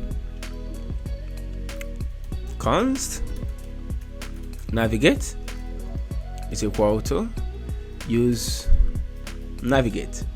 All right, so we are saying const, so this variable navigate is equal to use navigate. All right, so this becomes the variable through which we can access what this guy has to offer us. Okay, so I need to say right here, I need to say if this whole thing is correct, I want you to navigate to this page. Welcome. Okay, I have to navigate to welcome. Okay, now let us check this out. So if I enter John Mark, an email address, I enter john@john.com, and I choose full stack developer. I click submit. It takes me to automatically to another component called welcome, right? Where the URL is welcome. Okay, so it tests all of the stuff I told it to test, and then every time I click on submit, it takes me to another place. Now you see this a lot when you are filling forms and all of that. That is what useNavigate does. All right, now, but that's not all. Okay, we don't just want it to take us to this place. We want it to carry something with it. But before that, let us create a component here. Let us call it welcome. Call it welcome.js. By the way, you can also say JSX if you want, right? I'm used to saying JS, so but you can say .jsx. All right, so let's quickly create something and say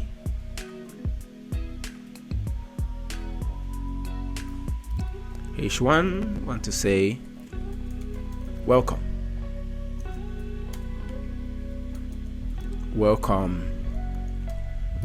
to curly brackets. All right, so but that's not all. We need to import that page, that component we just created. We need to import it and say on welcome, and then we want it to be rendered here. We have to render it, and we need to say paths. We need to put the same path we put on our navigation, right? I will say welcome. So where is it? The user form. All right, so we have here. So every time when we fill this form, Mr. Man, check if this form is well filled, right? Check if everything is correct, and if everything is correct, if no field is empty, check if any of the fields are empty, and if no field is empty, we want you to take us to this component when we click the submit button.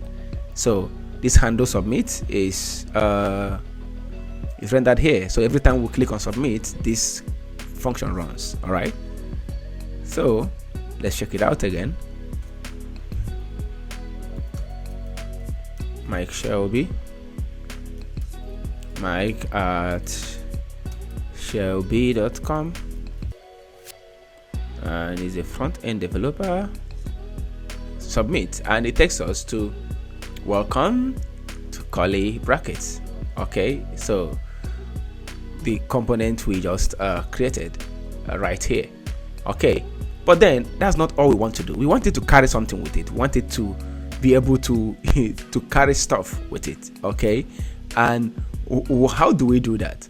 How we do that is we want it to carry all of this information we have filled here.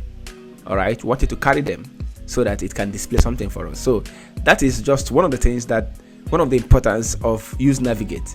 Okay, now we need to say comma, and also this can actually be a single quote like this. So to do this, let's put a comma here, curly brackets, and we'll say state. So we are declaring a state right now. All right, and this state should hold some sort of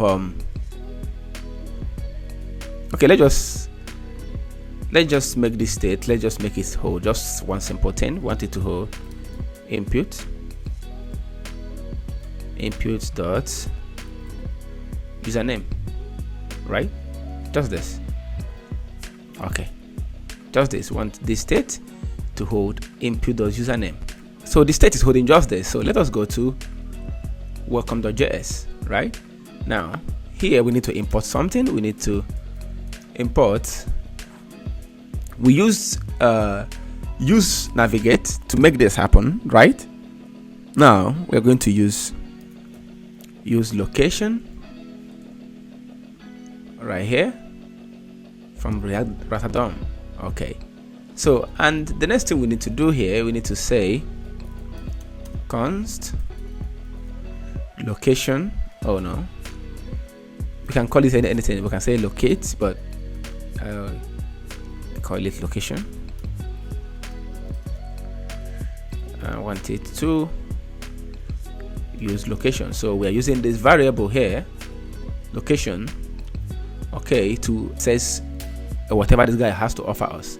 So the next thing I need to do, I'm going to say const what do I call it? Let me call it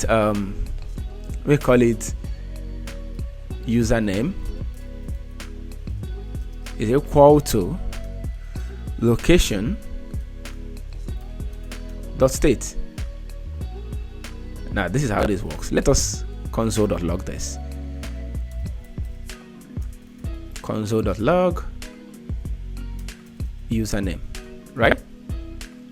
Okay, now let me explain again. We passed a value to our use navigate. So this time around, before it just navigated to, before it only navigates to the welcome page that we created earlier right here, but now it doesn't do just that anymore.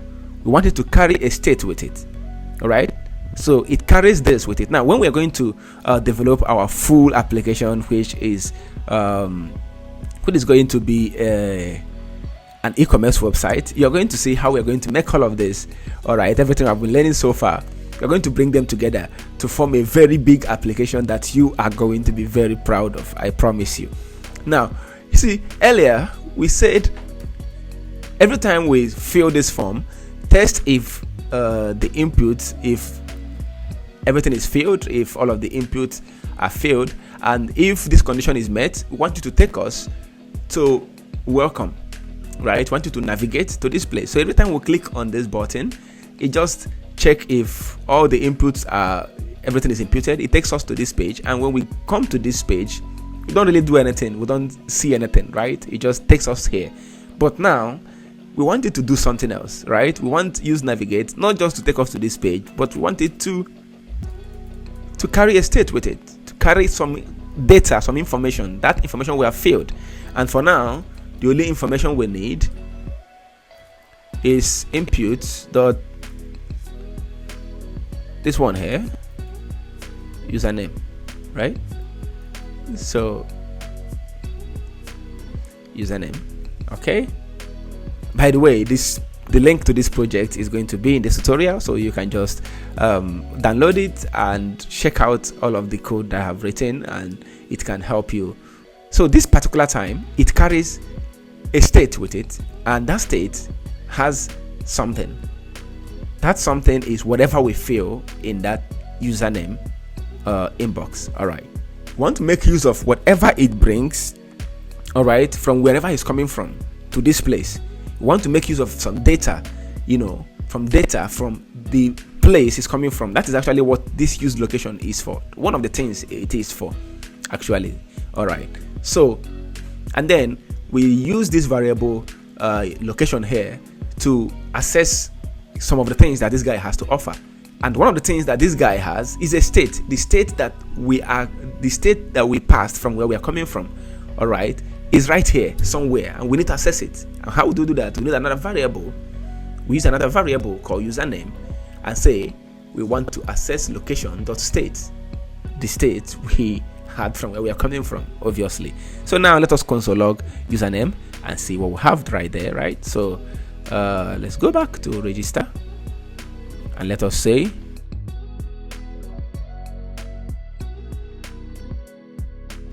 now let us check our console and see we have Thomas Shelby right here. Okay, so if we decide to display this name right here, it means that we can do that. Okay, so we can say welcome username. Okay, let's say hello username, welcome to curly brackets, and then we have it. hello Thomas Shelby, welcome to curly brackets. You see that? So we carry this from here using use navigate, and then we use location. Use location and use navigate are all things that we picked up from React Router. So there are many other features, some other features of React Router that we're going to be exploring as we go, but this is just some of it. All right, now let us go back here. Now, what if we want to pass everything we entered? Right, of course we used only the name, but there are still other things, right? There are still other information in that form that we might decide to make use of. So how do we do that?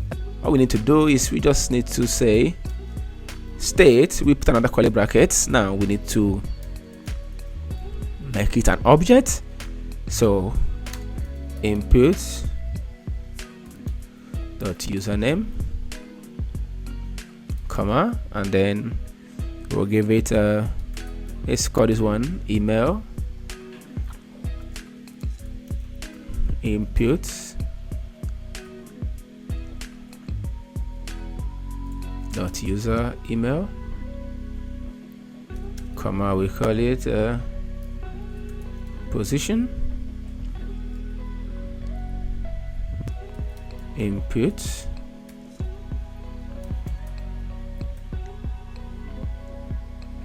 dot my job. Yeah, that's it.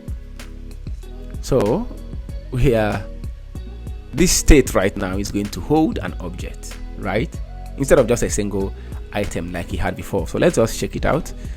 So let's not use Thomas Shelby again.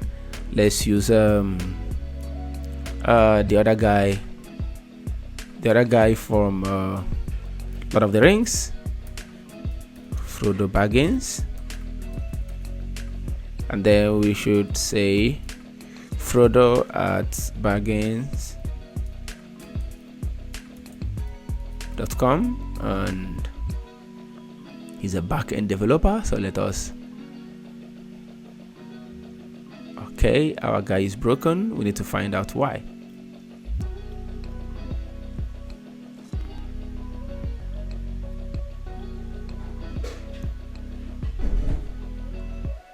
Okay, it's saying object with keys name, found object with keys.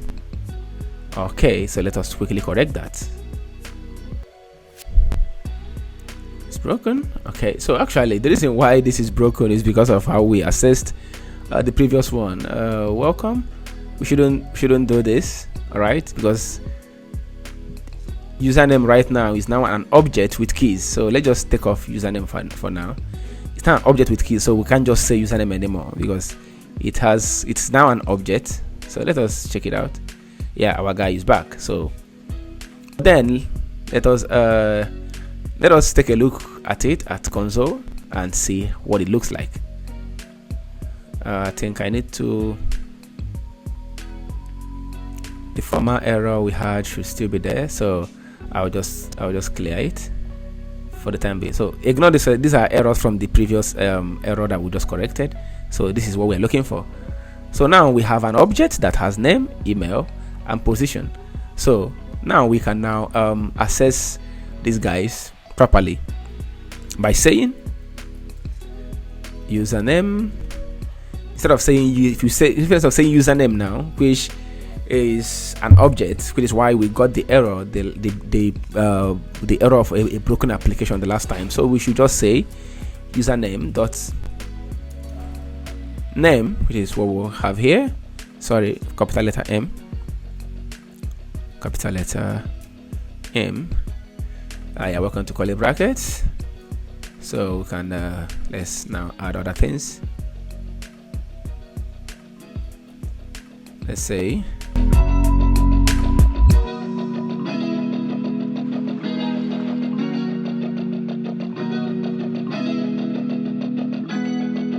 let's save it.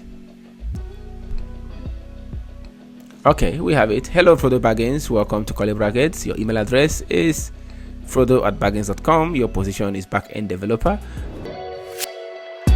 When a user registers in a website, it is expected that we create a unique ID for the profile page of this user. For an example, you might have something like facebook.com/Thomas Shelby, facebook.com/Frodo Baggins, or you can even in some websites where you create a unique URL for yourself, like Twitter or Instagram. These are unique IDs. So every user have a unique ID, a unique URL, right, to their name.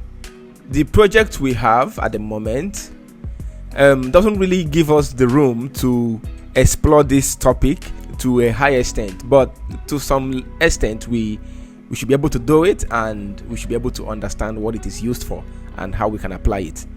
Okay, so like we already have a situation where a user registers, and then we have a page that displays the user's name, the user's email address, and the user's position.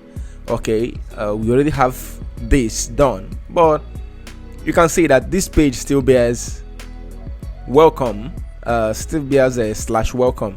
So this is still the URL, okay, of this page, and this is going to be the URL for everyone who registered in this page. So even if we have John Mark, John Mary, and everyone, this is going to be their page. So this user does not have a unique profile. There's no unique profile to this particular user, and for this reason it is difficult for this user to share his or her profile page on social media and say, hey, if you want to see my page in curly brackets, click this link.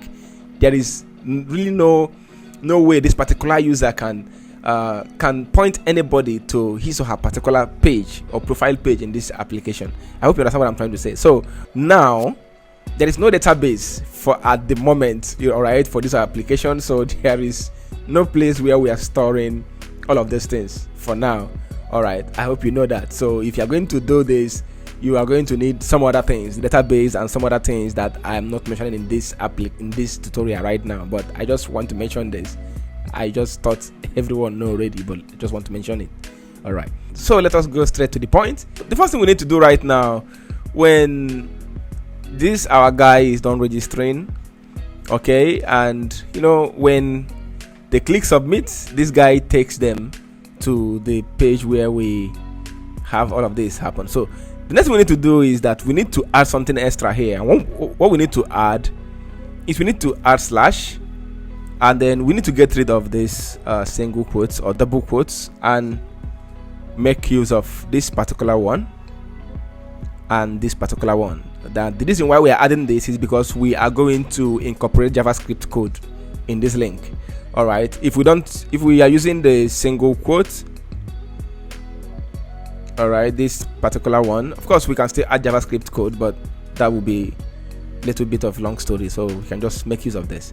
So what we need to do right now, we need to add $, and then curly brackets.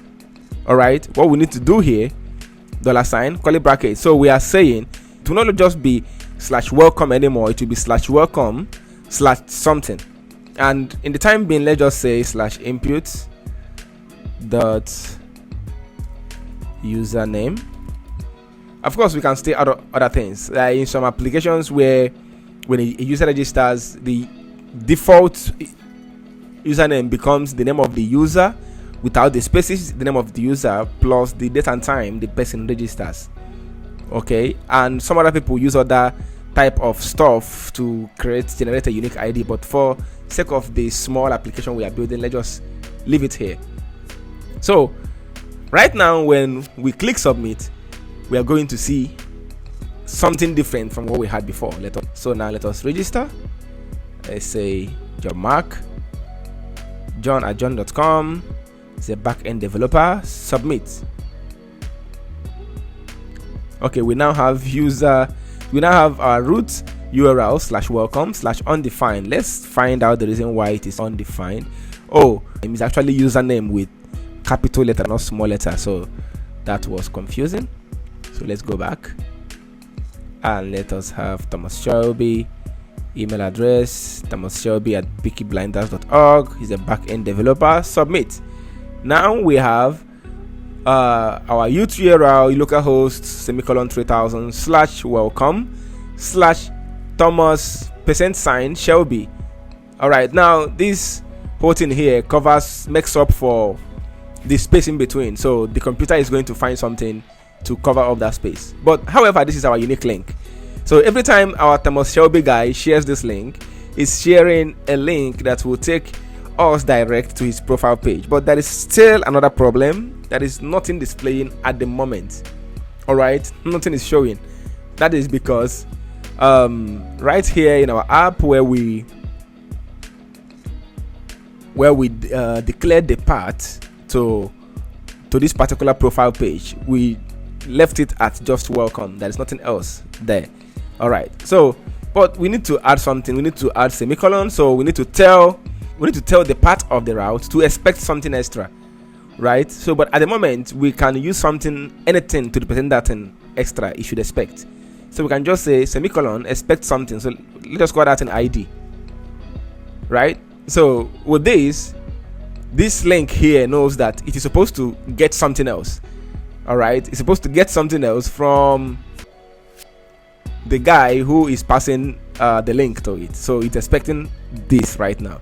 All right, so I can just call it ID, and let us see something here. Look at it, we have it. It's here right now. So now we have a unique link with our guy right here. Okay, if we need to make use of this data, right, in this place, right, this particular data here in this place, we can just use it by saying, okay, we already declared use location from import use location from React Router DOM. So we can just say also import use params from React Router DOM, and we can say const, we need a variable, and this is how we can do it. So we can call this ID or anything and say use params. So now with this ID we can access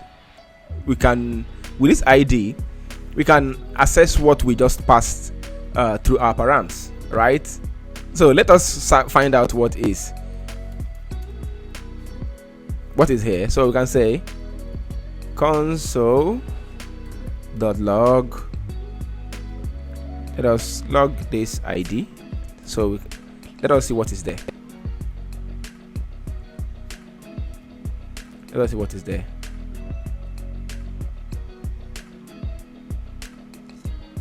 We have it, Thomas Shelby. Simple, right? We have our Thomas Shelby here. This is the ID. Okay, I can do a lot of things with this information right now. I can use it to query our database. That means the user doesn't have to enter this information again for us to use it to query our database, right? We can just carry it from the first page to the 100th page in this particular website, and we can keep making use of this data. This is all I can say for this topic for now, right? When we are going to build our elaborate project, our e-commerce website, you are going to see how all of these things I've explained, how everything is coming together, and we are going to make use of everything that I have discussed in this course. You can see these are some of the ways that we make use of React Router. This is something that we cannot get from the ordinary HTML hyperlink stuff. All right, but React Router is equipped with a lot of stuff that we can use to make our application beautiful. Now, the React Router 6.4 also comes with a lot of other features that we didn't touch at this point because we are not really making use of them at this point. And of course, some people are still making use of React Router 5, some are still making use of React Router 6, all right, while some have done some upgrade and are now making use of some of the new features that came with the React Router 6.4. all right, so probably by the time you are seeing this tutorial, we are now in React Router 7 or something, but I'm going to make another video. But for now, this is okay for what we are doing. And if you have followed me to this point in this tutorial and you understood everything, I want to give you some accolades. You deserve all the accolades in the world. You are doing amazing. Just try to practice as much as you can. The joy in this whole thing is not just to cram the codes, as some people think it is important to do, it is to understand the principles of everything. And how to understand the principles of everything and be able to build muscle memory is by working hard and writing codes often. Like I always say, the best way to learn how to write codes is to write a lot of codes. Okay. Alright, the first thing we're going to talk about today is component lifecycle. Okay, I'm going to try to be brief in this because this is not really such a massive topic for us. It is something that you can read up on your own, but it is going to take us to the next thing that we're going to discuss in this tutorial. Component lifecycle simply means the lifecycle of a component. In React, each component has a lifecycle, like the lifecycle of a butterfly, from when the butterfly is formed to when it dies. Well, that is actually what this means in this regards too. However, we are now talking about the life cycle of a component. For each React component, there's a life cycle which we monitor and manipulate doing each three main phases. These phases are mounting, updating, and unmounting. Mounting of a component is simply the processes that are involved when React is mounting the component into the DOM. When your project loads in the browser, something happens at the background. React is mounting those components or some set of components that makes that application possible into the DOM. And this process has other mini processes and functions that React uses to manage that phase. You have the constructor, render, component did mount, get derived state from props, and these functions have other mini features that we also use to handle that process. And after this, you have the updating. The updating of a component simply talks about the process, what goes on or what happens when that process is being updated. When we start using our component, start clicking on the buttons, start filling the forms, start running some processes in the component, we are updating that component. This is also a phase of the life cycle, and React also has some other functions that it uses to manage this phase. But the last phase, called unmounting, simply means when we are done with the component and now our React application doesn't need it anymore. It gets unmounted or it unmounts. That process is called unmounting. And also there are some other processes and some other functions that React uses to handle this process. In the past, we have things like component did mount, component will mount, component did update, and so on. If you meet any application that was written with early versions of React, you're going to see constructors, component did mount, unmount, and so many of them. We are going to see some of these functions and methods in the programs. But in the current time, React uses useEffect to handle these same processes in a more simpler form. And that is what we are going to be talking about next. The useEffect hook allows you to perform side effects in your component. Example, assuming you have an API somewhere and every time this application runs, you want the user to see all the countries in the world with their flags. We are going to see how these are going to play out using our useEffect and REST API. Let us go straight to it. So we have our application running once again. This is part of the application we were making use of before. If you remember when we did episode, we did some things using this form and we explained how to make use of forms. But today we're talking about useEffect. So here we have our home page. But then what we have is that when this application loads, we don't just want to see home page here. We want to see all the countries of the world and their flags. And to get this done, I have an API here called countriesnow.space. It has a collection of all the countries of the world with their population, location, flag, currencies, capital, and all of that. But the one we're going to make use of is this particular one right here, the flag.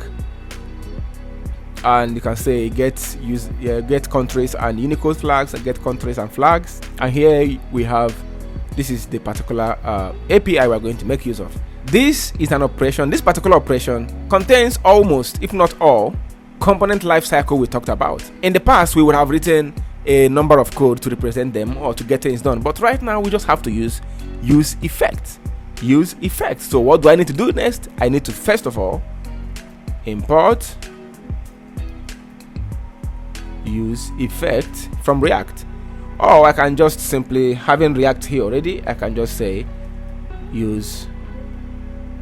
So okay, just take this one off. This is still the same thing right here. So I'm going to say, because I want this information, because I want this data, I want this country thing to display instantly once this application mounts. So I'm going to say useEffect right here. But that's not all. It's a callback function, which means we are going to put our fat arrow right here, curly brackets, and then we're going to run our application. Then we're going to put the code that is going to call our API right here. So the next thing we need to do right now is we need to, some people, if you like, you can just do it direct, but I prefer to create another function right inside here, and I will say function, let's say get country. I get country is a function that will do the following for us. Now going to write our code here. So to consume this API, we need something, although there are traditional ways of getting it done, but I use Axios, right? So the next thing we need to do right here, we need to install Axios. Axios helps us to call API, to process API, get API, post API, and perform a lot of operations.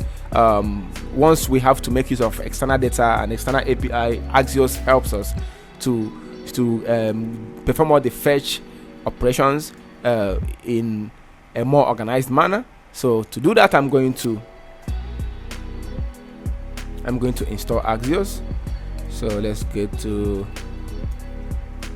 yeah, so first thing I need to do is I'm going to say npm install Axios,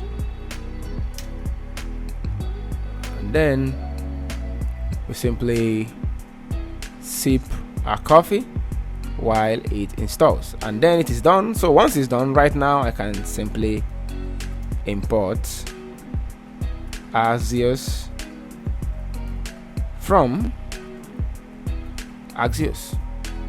So now the next thing I need to do right here, I need to say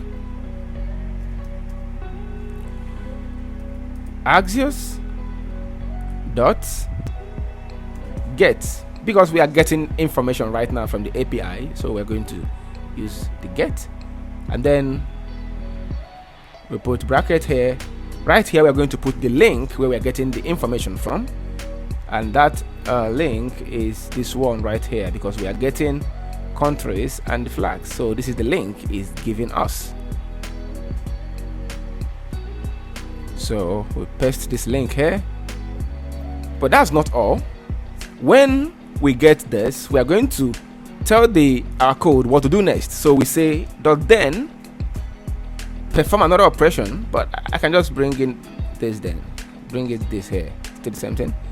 So but then we say we want you to do the following. We want to use something to represent this information we are going to get from here. So let's call that in response. So this information, this response here, is going to represent all the information we're going to get from here. So we're using response to represent it. Some people will say res. You can call it data if you want, anything you like. I use response a lot. So when you get this response, I want you to do the following. Now let us create.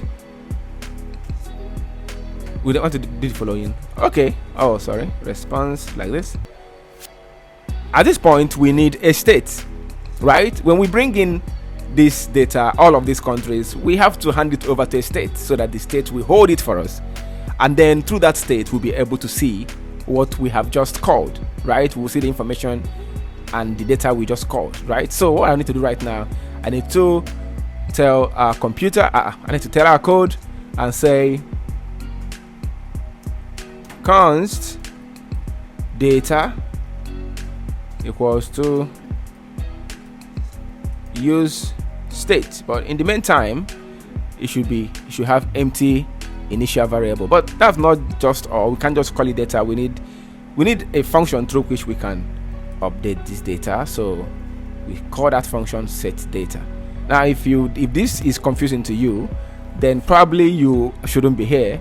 You should check this channel. I've talked about UseState. I've talked about couple of foundational topics. So just check the UseState tutorial, and you're going to find the link to that tutorial in the description box in the description box of this video. So let's proceed. But then I don't have UseState imported into this project yet, so I need to import UseState, and to do that I can just do that right here. I say comma UseState, or if I so like I can still say import UseState from React, right? So therefore that would be quite repetitive, so there's no point of doing that. I'll just put it right here. UseState. So I'm going to say, when this is done, I want you to update this data variable here using what you get from the response. So response.data, right? So this information is going to be stored in response, and the entire thing we are looking for is in response.data. So just say populate this variable with response.data. So but that's not all. Okay, so now we have declared our function, and our function runs. So whenever this component mounts, this function here runs, but not yet. For this to run, we have to come over here and say get country. So now it runs, right? So the moment this application loads, the moment this application mounts, this guy here runs. And the reason why it does that is because we are using useEffect, right? It's as simple as that. We're using useEffect, so that is what useEffect is going to cause to happen in this application. Let us continue. You are going to enjoy this. So, but that's not all, right? That is something I don't want to do. You can try it on your own, right? So you can just try this. If you run this application this way, right? Because this API, there's a number of calls we can make per day. Okay, some APIs gives you 100 calls per 100 calls per day. Some gives you 1,000, some gives you 1,000. But of course, if it is API that you pay for, they might give you a particular number of 1,000 calls, to make per day on the API. All right. In this particular one, I don't want to do this because I don't know how many calls we are giving. All right, it's not stated, but please, you can just try it. If you run this code this way, all right, this particular code here is going to run so many times, too many times. It will run repeatedly until you run out of the number of calls you're supposed to make. The reason is that is how this guy here behaves. Now, I'm going to explain something critical right here for you. Please pay attention. Every time you're making use of UseState, right? Every time you're making use of UseState renders the application. All right, but in most cases we can't do without it. We have to use it regardless. But UseState, it renders your application, it reloads your application, right, without you knowing. So every time you're making use of UseState, for example, in this case, I said useEffect. So every time, once this component mounts, this guy here runs. But then, after it gets this data from this address, it updates our state here, this state data. So the moment it updates this state here data, this application re-renders. So it means it reloads. And when it reloads, what do you think will happen?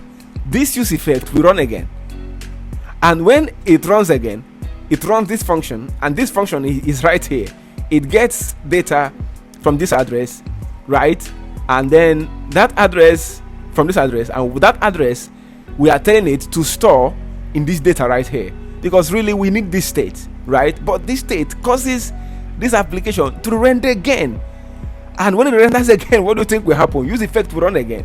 So you have this code running repeatedly over and over and over. The first time I started making use of UseState, I made this mistake, right? It ran over and over, and I was given only 50 calls to make in that particular API, and that was how I exhausted that 50 API calls without having to make use of it in my application. Now, like I said, I don't want to run this to show you what I'm saying. If you have been following this application, this development, you can go ahead and run it, all right? Because if I do this, I might not be able to continue with this tutorial, because I don't know how many API calls I'm given to make here. I don't know. I haven't, and I wouldn't want to test it right now, because if I do it, I won't be able to continue with the tutorial, right? Yeah. So to prevent this from running over and over again, to prevent this from happening, I really hope you understand this. But please, the code to this application is going to be in the description box, so you can just click the link in the description box and download the code, so you can make use of it, right, and test out what I'm trying to say.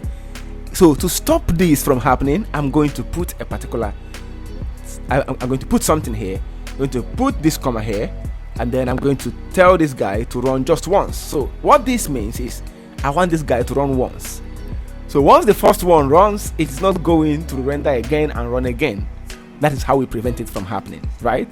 So let us save this, and then let's just say, to see what we have, let's just say console.log data. So let us see in the console what this guy here has, right? Save it, and then let's check our application. Let's inspect it.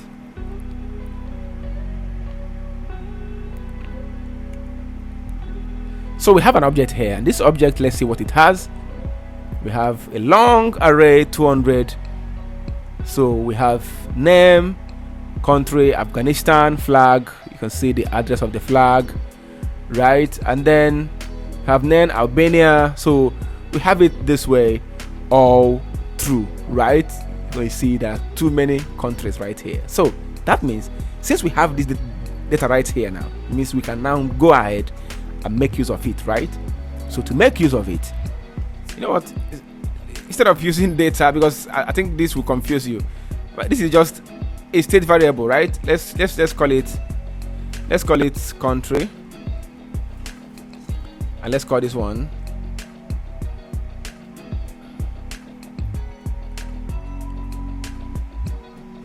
set country. So let me not have data here so that I don't confuse you. So instead of having this here, I want to say call this country, right?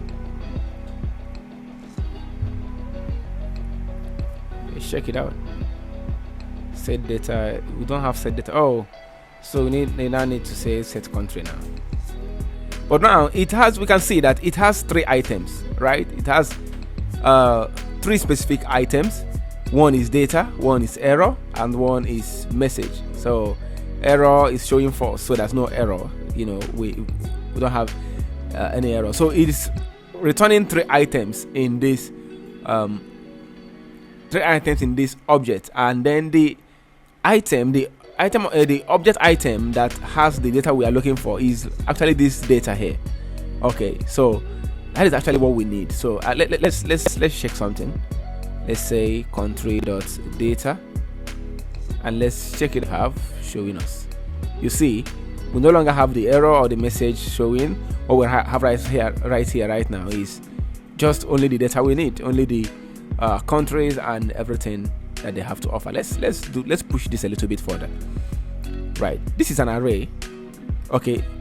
Sorry, I made a change. You know, initially we had this, right? We had empty string as the initial string of this, but that is wrong actually, because since what we are going to have in it is an array, so it should be an array. Okay, now the next thing we need to do right now is let's show that this is an array, right? We have items, and these items are numbered, right? We have these numbers 220. Actually, these are more like storage keys in the array. Then if I say data, I want to console log data 7. Let's check something first. One is Argentina, and here is the link to their flag. So let us check only data number 7, right? So let's check what we are going to have in the console. Now we have only Argentina, right? And if we say number 70, we're going to have this occupying, and that is Gambia, right? So, and if you check here number 70, you're going to see Gambia. But then we can, this is not how we are going to access the data, right? We want all of this information display in our application, not like this, right? And we don't have to start saying display number 1, display number 2, display number 3. So what do we need to do about this, right? Since this is an array, we just have to map into it, right? And if you remember when we talked about mapping, that is just what we're going to do right here. But before I do that, let me bring in some of the classes I created. The grid container. Let me bring in the classes I created so we can make this look better. So right here now we need to say country data map, right? So we need to map into this and then when we map into it, every item in this array we want to represent it with this word here, item. So this represents every item we have in this place. So you can call it data or call it item, anything you like, right? So call it item, and this item, every time once we get this item, we want to render a div that has a class name. I have a class name already in my CSS, so I wanted to return this div. Yeah, so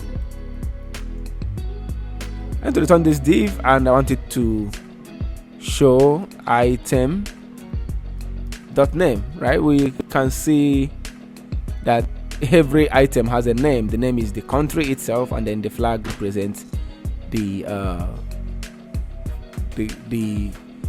image of the flag. So let's have the name first. So we just want name. Let's check our application and see what's going on. Let's see, now we have all the countries in the world represented. Okay, so let's find a way to show the flag too.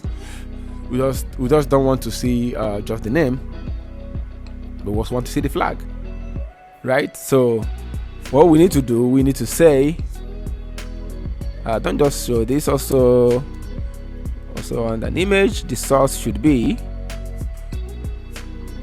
item dot flag, and then alternative message. Let's check this out.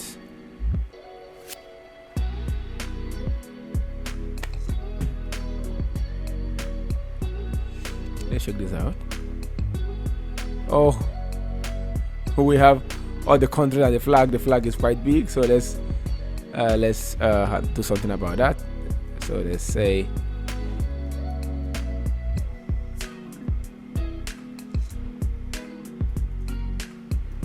let's say 50px. All right, so we have it like that. We have it now, right? So we can see every country with their flag displayed, right? And that is what this get guide, that is what this API here does for us. So we can see. So what I'm showing here is, this is how you fetch data, right? This is how you fetch external data, but that's not just it. This is simply one of the ways we make use of useEffect.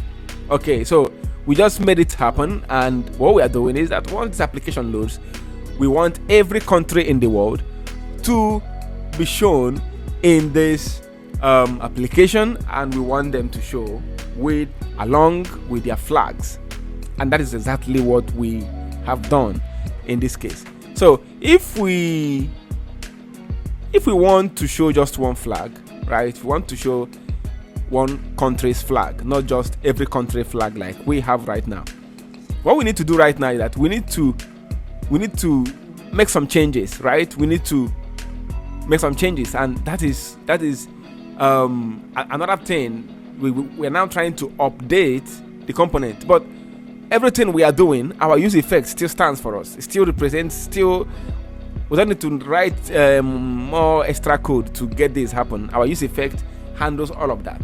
All right. So, and again, we can also see that as a result of this guy we have here, this stuff now runs only once. All right. Example, when we let's check this stuff again. Okay, let's clear the console so we can clear console and refresh it. Oh, look at this, the application has broken. Now this is a problem. You're going to run into this a lot. Okay, one of the things that causes this is we can see that right here once this application loads, right? Application just loaded now, right? The useEffect is supposed to run first, get us this information ready, but the useEffect is about to run or have not run yet, but this guy here is already making demand. This guy here is already mapping into this country, and useEffect is still trying to get it ready, right? useEffect is still trying to run this function in order to get the country data ready, but there is a guy here who is already making demand from the DOM and saying, give me data from this country and map into it and do all of these things. So the application is breaking. All right, it's like when people ask you for money you don't have, all right, and they are trying to insist you have it. All right, that breaks your heart, right? Yeah, that's what's happening right now to application. So when we want to do this, we just need to tell this guy to hold on. So we just put question mark here. Simple. We just put question mark here. Okay, like this one, we can put our question mark here and say, so that this way, this can only happen. We can only map into this country data if it's available. That's the reason why we have this question mark here. All right, and in this particular place, we can only access this data if the country data is available. So let's check it out again and see what we have. Everything is back.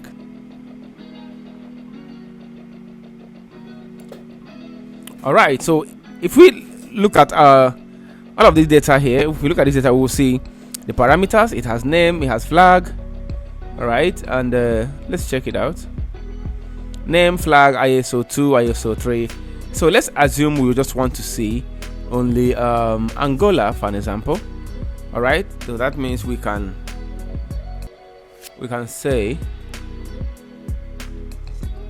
that because we are now trying to tune our API, so we just have to change this to post. So because we are not just getting right now, we're asking some questions. We say we want where the ISO 2, right? Where ISO 2 want where ISO 2 is this like this. So let's check the data now. Okay, our guy is broken. Let's check why it's broken. Okay, well, it's showing this here. We are seeing it's showing only Algeria, but let's find out why it's broken. It's saying data country data.map. Okay, well, it's broken simply because this information is asking here, we don't have it anymore. So let me take this off for a while. Like this, we don't have this anymore. Okay, let me just leave it here. So good, everything is back. So you can see by saying I want ISO diesel here, we have in our console just one country, right? I mean, if we change this to NG, we should have my country, Nigeria.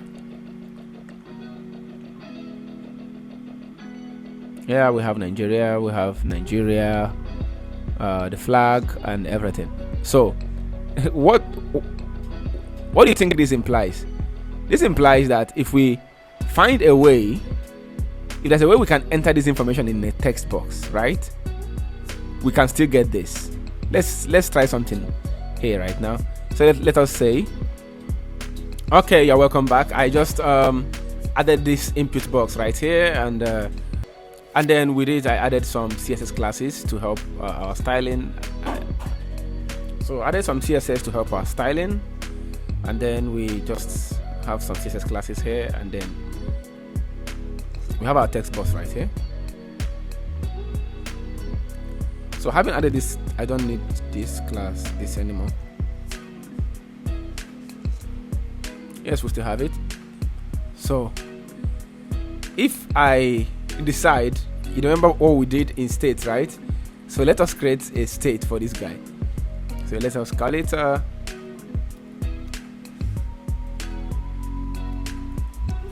search.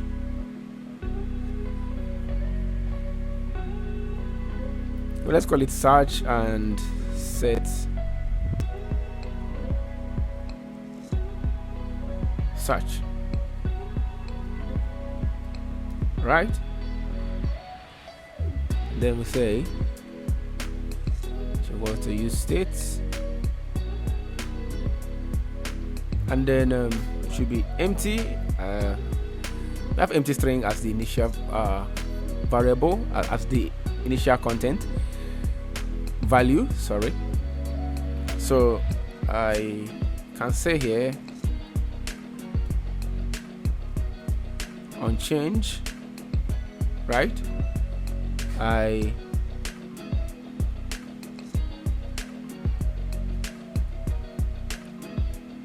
set search.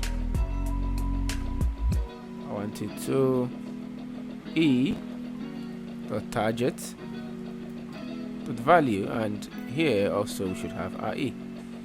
Okay, and then instead of having this here, so we say our ISO, somebody enters something, right, and that thing the person enters should be the search value now. So that means instead of having this ng here, I have to have search here. So every time someone searches something, that should be the value that so that value comes in here, and with that value we'll display the country of that value and the flag. I hope I'm right with all this. So let's check ng.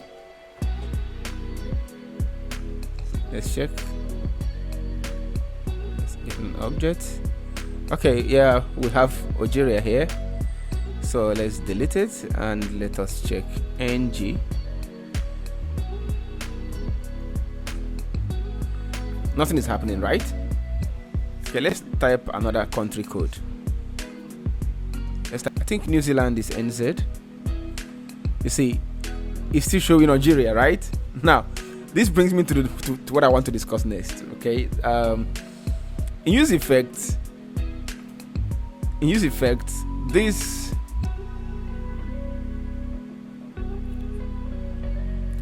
this here means that we want this code to run once, right? Because you can see that every time we changed the value of the text box, right, what we actually expecting is that this page reloads, and when it reloads, UseEffect runs again on mount, right? And when UseEffect runs, that is when our code will now run. Not necessarily reload, right? I can say render.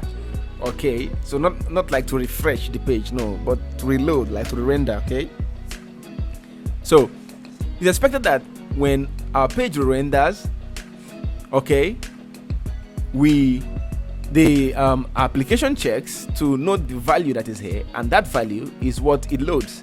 It loads that particular country, if that country exists, right? It loads that particular country, and in this case we are seeing Algeria, even though we have changed the data here multiple times. The reason is that we told our application, we told UseEffect to run only once. That is what this really means.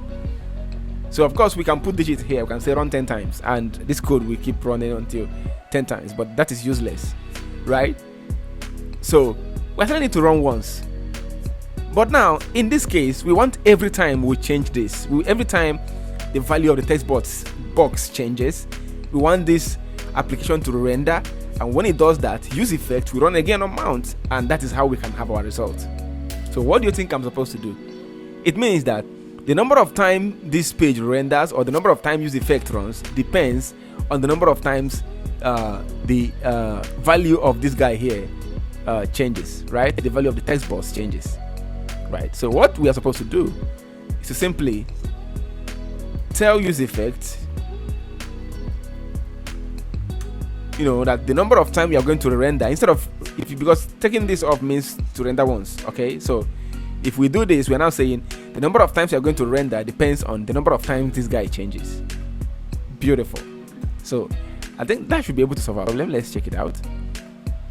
So now, good. So now we have New Zealand, and when we say uncut promise, it's empty, we can handle that later. So that's just saying that there's no value, right? So if we say ng, we have Nigeria, right? And if we say New Zealand, nz, we have New Zealand. So if we say, I don't know, the country AG stands for, okay, so let's use US, and that should give us United States.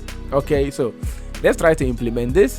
All right, so this uncut promise here, let me check it. Okay, we didn't catch our error. So every time this guy is empty, it's giving us error. Okay, well, we can actually catch it. We can decide to put this entire thing. So if I use async here, and then I have to say here await. All right, so it means that our guy is going to calm down and wait for this promise, right? Instead of having to pop up an error in a hurry. Okay, so I can now say try. Okay, and I'm trying this up onto here. I'm trying this here, all right? So, and I'm telling it to catch anything that looks like error, arrest it. And when you arrest it, show us this message. The search box is empty. All right.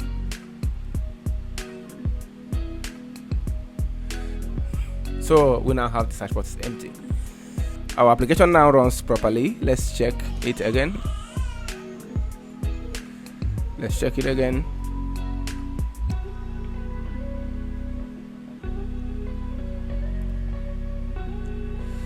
Okay, so let's check it again, and then let's say ng, we have Nigeria, right? And then if we say US, we have United States of America.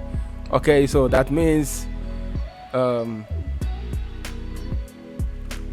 we can now make use of this data. Okay, thingy. We just say country dot data dot name. That is if we our app is broken. Let's check out why. Okay. Well, if you remember the previous examples, okay, let's see why. It's trying to get data that is not available, so we do the normal thing here. Just put question mark here. I should be able to run. So let's say ng. Data is displaying here. That's not what I want, but of course we can see it's displaying. So let's just change. Okay, let's take it from here and put it here. Alright, how about that?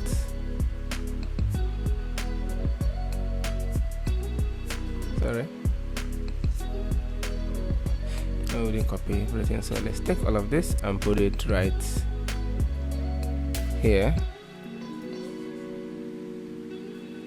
Okay, so it shows here. You can see when we say DC, it changes to Algeria. When we say US, it changes to United States.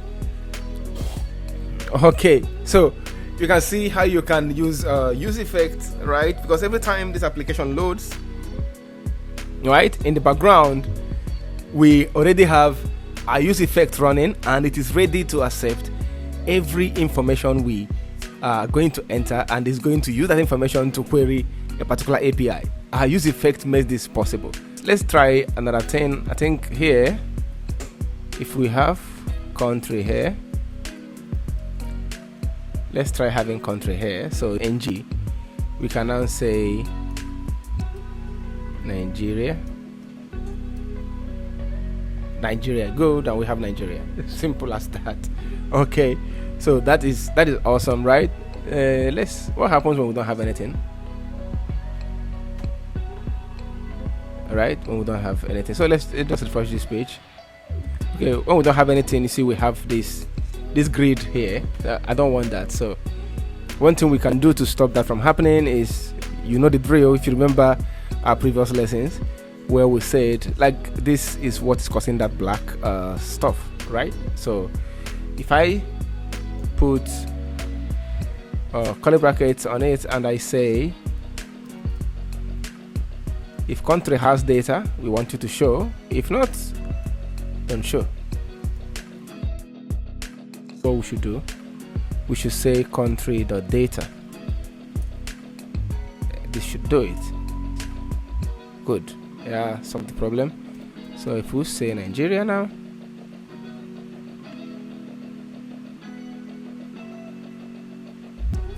oh, we have, okay, say Nigeria now, we have Nigeria, and we say United States, we have United States. So, but this is not just the idea. We want to know the idea between this. The idea for this application is for us to know the flag of every country we type. So what we do is, how to do that, you could just say, just show country name, don't stop there, show us also the flag. That is the main reason why we wrote this application. We want to know the flag of any country in the world we type. So we say country.data.flag, and we also want to know the country code of that country, right? That should be nice too. So country.data.iso2. We also want to know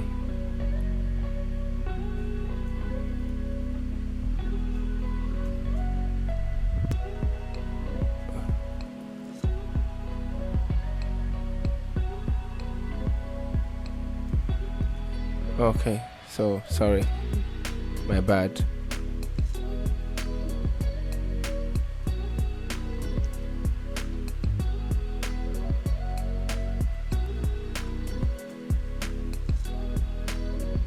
Oh, okay, so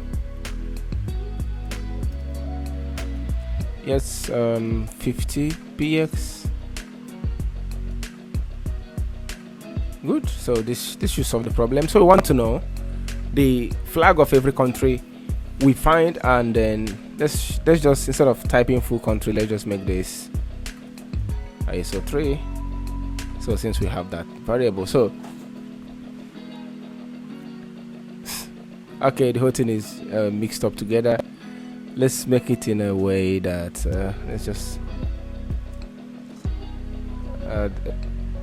beautiful. So say ng nig. Okay, I think we should use ISO2, sorry, because it's common. So just 2. So if I say ng now, that should give me Nigeria. Awesome. So, and if I say this should give me Algeria. So I now know Algerian flag And if I say Japan, that should be Japan. And then I know Japanese flag. Beautiful. So ordinarily, React applications are structured in a hierarchical order. Now, what this means is React is structured in a way that for data to be shared, like we did in props, we saw how two components can share data.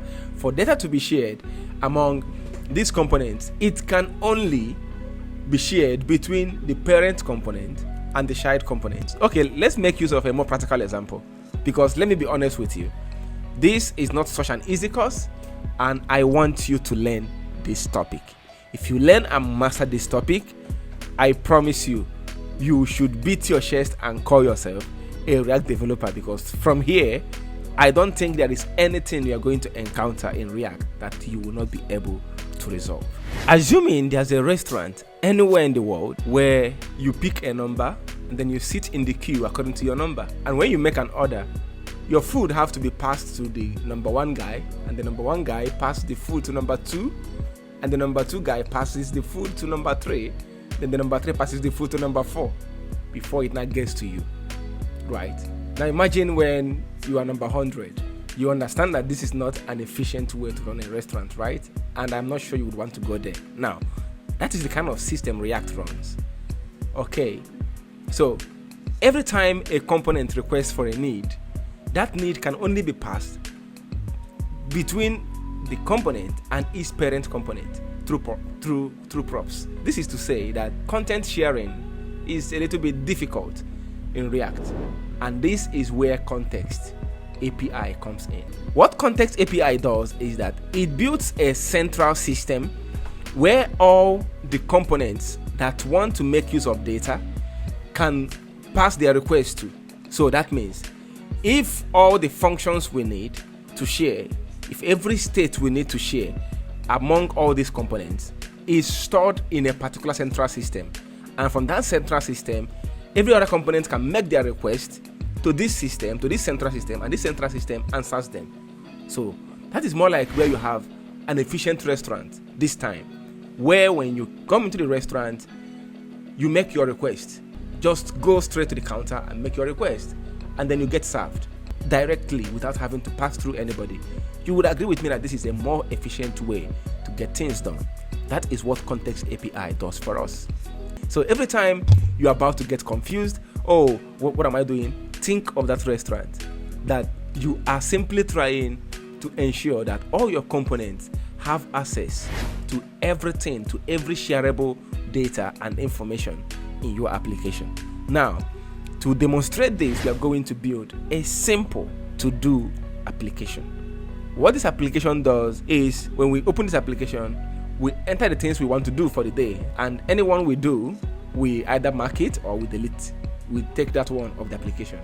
Right, so let's get straight into it. In my app.js file, we have 2 components here, to do and to do list. I might as well change this to do inputs, right? And then I'll call it to do input here, so we should be able to know what we're doing. So I have to do inputs and to do lists. So these are the 2 components I have in my app.js, and this is to do inputs, the text box and the button, and here is my to do list. All right, so these 2 components are represented right here. Okay, so let's open the individual components and see what we have there. So I created a folder, I made a folder to do, and that folder contains this component here, to do input, containing just my to do text box and the button, and then I have the to do item, and each item contains my to do, or let me call it to do item. So we have a component here called to do list, and this to do list just contains just the component to do item, right? This component imported here, and this component rendered here, to do item. That is all it contains. So we are going to use Context API to handle this. So the first thing I need to do right here, it's not a must, but to make things clearer, I want to create a folder, and I'll call that folder context.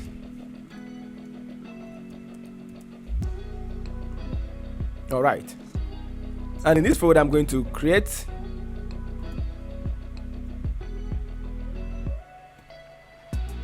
a component. I will call it context component .js. This context component is going to contain something, right? And all I need to do here is I need to say import create context from React, right? And the next thing I need to do, we need to initialize that create context. So we have to say create a variable context. Let's call it this variable context composition. Okay, let me call it my context, right? Let me call it my context, capital letter please.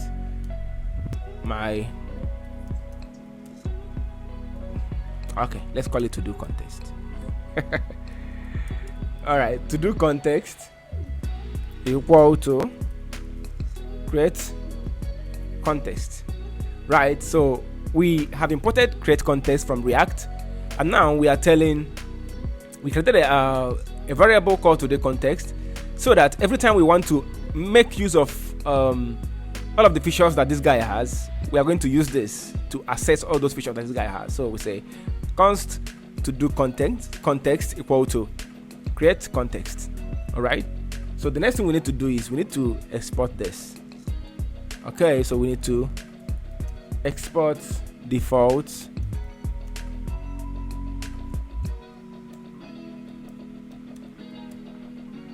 context to do context, because in order to use it we need to export it. So now that we have exported it,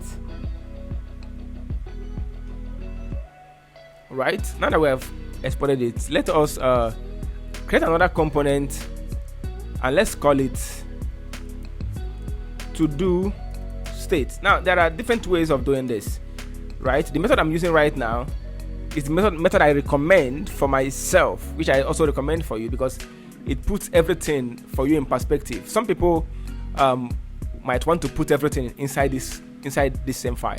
All right, I don't encourage that. All right, so I created another component called another file called to do state.js. So let me call this. Let me change the name of this file. Let me call this one to do component, right? Sorry, call this one to do component, to do context. Sorry, yeah. So the next thing I need to do right now is we create this.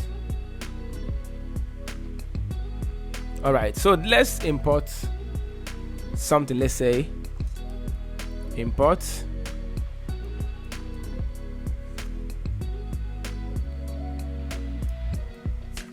to do context from to do context, right? And then when we import this to do context, we say export default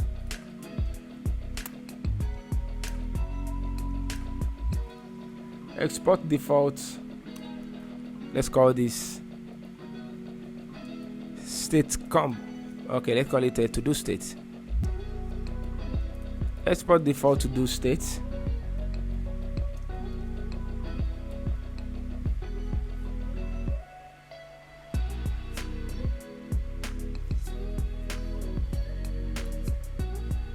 Right, so it has to return something, right? Normal thing to do is that it returns something. So we want it to return.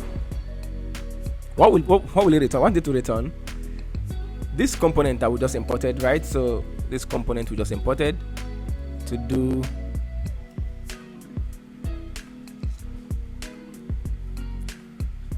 do context,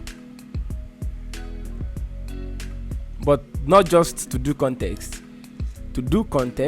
dot provider, right? Because this guy is the provider of our context.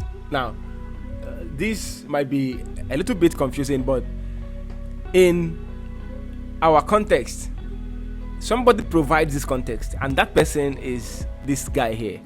It provides our context, right? This is where we declared our context and we exported it. Okay, so it is our provider, right? So this is our context providing component. Every other component that is going to make use of this provider is the consumer, right? Let's keep going. We're going to get this along the way, I believe. So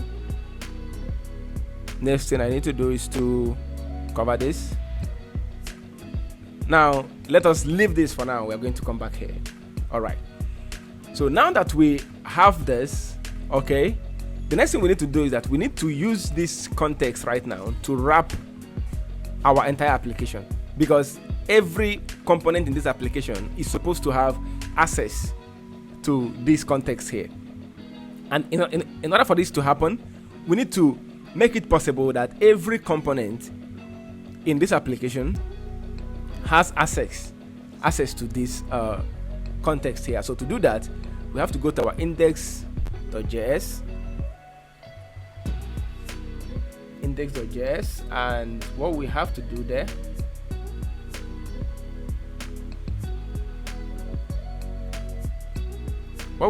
there now is, of course, you see how we, if you watched our tutorial when we did a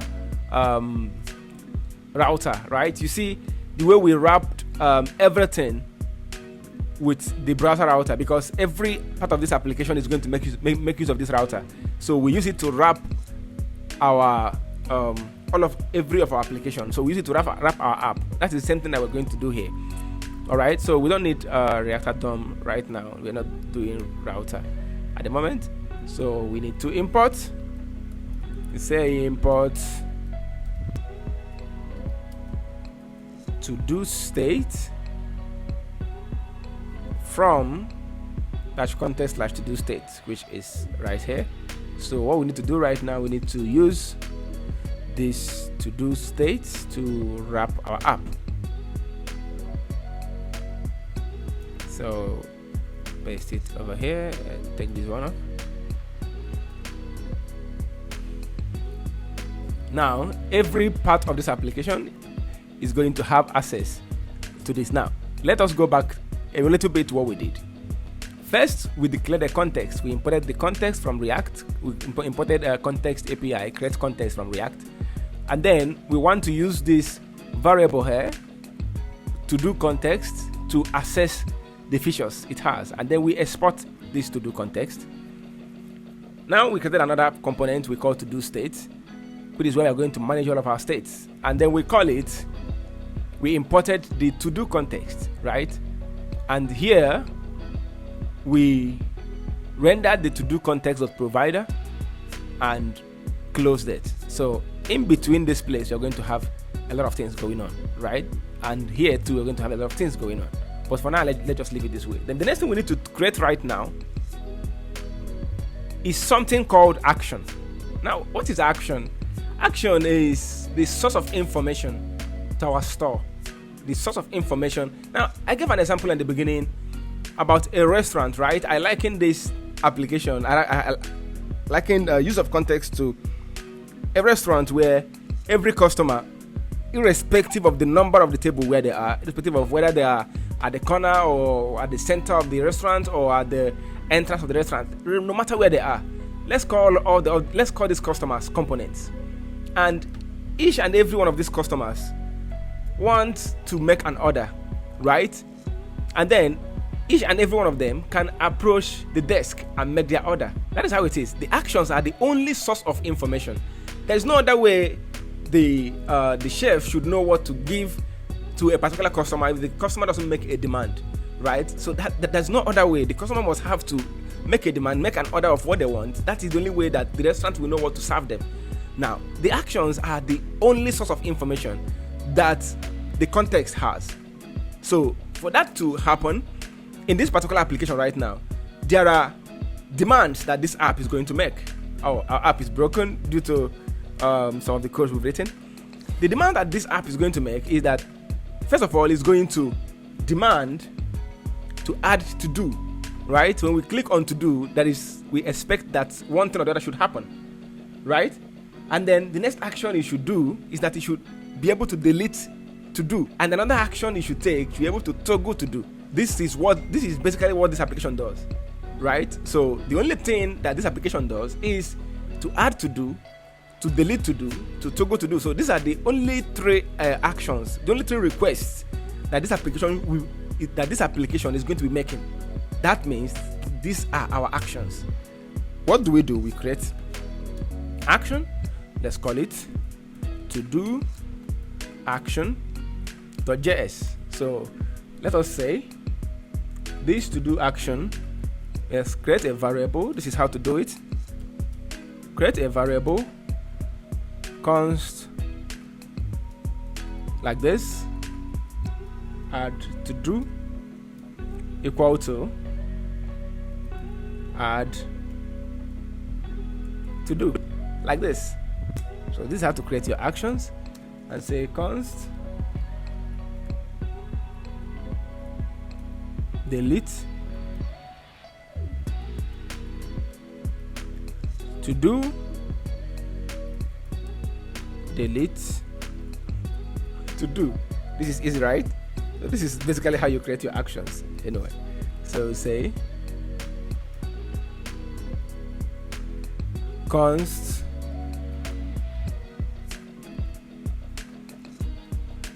to go to do, and then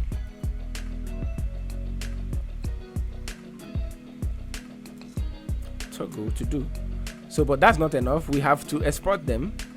If not, we can't access them. So we need to export these variables so we can accept it, so we can access them. Say export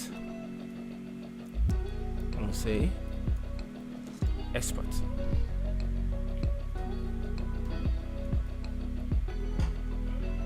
Just like this. So we are done with our to do actions. Now what we need to do right here is we need to close this. We are done with these two. So we need to do state in this particular place right now. We need to import these actions, right? So we import add to do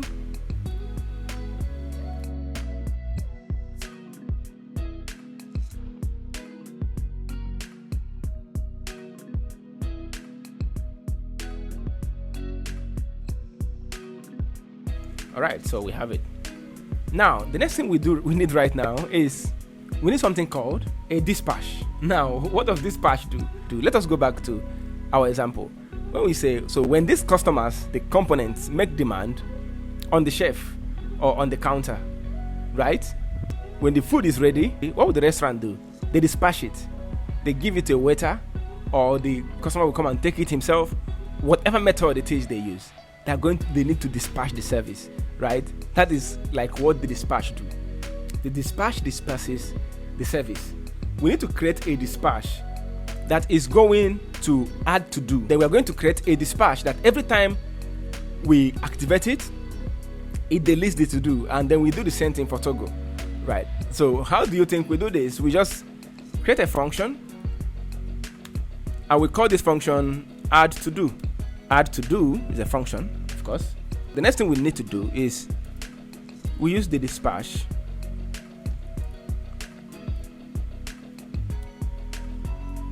The dispatch function is a function.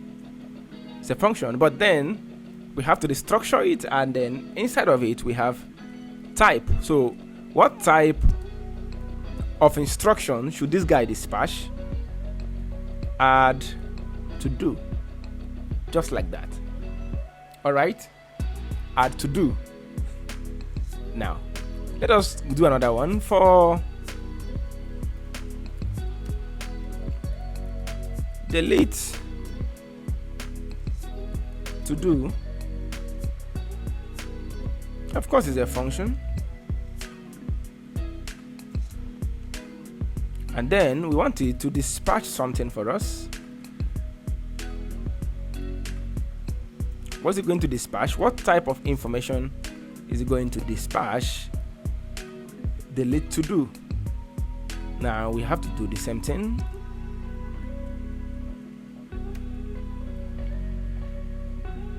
I have to do the same thing for toggle to do.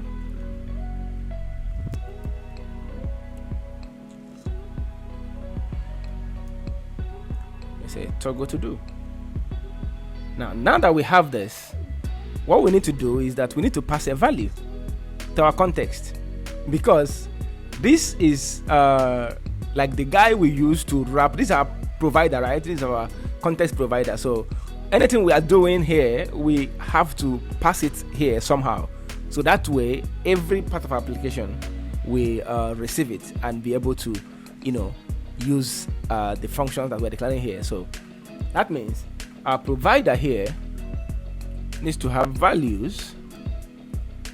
So we pass an attribute called value, and this value is going to be equal to curly bracket here. So we add something, but before we do this, it means that we need to add props here. If you remember when we did props, so this context is going to have values, and that value is props dot delete to do, props dot add to do, or we can just take entire thing off entirely, just destructure it.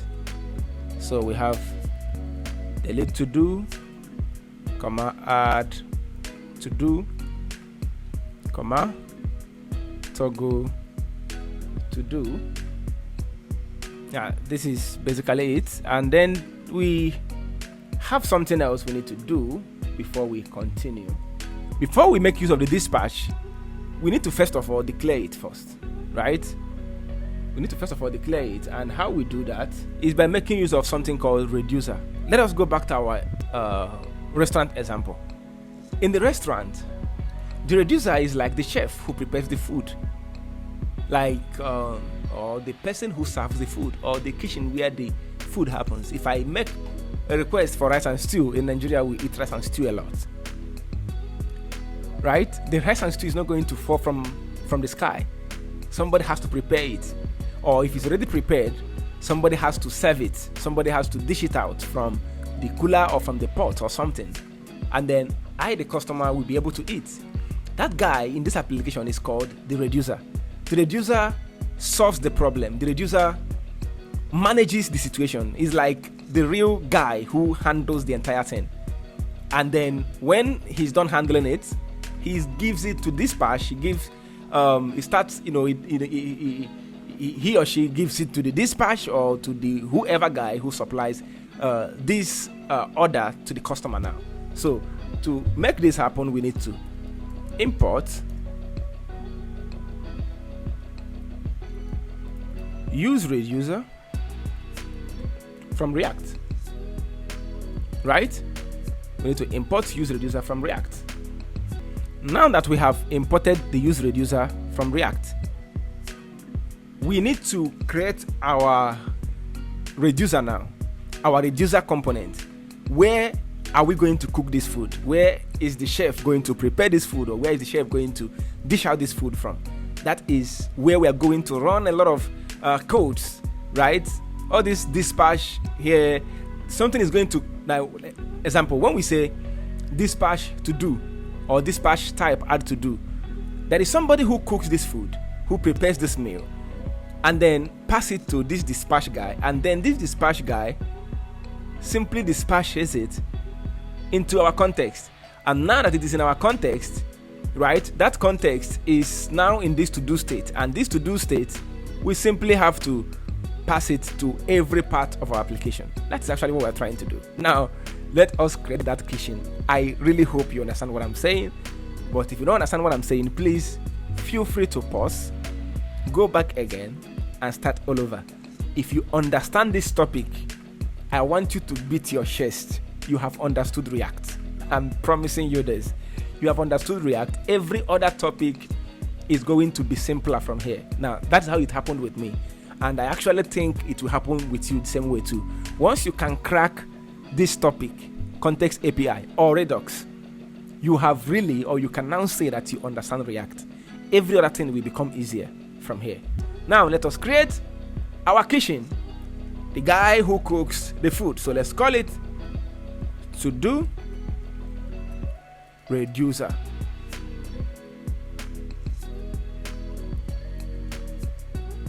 Reducer.js.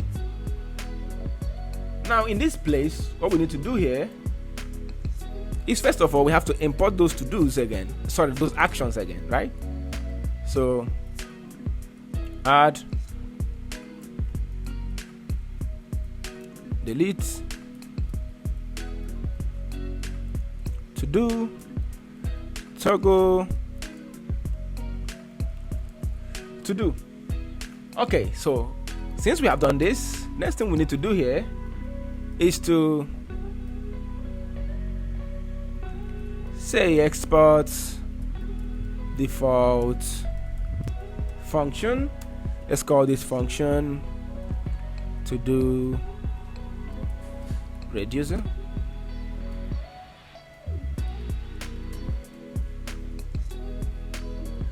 Reducer, this is our chef, right? And now this guy here has state and one is action. The state, we don't know what state is, right? The state is what it uses to, let me say, to store whatever it has done, right? I have to accept two parameters. One is state and the other one is action. Right? So when we say, what we now do is we use switch. We all know the switch processes in JavaScript. In JavaScript, if you don't remember this topic, please, you can go ahead and you can use W3 schools to refresh it. So, you know, expression, and then we list the cases. So that is what we're going to do right now. So we're going to switch cases, right? Like this. We say switch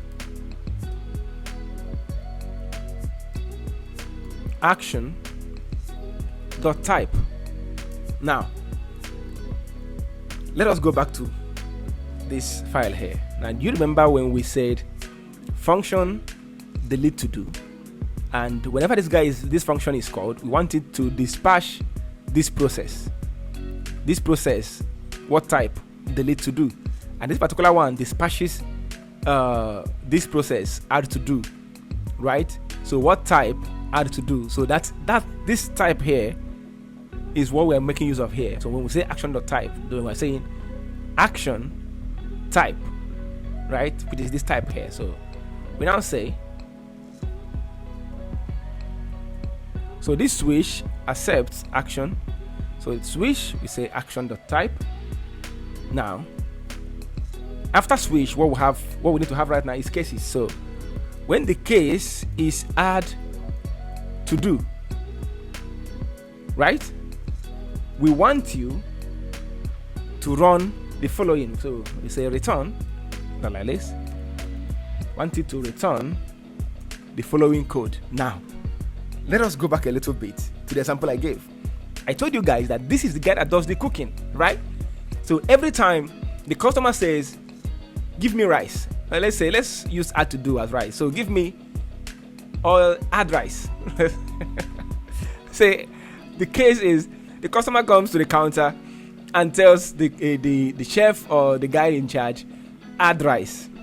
Now and then the customer goes back to sit down. Now this guy, this reducer guy, the chef or the guy serving the food, does something spectacular. He has to dish the rice. Now or have to prepare the rice, or have to get the rice ready, and when he gets the rice ready, it now passes it to the dispatch guy who serves the customer. Now this example is going to help you, right? So this is why I'm repeating it, is so that you, every time you think about context API, remember the restaurant example. Now this restaurant example is the example I formed in my head when I was learning context, and it was shocking. I had to break it down, right? I have to convince myself that I'm in a restaurant. So that was how I was able to learn it, and that's how I'm teaching it like this. Okay, so I hope you follow me. All right. Now what do we need to do? So we tell this guy and say, when the case is hard to do, everything that this state already has, and everything that the list already has, should be stored, right? It should be there. Everything we already have in this state here, should still be there, right? Don't delete it, don't replace it. And then you now add the following. In addition to everything we already have in this state, do the following. Okay, let's call it to-dos. Do the following, right? Add this particular item called to-dos, and that item should contain the following. Whatever the item already has, state dot to-dos, comma, action dot payload. Now I'm going to explain this as much as I can. Now this is what we're doing. We say when it is time to, when the case is to do, whatever this state already has, count it, right? Don't delete it. It should be part of this. And then there should be another item, and this item is called to-dos. So we gave it this name, apparently. And then we'll say whatever this item already has, that is state of to-dos, that is ... state of to-dos. I'm sure you know what this is in JavaScript, comma, action.payload. Now action.payload is the new to-do now. All right, the action.payload is the new to-do. Now that brings us to what we call payload. Payload is payload is more like the new instruction. In our state right here now, we are going to add payload. So what type of information should we run this code for? It is add to do, and the payload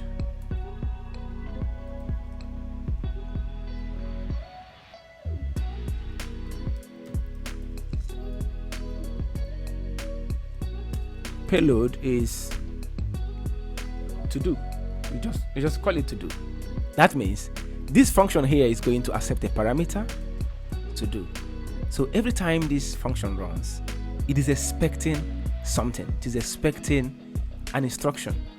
Now, and how will it know this instruction? What is the what will it use to identify this instruction? We call that in to do. Now, there are other times when you're going to use something else. All right. Now, come with me.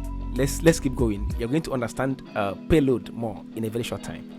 I think at this point we have our add to do ready. Right? We have our add to do ready. Now that we have created our use reducer, now let us go back here and do something right here. Now what we need to do, so we need to initiate our reducer, the reducer that we imported here. We need to now initiate it. So we say this reducer contains state and dispatch, the dispatch that we have here. All right, and then equal to use reducer is a function. Then it's going to accept two parameters. One of the parameters it's going to accept is this parameter here, to do reducer. So let us import it. So we call it, so we have to say import to do reducer from to do reducer. So it's going to accept this function that, you remember we exported it, is export default to do reducer. So we say, sorry,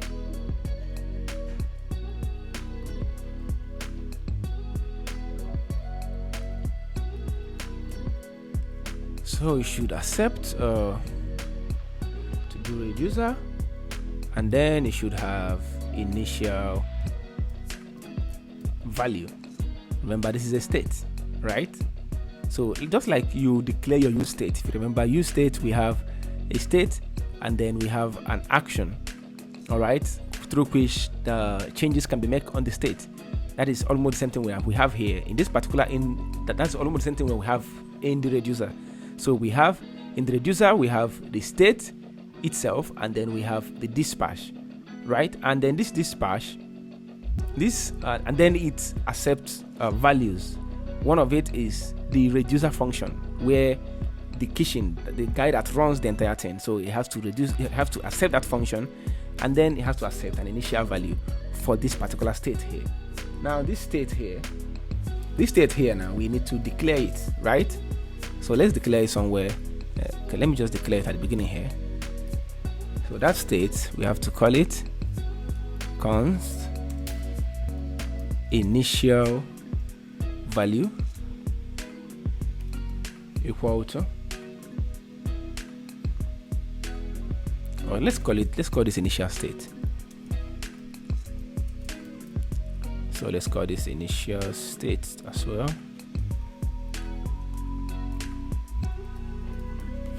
Yeah, so initial state should be equal to to-dos. So it is an object and it contains to-dos, and to-dos is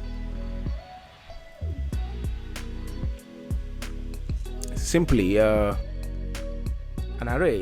It's going to contain an ID, and then because every to-do item is supposed to have an ID, right? So every to-do item, every time I add a to-do item, our application should automatically assign an ID to it. So it should have an ID, and then it should contain a text. That means the value of our to-do, and it's going to contain toggle value, right? That means whether on or off. So it should be able to contain the value of the toggle. Okay. Now, so let me explain a little bit more. Now, our to-do is an array, and this array, every item in this array has an ID. It has a text, obviously, the text that we just type in our to-do, and it has a toggle value, whether on or off. So every item is going to contain these three things. All right. So that is what this guy here is going to contain, basically. So we call it to-dos, and since we call it to-dos here, it has to be to-dos here. So if you remember, so if we are using to-do or anything we are using here, that means that should be the same thing in this place. All right. So I think we have already handled so we just handled the add to do. All right. Normally we are supposed to add break, but we are dealing with use reducer and return and all of that. So it adds the break on its own. All right. So when the case is toggle to do, this is what we want you to do. We want you to return the following: every value of the state already, and then to-dos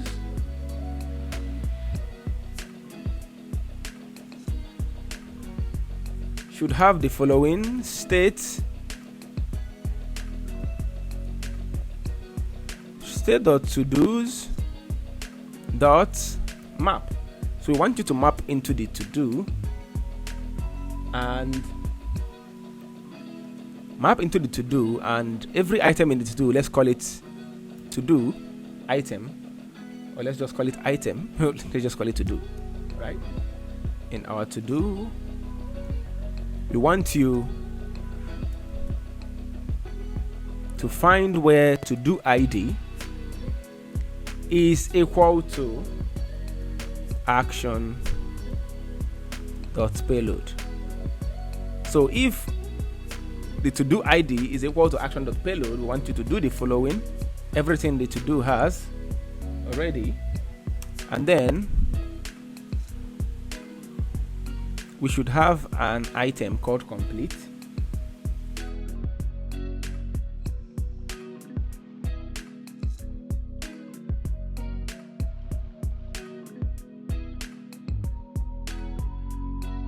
In this case toggle, right? In this particular place, I said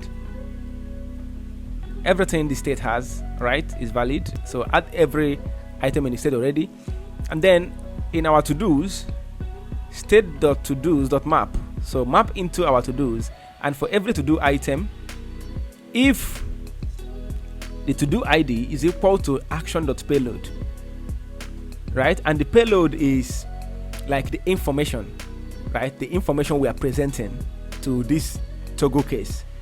And if it exists, run the following code. All right. So the complete item of that object should be turned upside down. That means if it is on, it should be turned to off, and if it is off, it should be turned to on. If it does not exist, that means if this is not true, just return the to-do item the way it is. That means do nothing. All right. So that is what we just did here. And then the next thing we need to do right now is we need to create another case, and then we'll call this case. Oh, but we're not done with this, right? This action.payload is not yet defined. So let us come over here, the toggle to do, the payload, right? You have a payload, and that payload, we shall call it to do ID, right? The to do ID. All right. So that means this guy is going to accept a parameter called to do ID. So when we want to toggle, when we have completed a particular task, when we've completed a particular to do or task, so we want to toggle it, right, to mark that we have completed that task. There might be up to 10 items in that list. How will our application know which particular item to toggle? It is through the ID. So we are going to pass an ID to this particular guy. That is the payload, the information we are going to pass to it, the information which it will use to know where to deliver this food or who to deliver this to. That is what the payload is like, right? It's our latest information, right, through which the user knows where to direct the action. Do you understand what I'm trying to say? So that is what our payload is.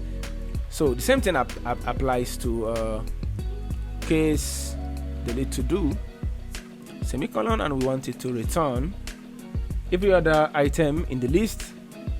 And then in the to-dos, so we say state dot to-dos dot filter, if you remember the filter function in JavaScript, and then we want it to represent every item in this thing with to do, and then for every item find where to do.id, and then action dot payload. So the filter takes off any item that matches, that the ID matches this particular ID here, any to do item that have a matching ID with the payload, right, of the delete to do, and we need to pass the payload here. So we say you should use the ID to know where to. So the payload remains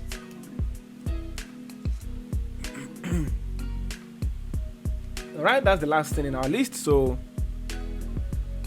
that's the last action in our list. So we say default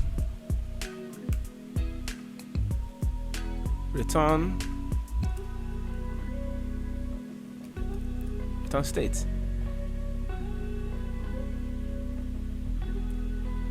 Okay, there's an error somewhere.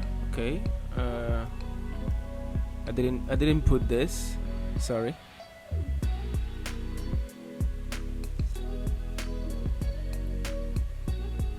I think that solves it. Yes. All right. So that should be all for our reducer, and let us check to do state. Okay, so the next thing we need to do right now is right. So here we have our to-dos here. We need to add it here, and then should contain state dot to do's, comma. All right, so I think that should be it. And no, this place is going to contain children, right? So it should contain props dot children. If you remember when we did this topic in previous classes, so this place should contain children, since we are right. I don't know if we left anything behind. I don't think so. Initial state to do's, yeah, and then we have our to do's in the value, and it represents state dot to do's. That should be all. Okay, so let us go back and apply this. Let us apply this and be sure it works.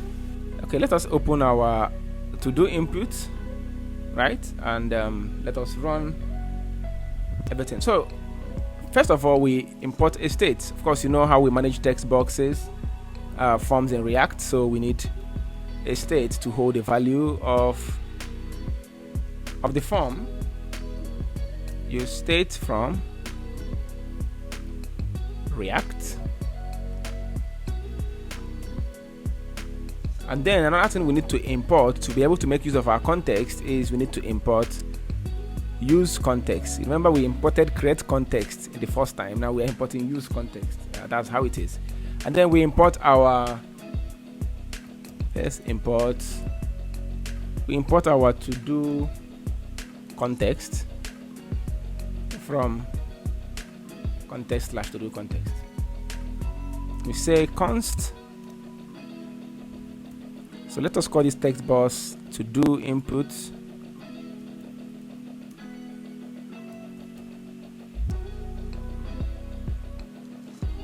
comma, and then we say set to do input. Use state initial value empty. So this is for our text box. So here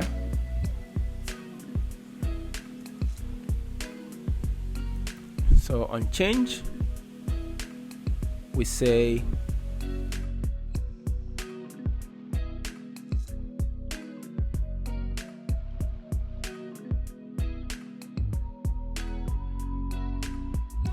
now we have let's go back here. Now we have a provider to do context provider, right? And this provider is going to provide this entire application, every component in this application, with all of these components, right? It's going to the dispatch, the function toggle to do, the delete to do, everything, the state is going to dispatch all of this, going to send all of this throughout this application. That means every component can now access it. All right. Now that brings us back to the restaurant example we are making once again. So every customer now have access to their food, right? The guy in the kitchen has finished cooking, passed it to the dispatch guys, and here is everybody's food. All right. So some people need the toggle to do, some people need the add to do, some people need to delete to do. Whichever one it is you need, the guy has made it available, right? So what do we need to do right now? We need to const, we say, having imported to do context, we now have to say const. What we need to do here is, well, the one we need here is add to do, right? So we say add to do is equal to use context. Remember, we already imported that. Use context, and then this context is going to accept a value, and that value is to do context, this one right here, right? So we're going to accept this. Now let us go back to our this particular place. Remember that this function add to do is expecting a payload, right? A payload called to do, or something that is going to is expecting an information share, a payload, right? And this payload is what we did our programming with. Okay, so what we enter into this text box is now this payload. So every time we add it, the use reducer, where is that guy, is going to ensure that everything we have in this list exists still, and then this guy here is going to be added in. Is going to be added in our to-do array. All right. So what we do now is we now have to use it and say, const new to do, right? Let's call it const new to do is equal to. So this should be kind of it should be an object, right? And this object is going to accept an ID. It's going to accept a text. It's going to accept the toggle state. So let us call it complete. Now, why are we using complete? Remember that in our reducer, we say to do.complete, right? So example in the toggle to do case, we told our application that look out for this item, this object item, right? And perform this function here. So we can't use a different thing. Whatever we use here is what we are going to use in this particular place, because this is what we're going to pass into our array. All right. So the ID, we need to give this guy every item now. It's supposed to have an ID, right? So let's create one ID. Let's create one. For now, let's just use math dot random. So generates random number and uses it as our state. So for text, the text is going to be this guy here, to do inputs, right? And then the complete, at the first time when we are adding when we are just adding this particular to do item, for now the complete state or the toggle state should be false. Work with me. All right. So the next thing we need to do right now, we need to submit something. So let's create a function and call it on.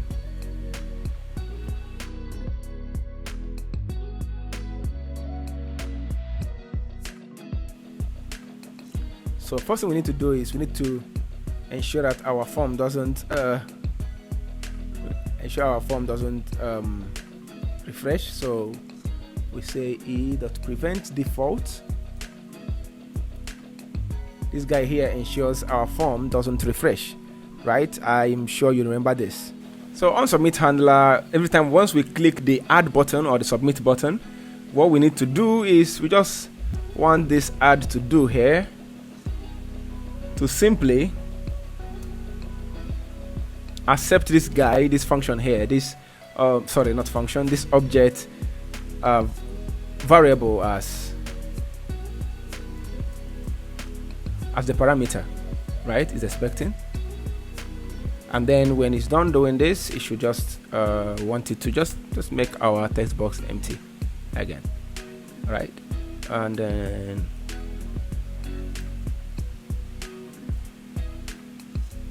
okay, let's check this. Let's check something. Okay, so we say on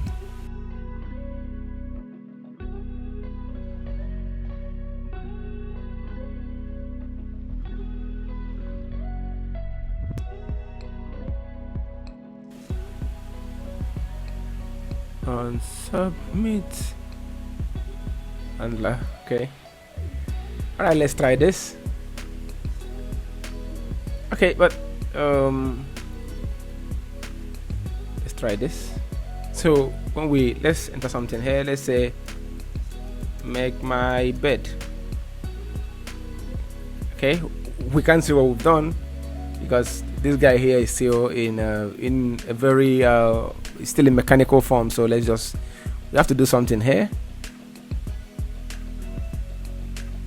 Okay, so awesome. All right, but okay, maybe we can do this. Let's do it like this. Let's add. Okay, we have to-dos, right? So let's let's bring in to-dos. Let's bring in to-dos, comma, right? So console log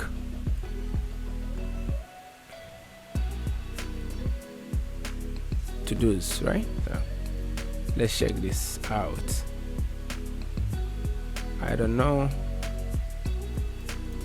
Neck. Okay. I need to fix the bug in my code by 10 a.m. Alright, let's check this.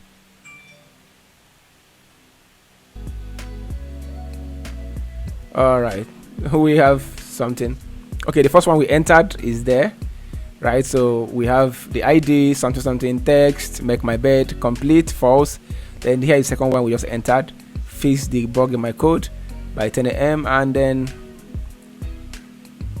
complete is still false. So our code is working. We only need to find a way to make it display right here. Okay, so the issue here is that if this text box is empty right now, so if I click to do, let's check.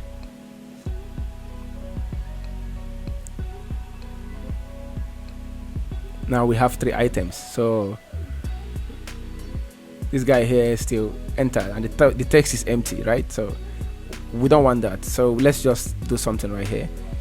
Let's say let's do something right there.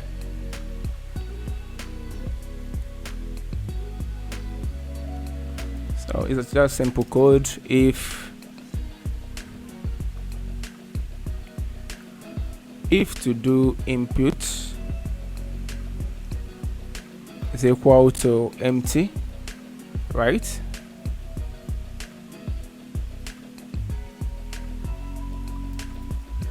Alert text box is empty, enter value.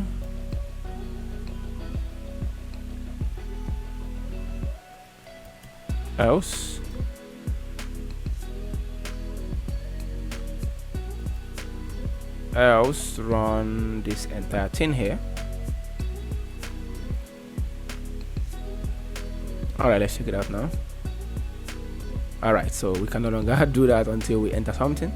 Alright, so that solves it. Let us keep moving forward. So let's do something here. The to-do list, right? Now this to-do list renders the to-do item, right? Now what we need to do right here is we need to also import the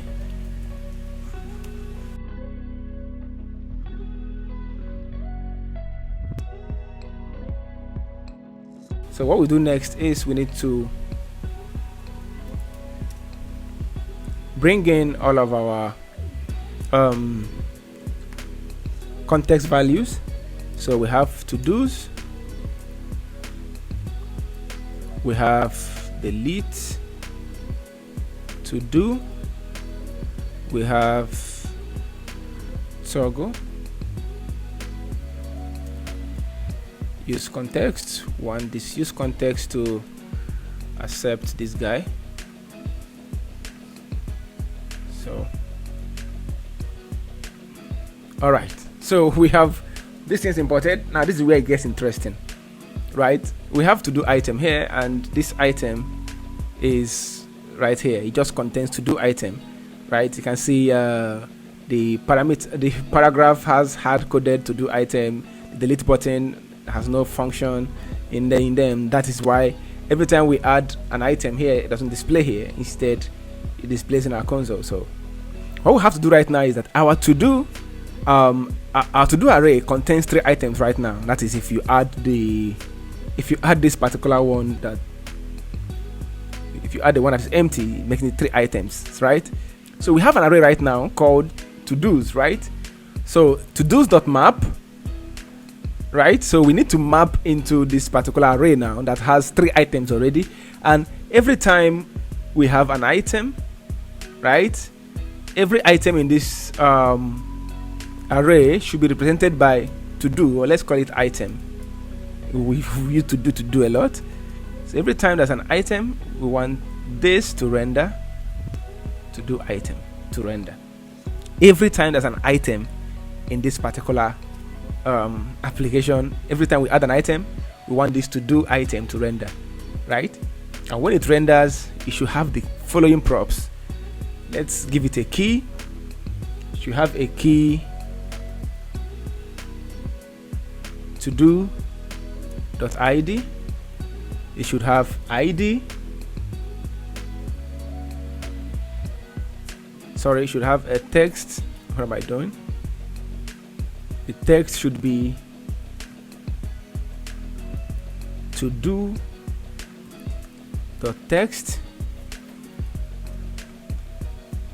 It should have complete state, which should be to do dot. What am I saying to do? Oh, we're using item. I'm using to do. Sorry. Item.id, item.text, item dot complete, and then for the buttons, let's say delete.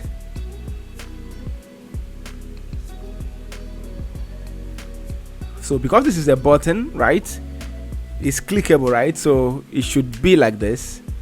Every time we click on this, we want the following: delete to do. So this particular delete to do here is going to run, right? But remember that this function, in this particular place, this function is expecting a parameter, right? It's expecting an ID. It is with this ID that it should be able to, with this ID, it will now be able to run this code here, because it's going to look for where to do.id is equal to the action.payload, and the action.payload in this case is whatever is the ID of this item, right? So it's going to take that item off the list. All right, so we need to pass item.id as parameter now.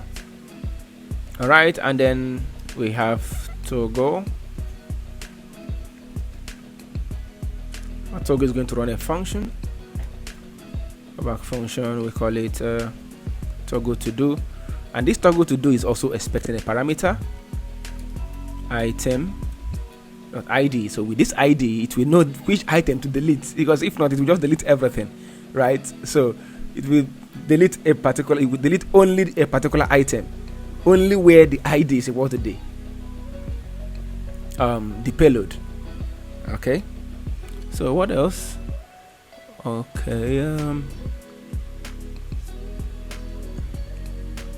Okay, so yeah, that should be all. Okay, now that we have done this, to do item now needs to accept. Now this is more like we're making use of a lot of things that we discussed at the beginning of this course. We talked about state, we talked about props, we talked about mapping. It's like in this particular application right now we are building, in this to do application, it's like we are using every single thing that we have mentioned. Okay, but that's actually how it is, right? Okay, so what we need to do now is we have to come over here. We can see this item here still have the hard-coded values. Let's check it out.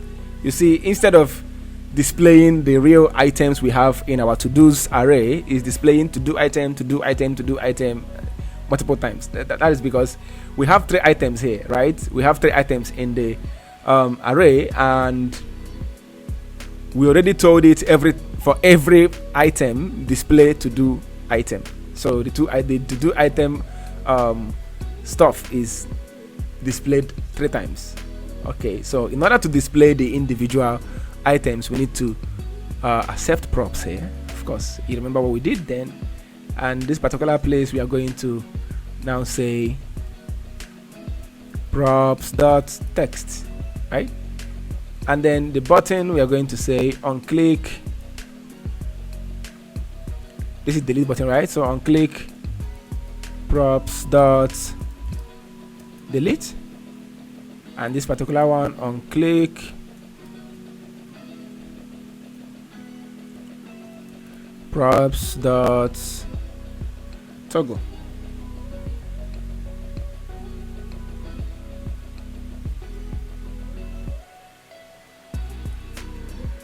Props.toggle. So what else?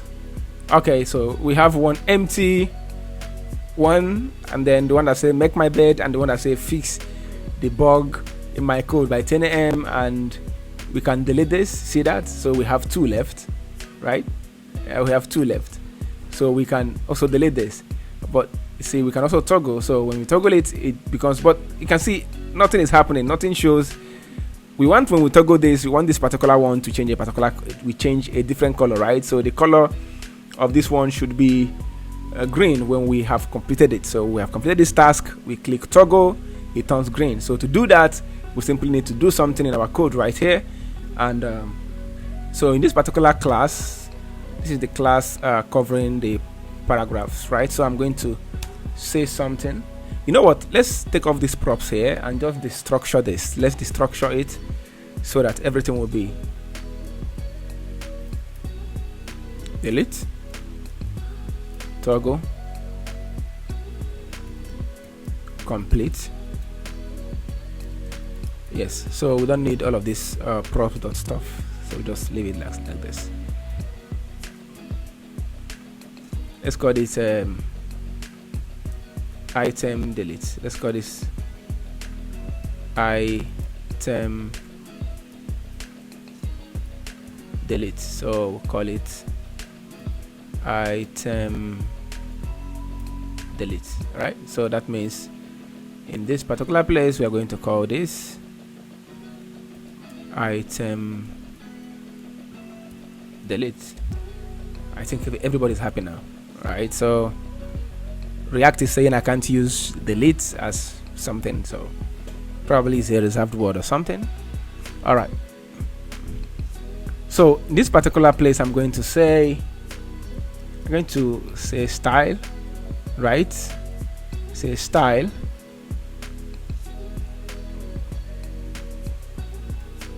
color should be, so before we give this guy color, we should check if complete is true, and if complete is true, the color should be green, and else should be, it will have the original color, right? So let's check it out now. So excuse me, complete, yeah. So let's check it. Oh, good. You remember I clicked the toggle button before, so if I click it again, it becomes white. That means if I click green, I have done it. So let me add another one, and I'll say create a new, oh, I don't need this, right? I don't need this. The console is doing something. I think let me just take this off. There's a place I told it to show the console, so the console, every time I click a button, the console is doing something. Yeah, console.log to do, so I don't need that anymore. So yeah, clear this. All right, so create new tutorial by 6 p.m. So I'm gonna add it, and I can delete it. I don't want to do it anymore. I can toggle it. I can delete it now. Okay, let's say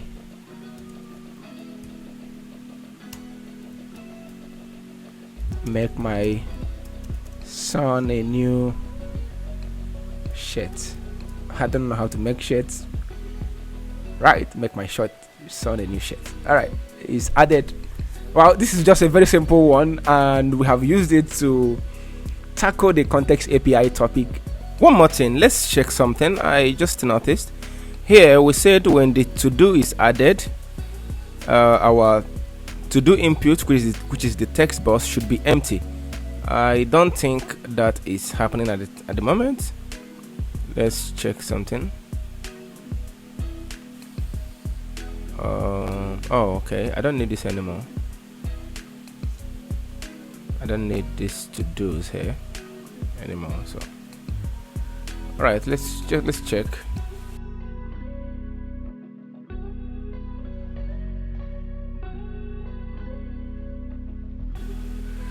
Make my Sunny new shirt is still in the text box. That's not what we want. So, why is that happening? Oh, okay. Let's add value here.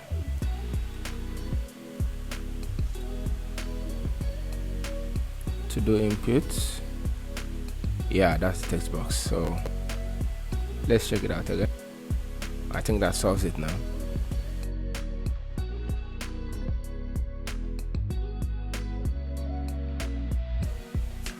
Alright, and we can toggle this. Alright, so we've practically come to the end of this tutorial. If you like what I'm doing here, please feel free to subscribe to this channel. Let us grow this community. Tell people about this channel, share the videos, like, subscribe, comment, and I think that's just where we say goodbye for today. Thank you and see you next time.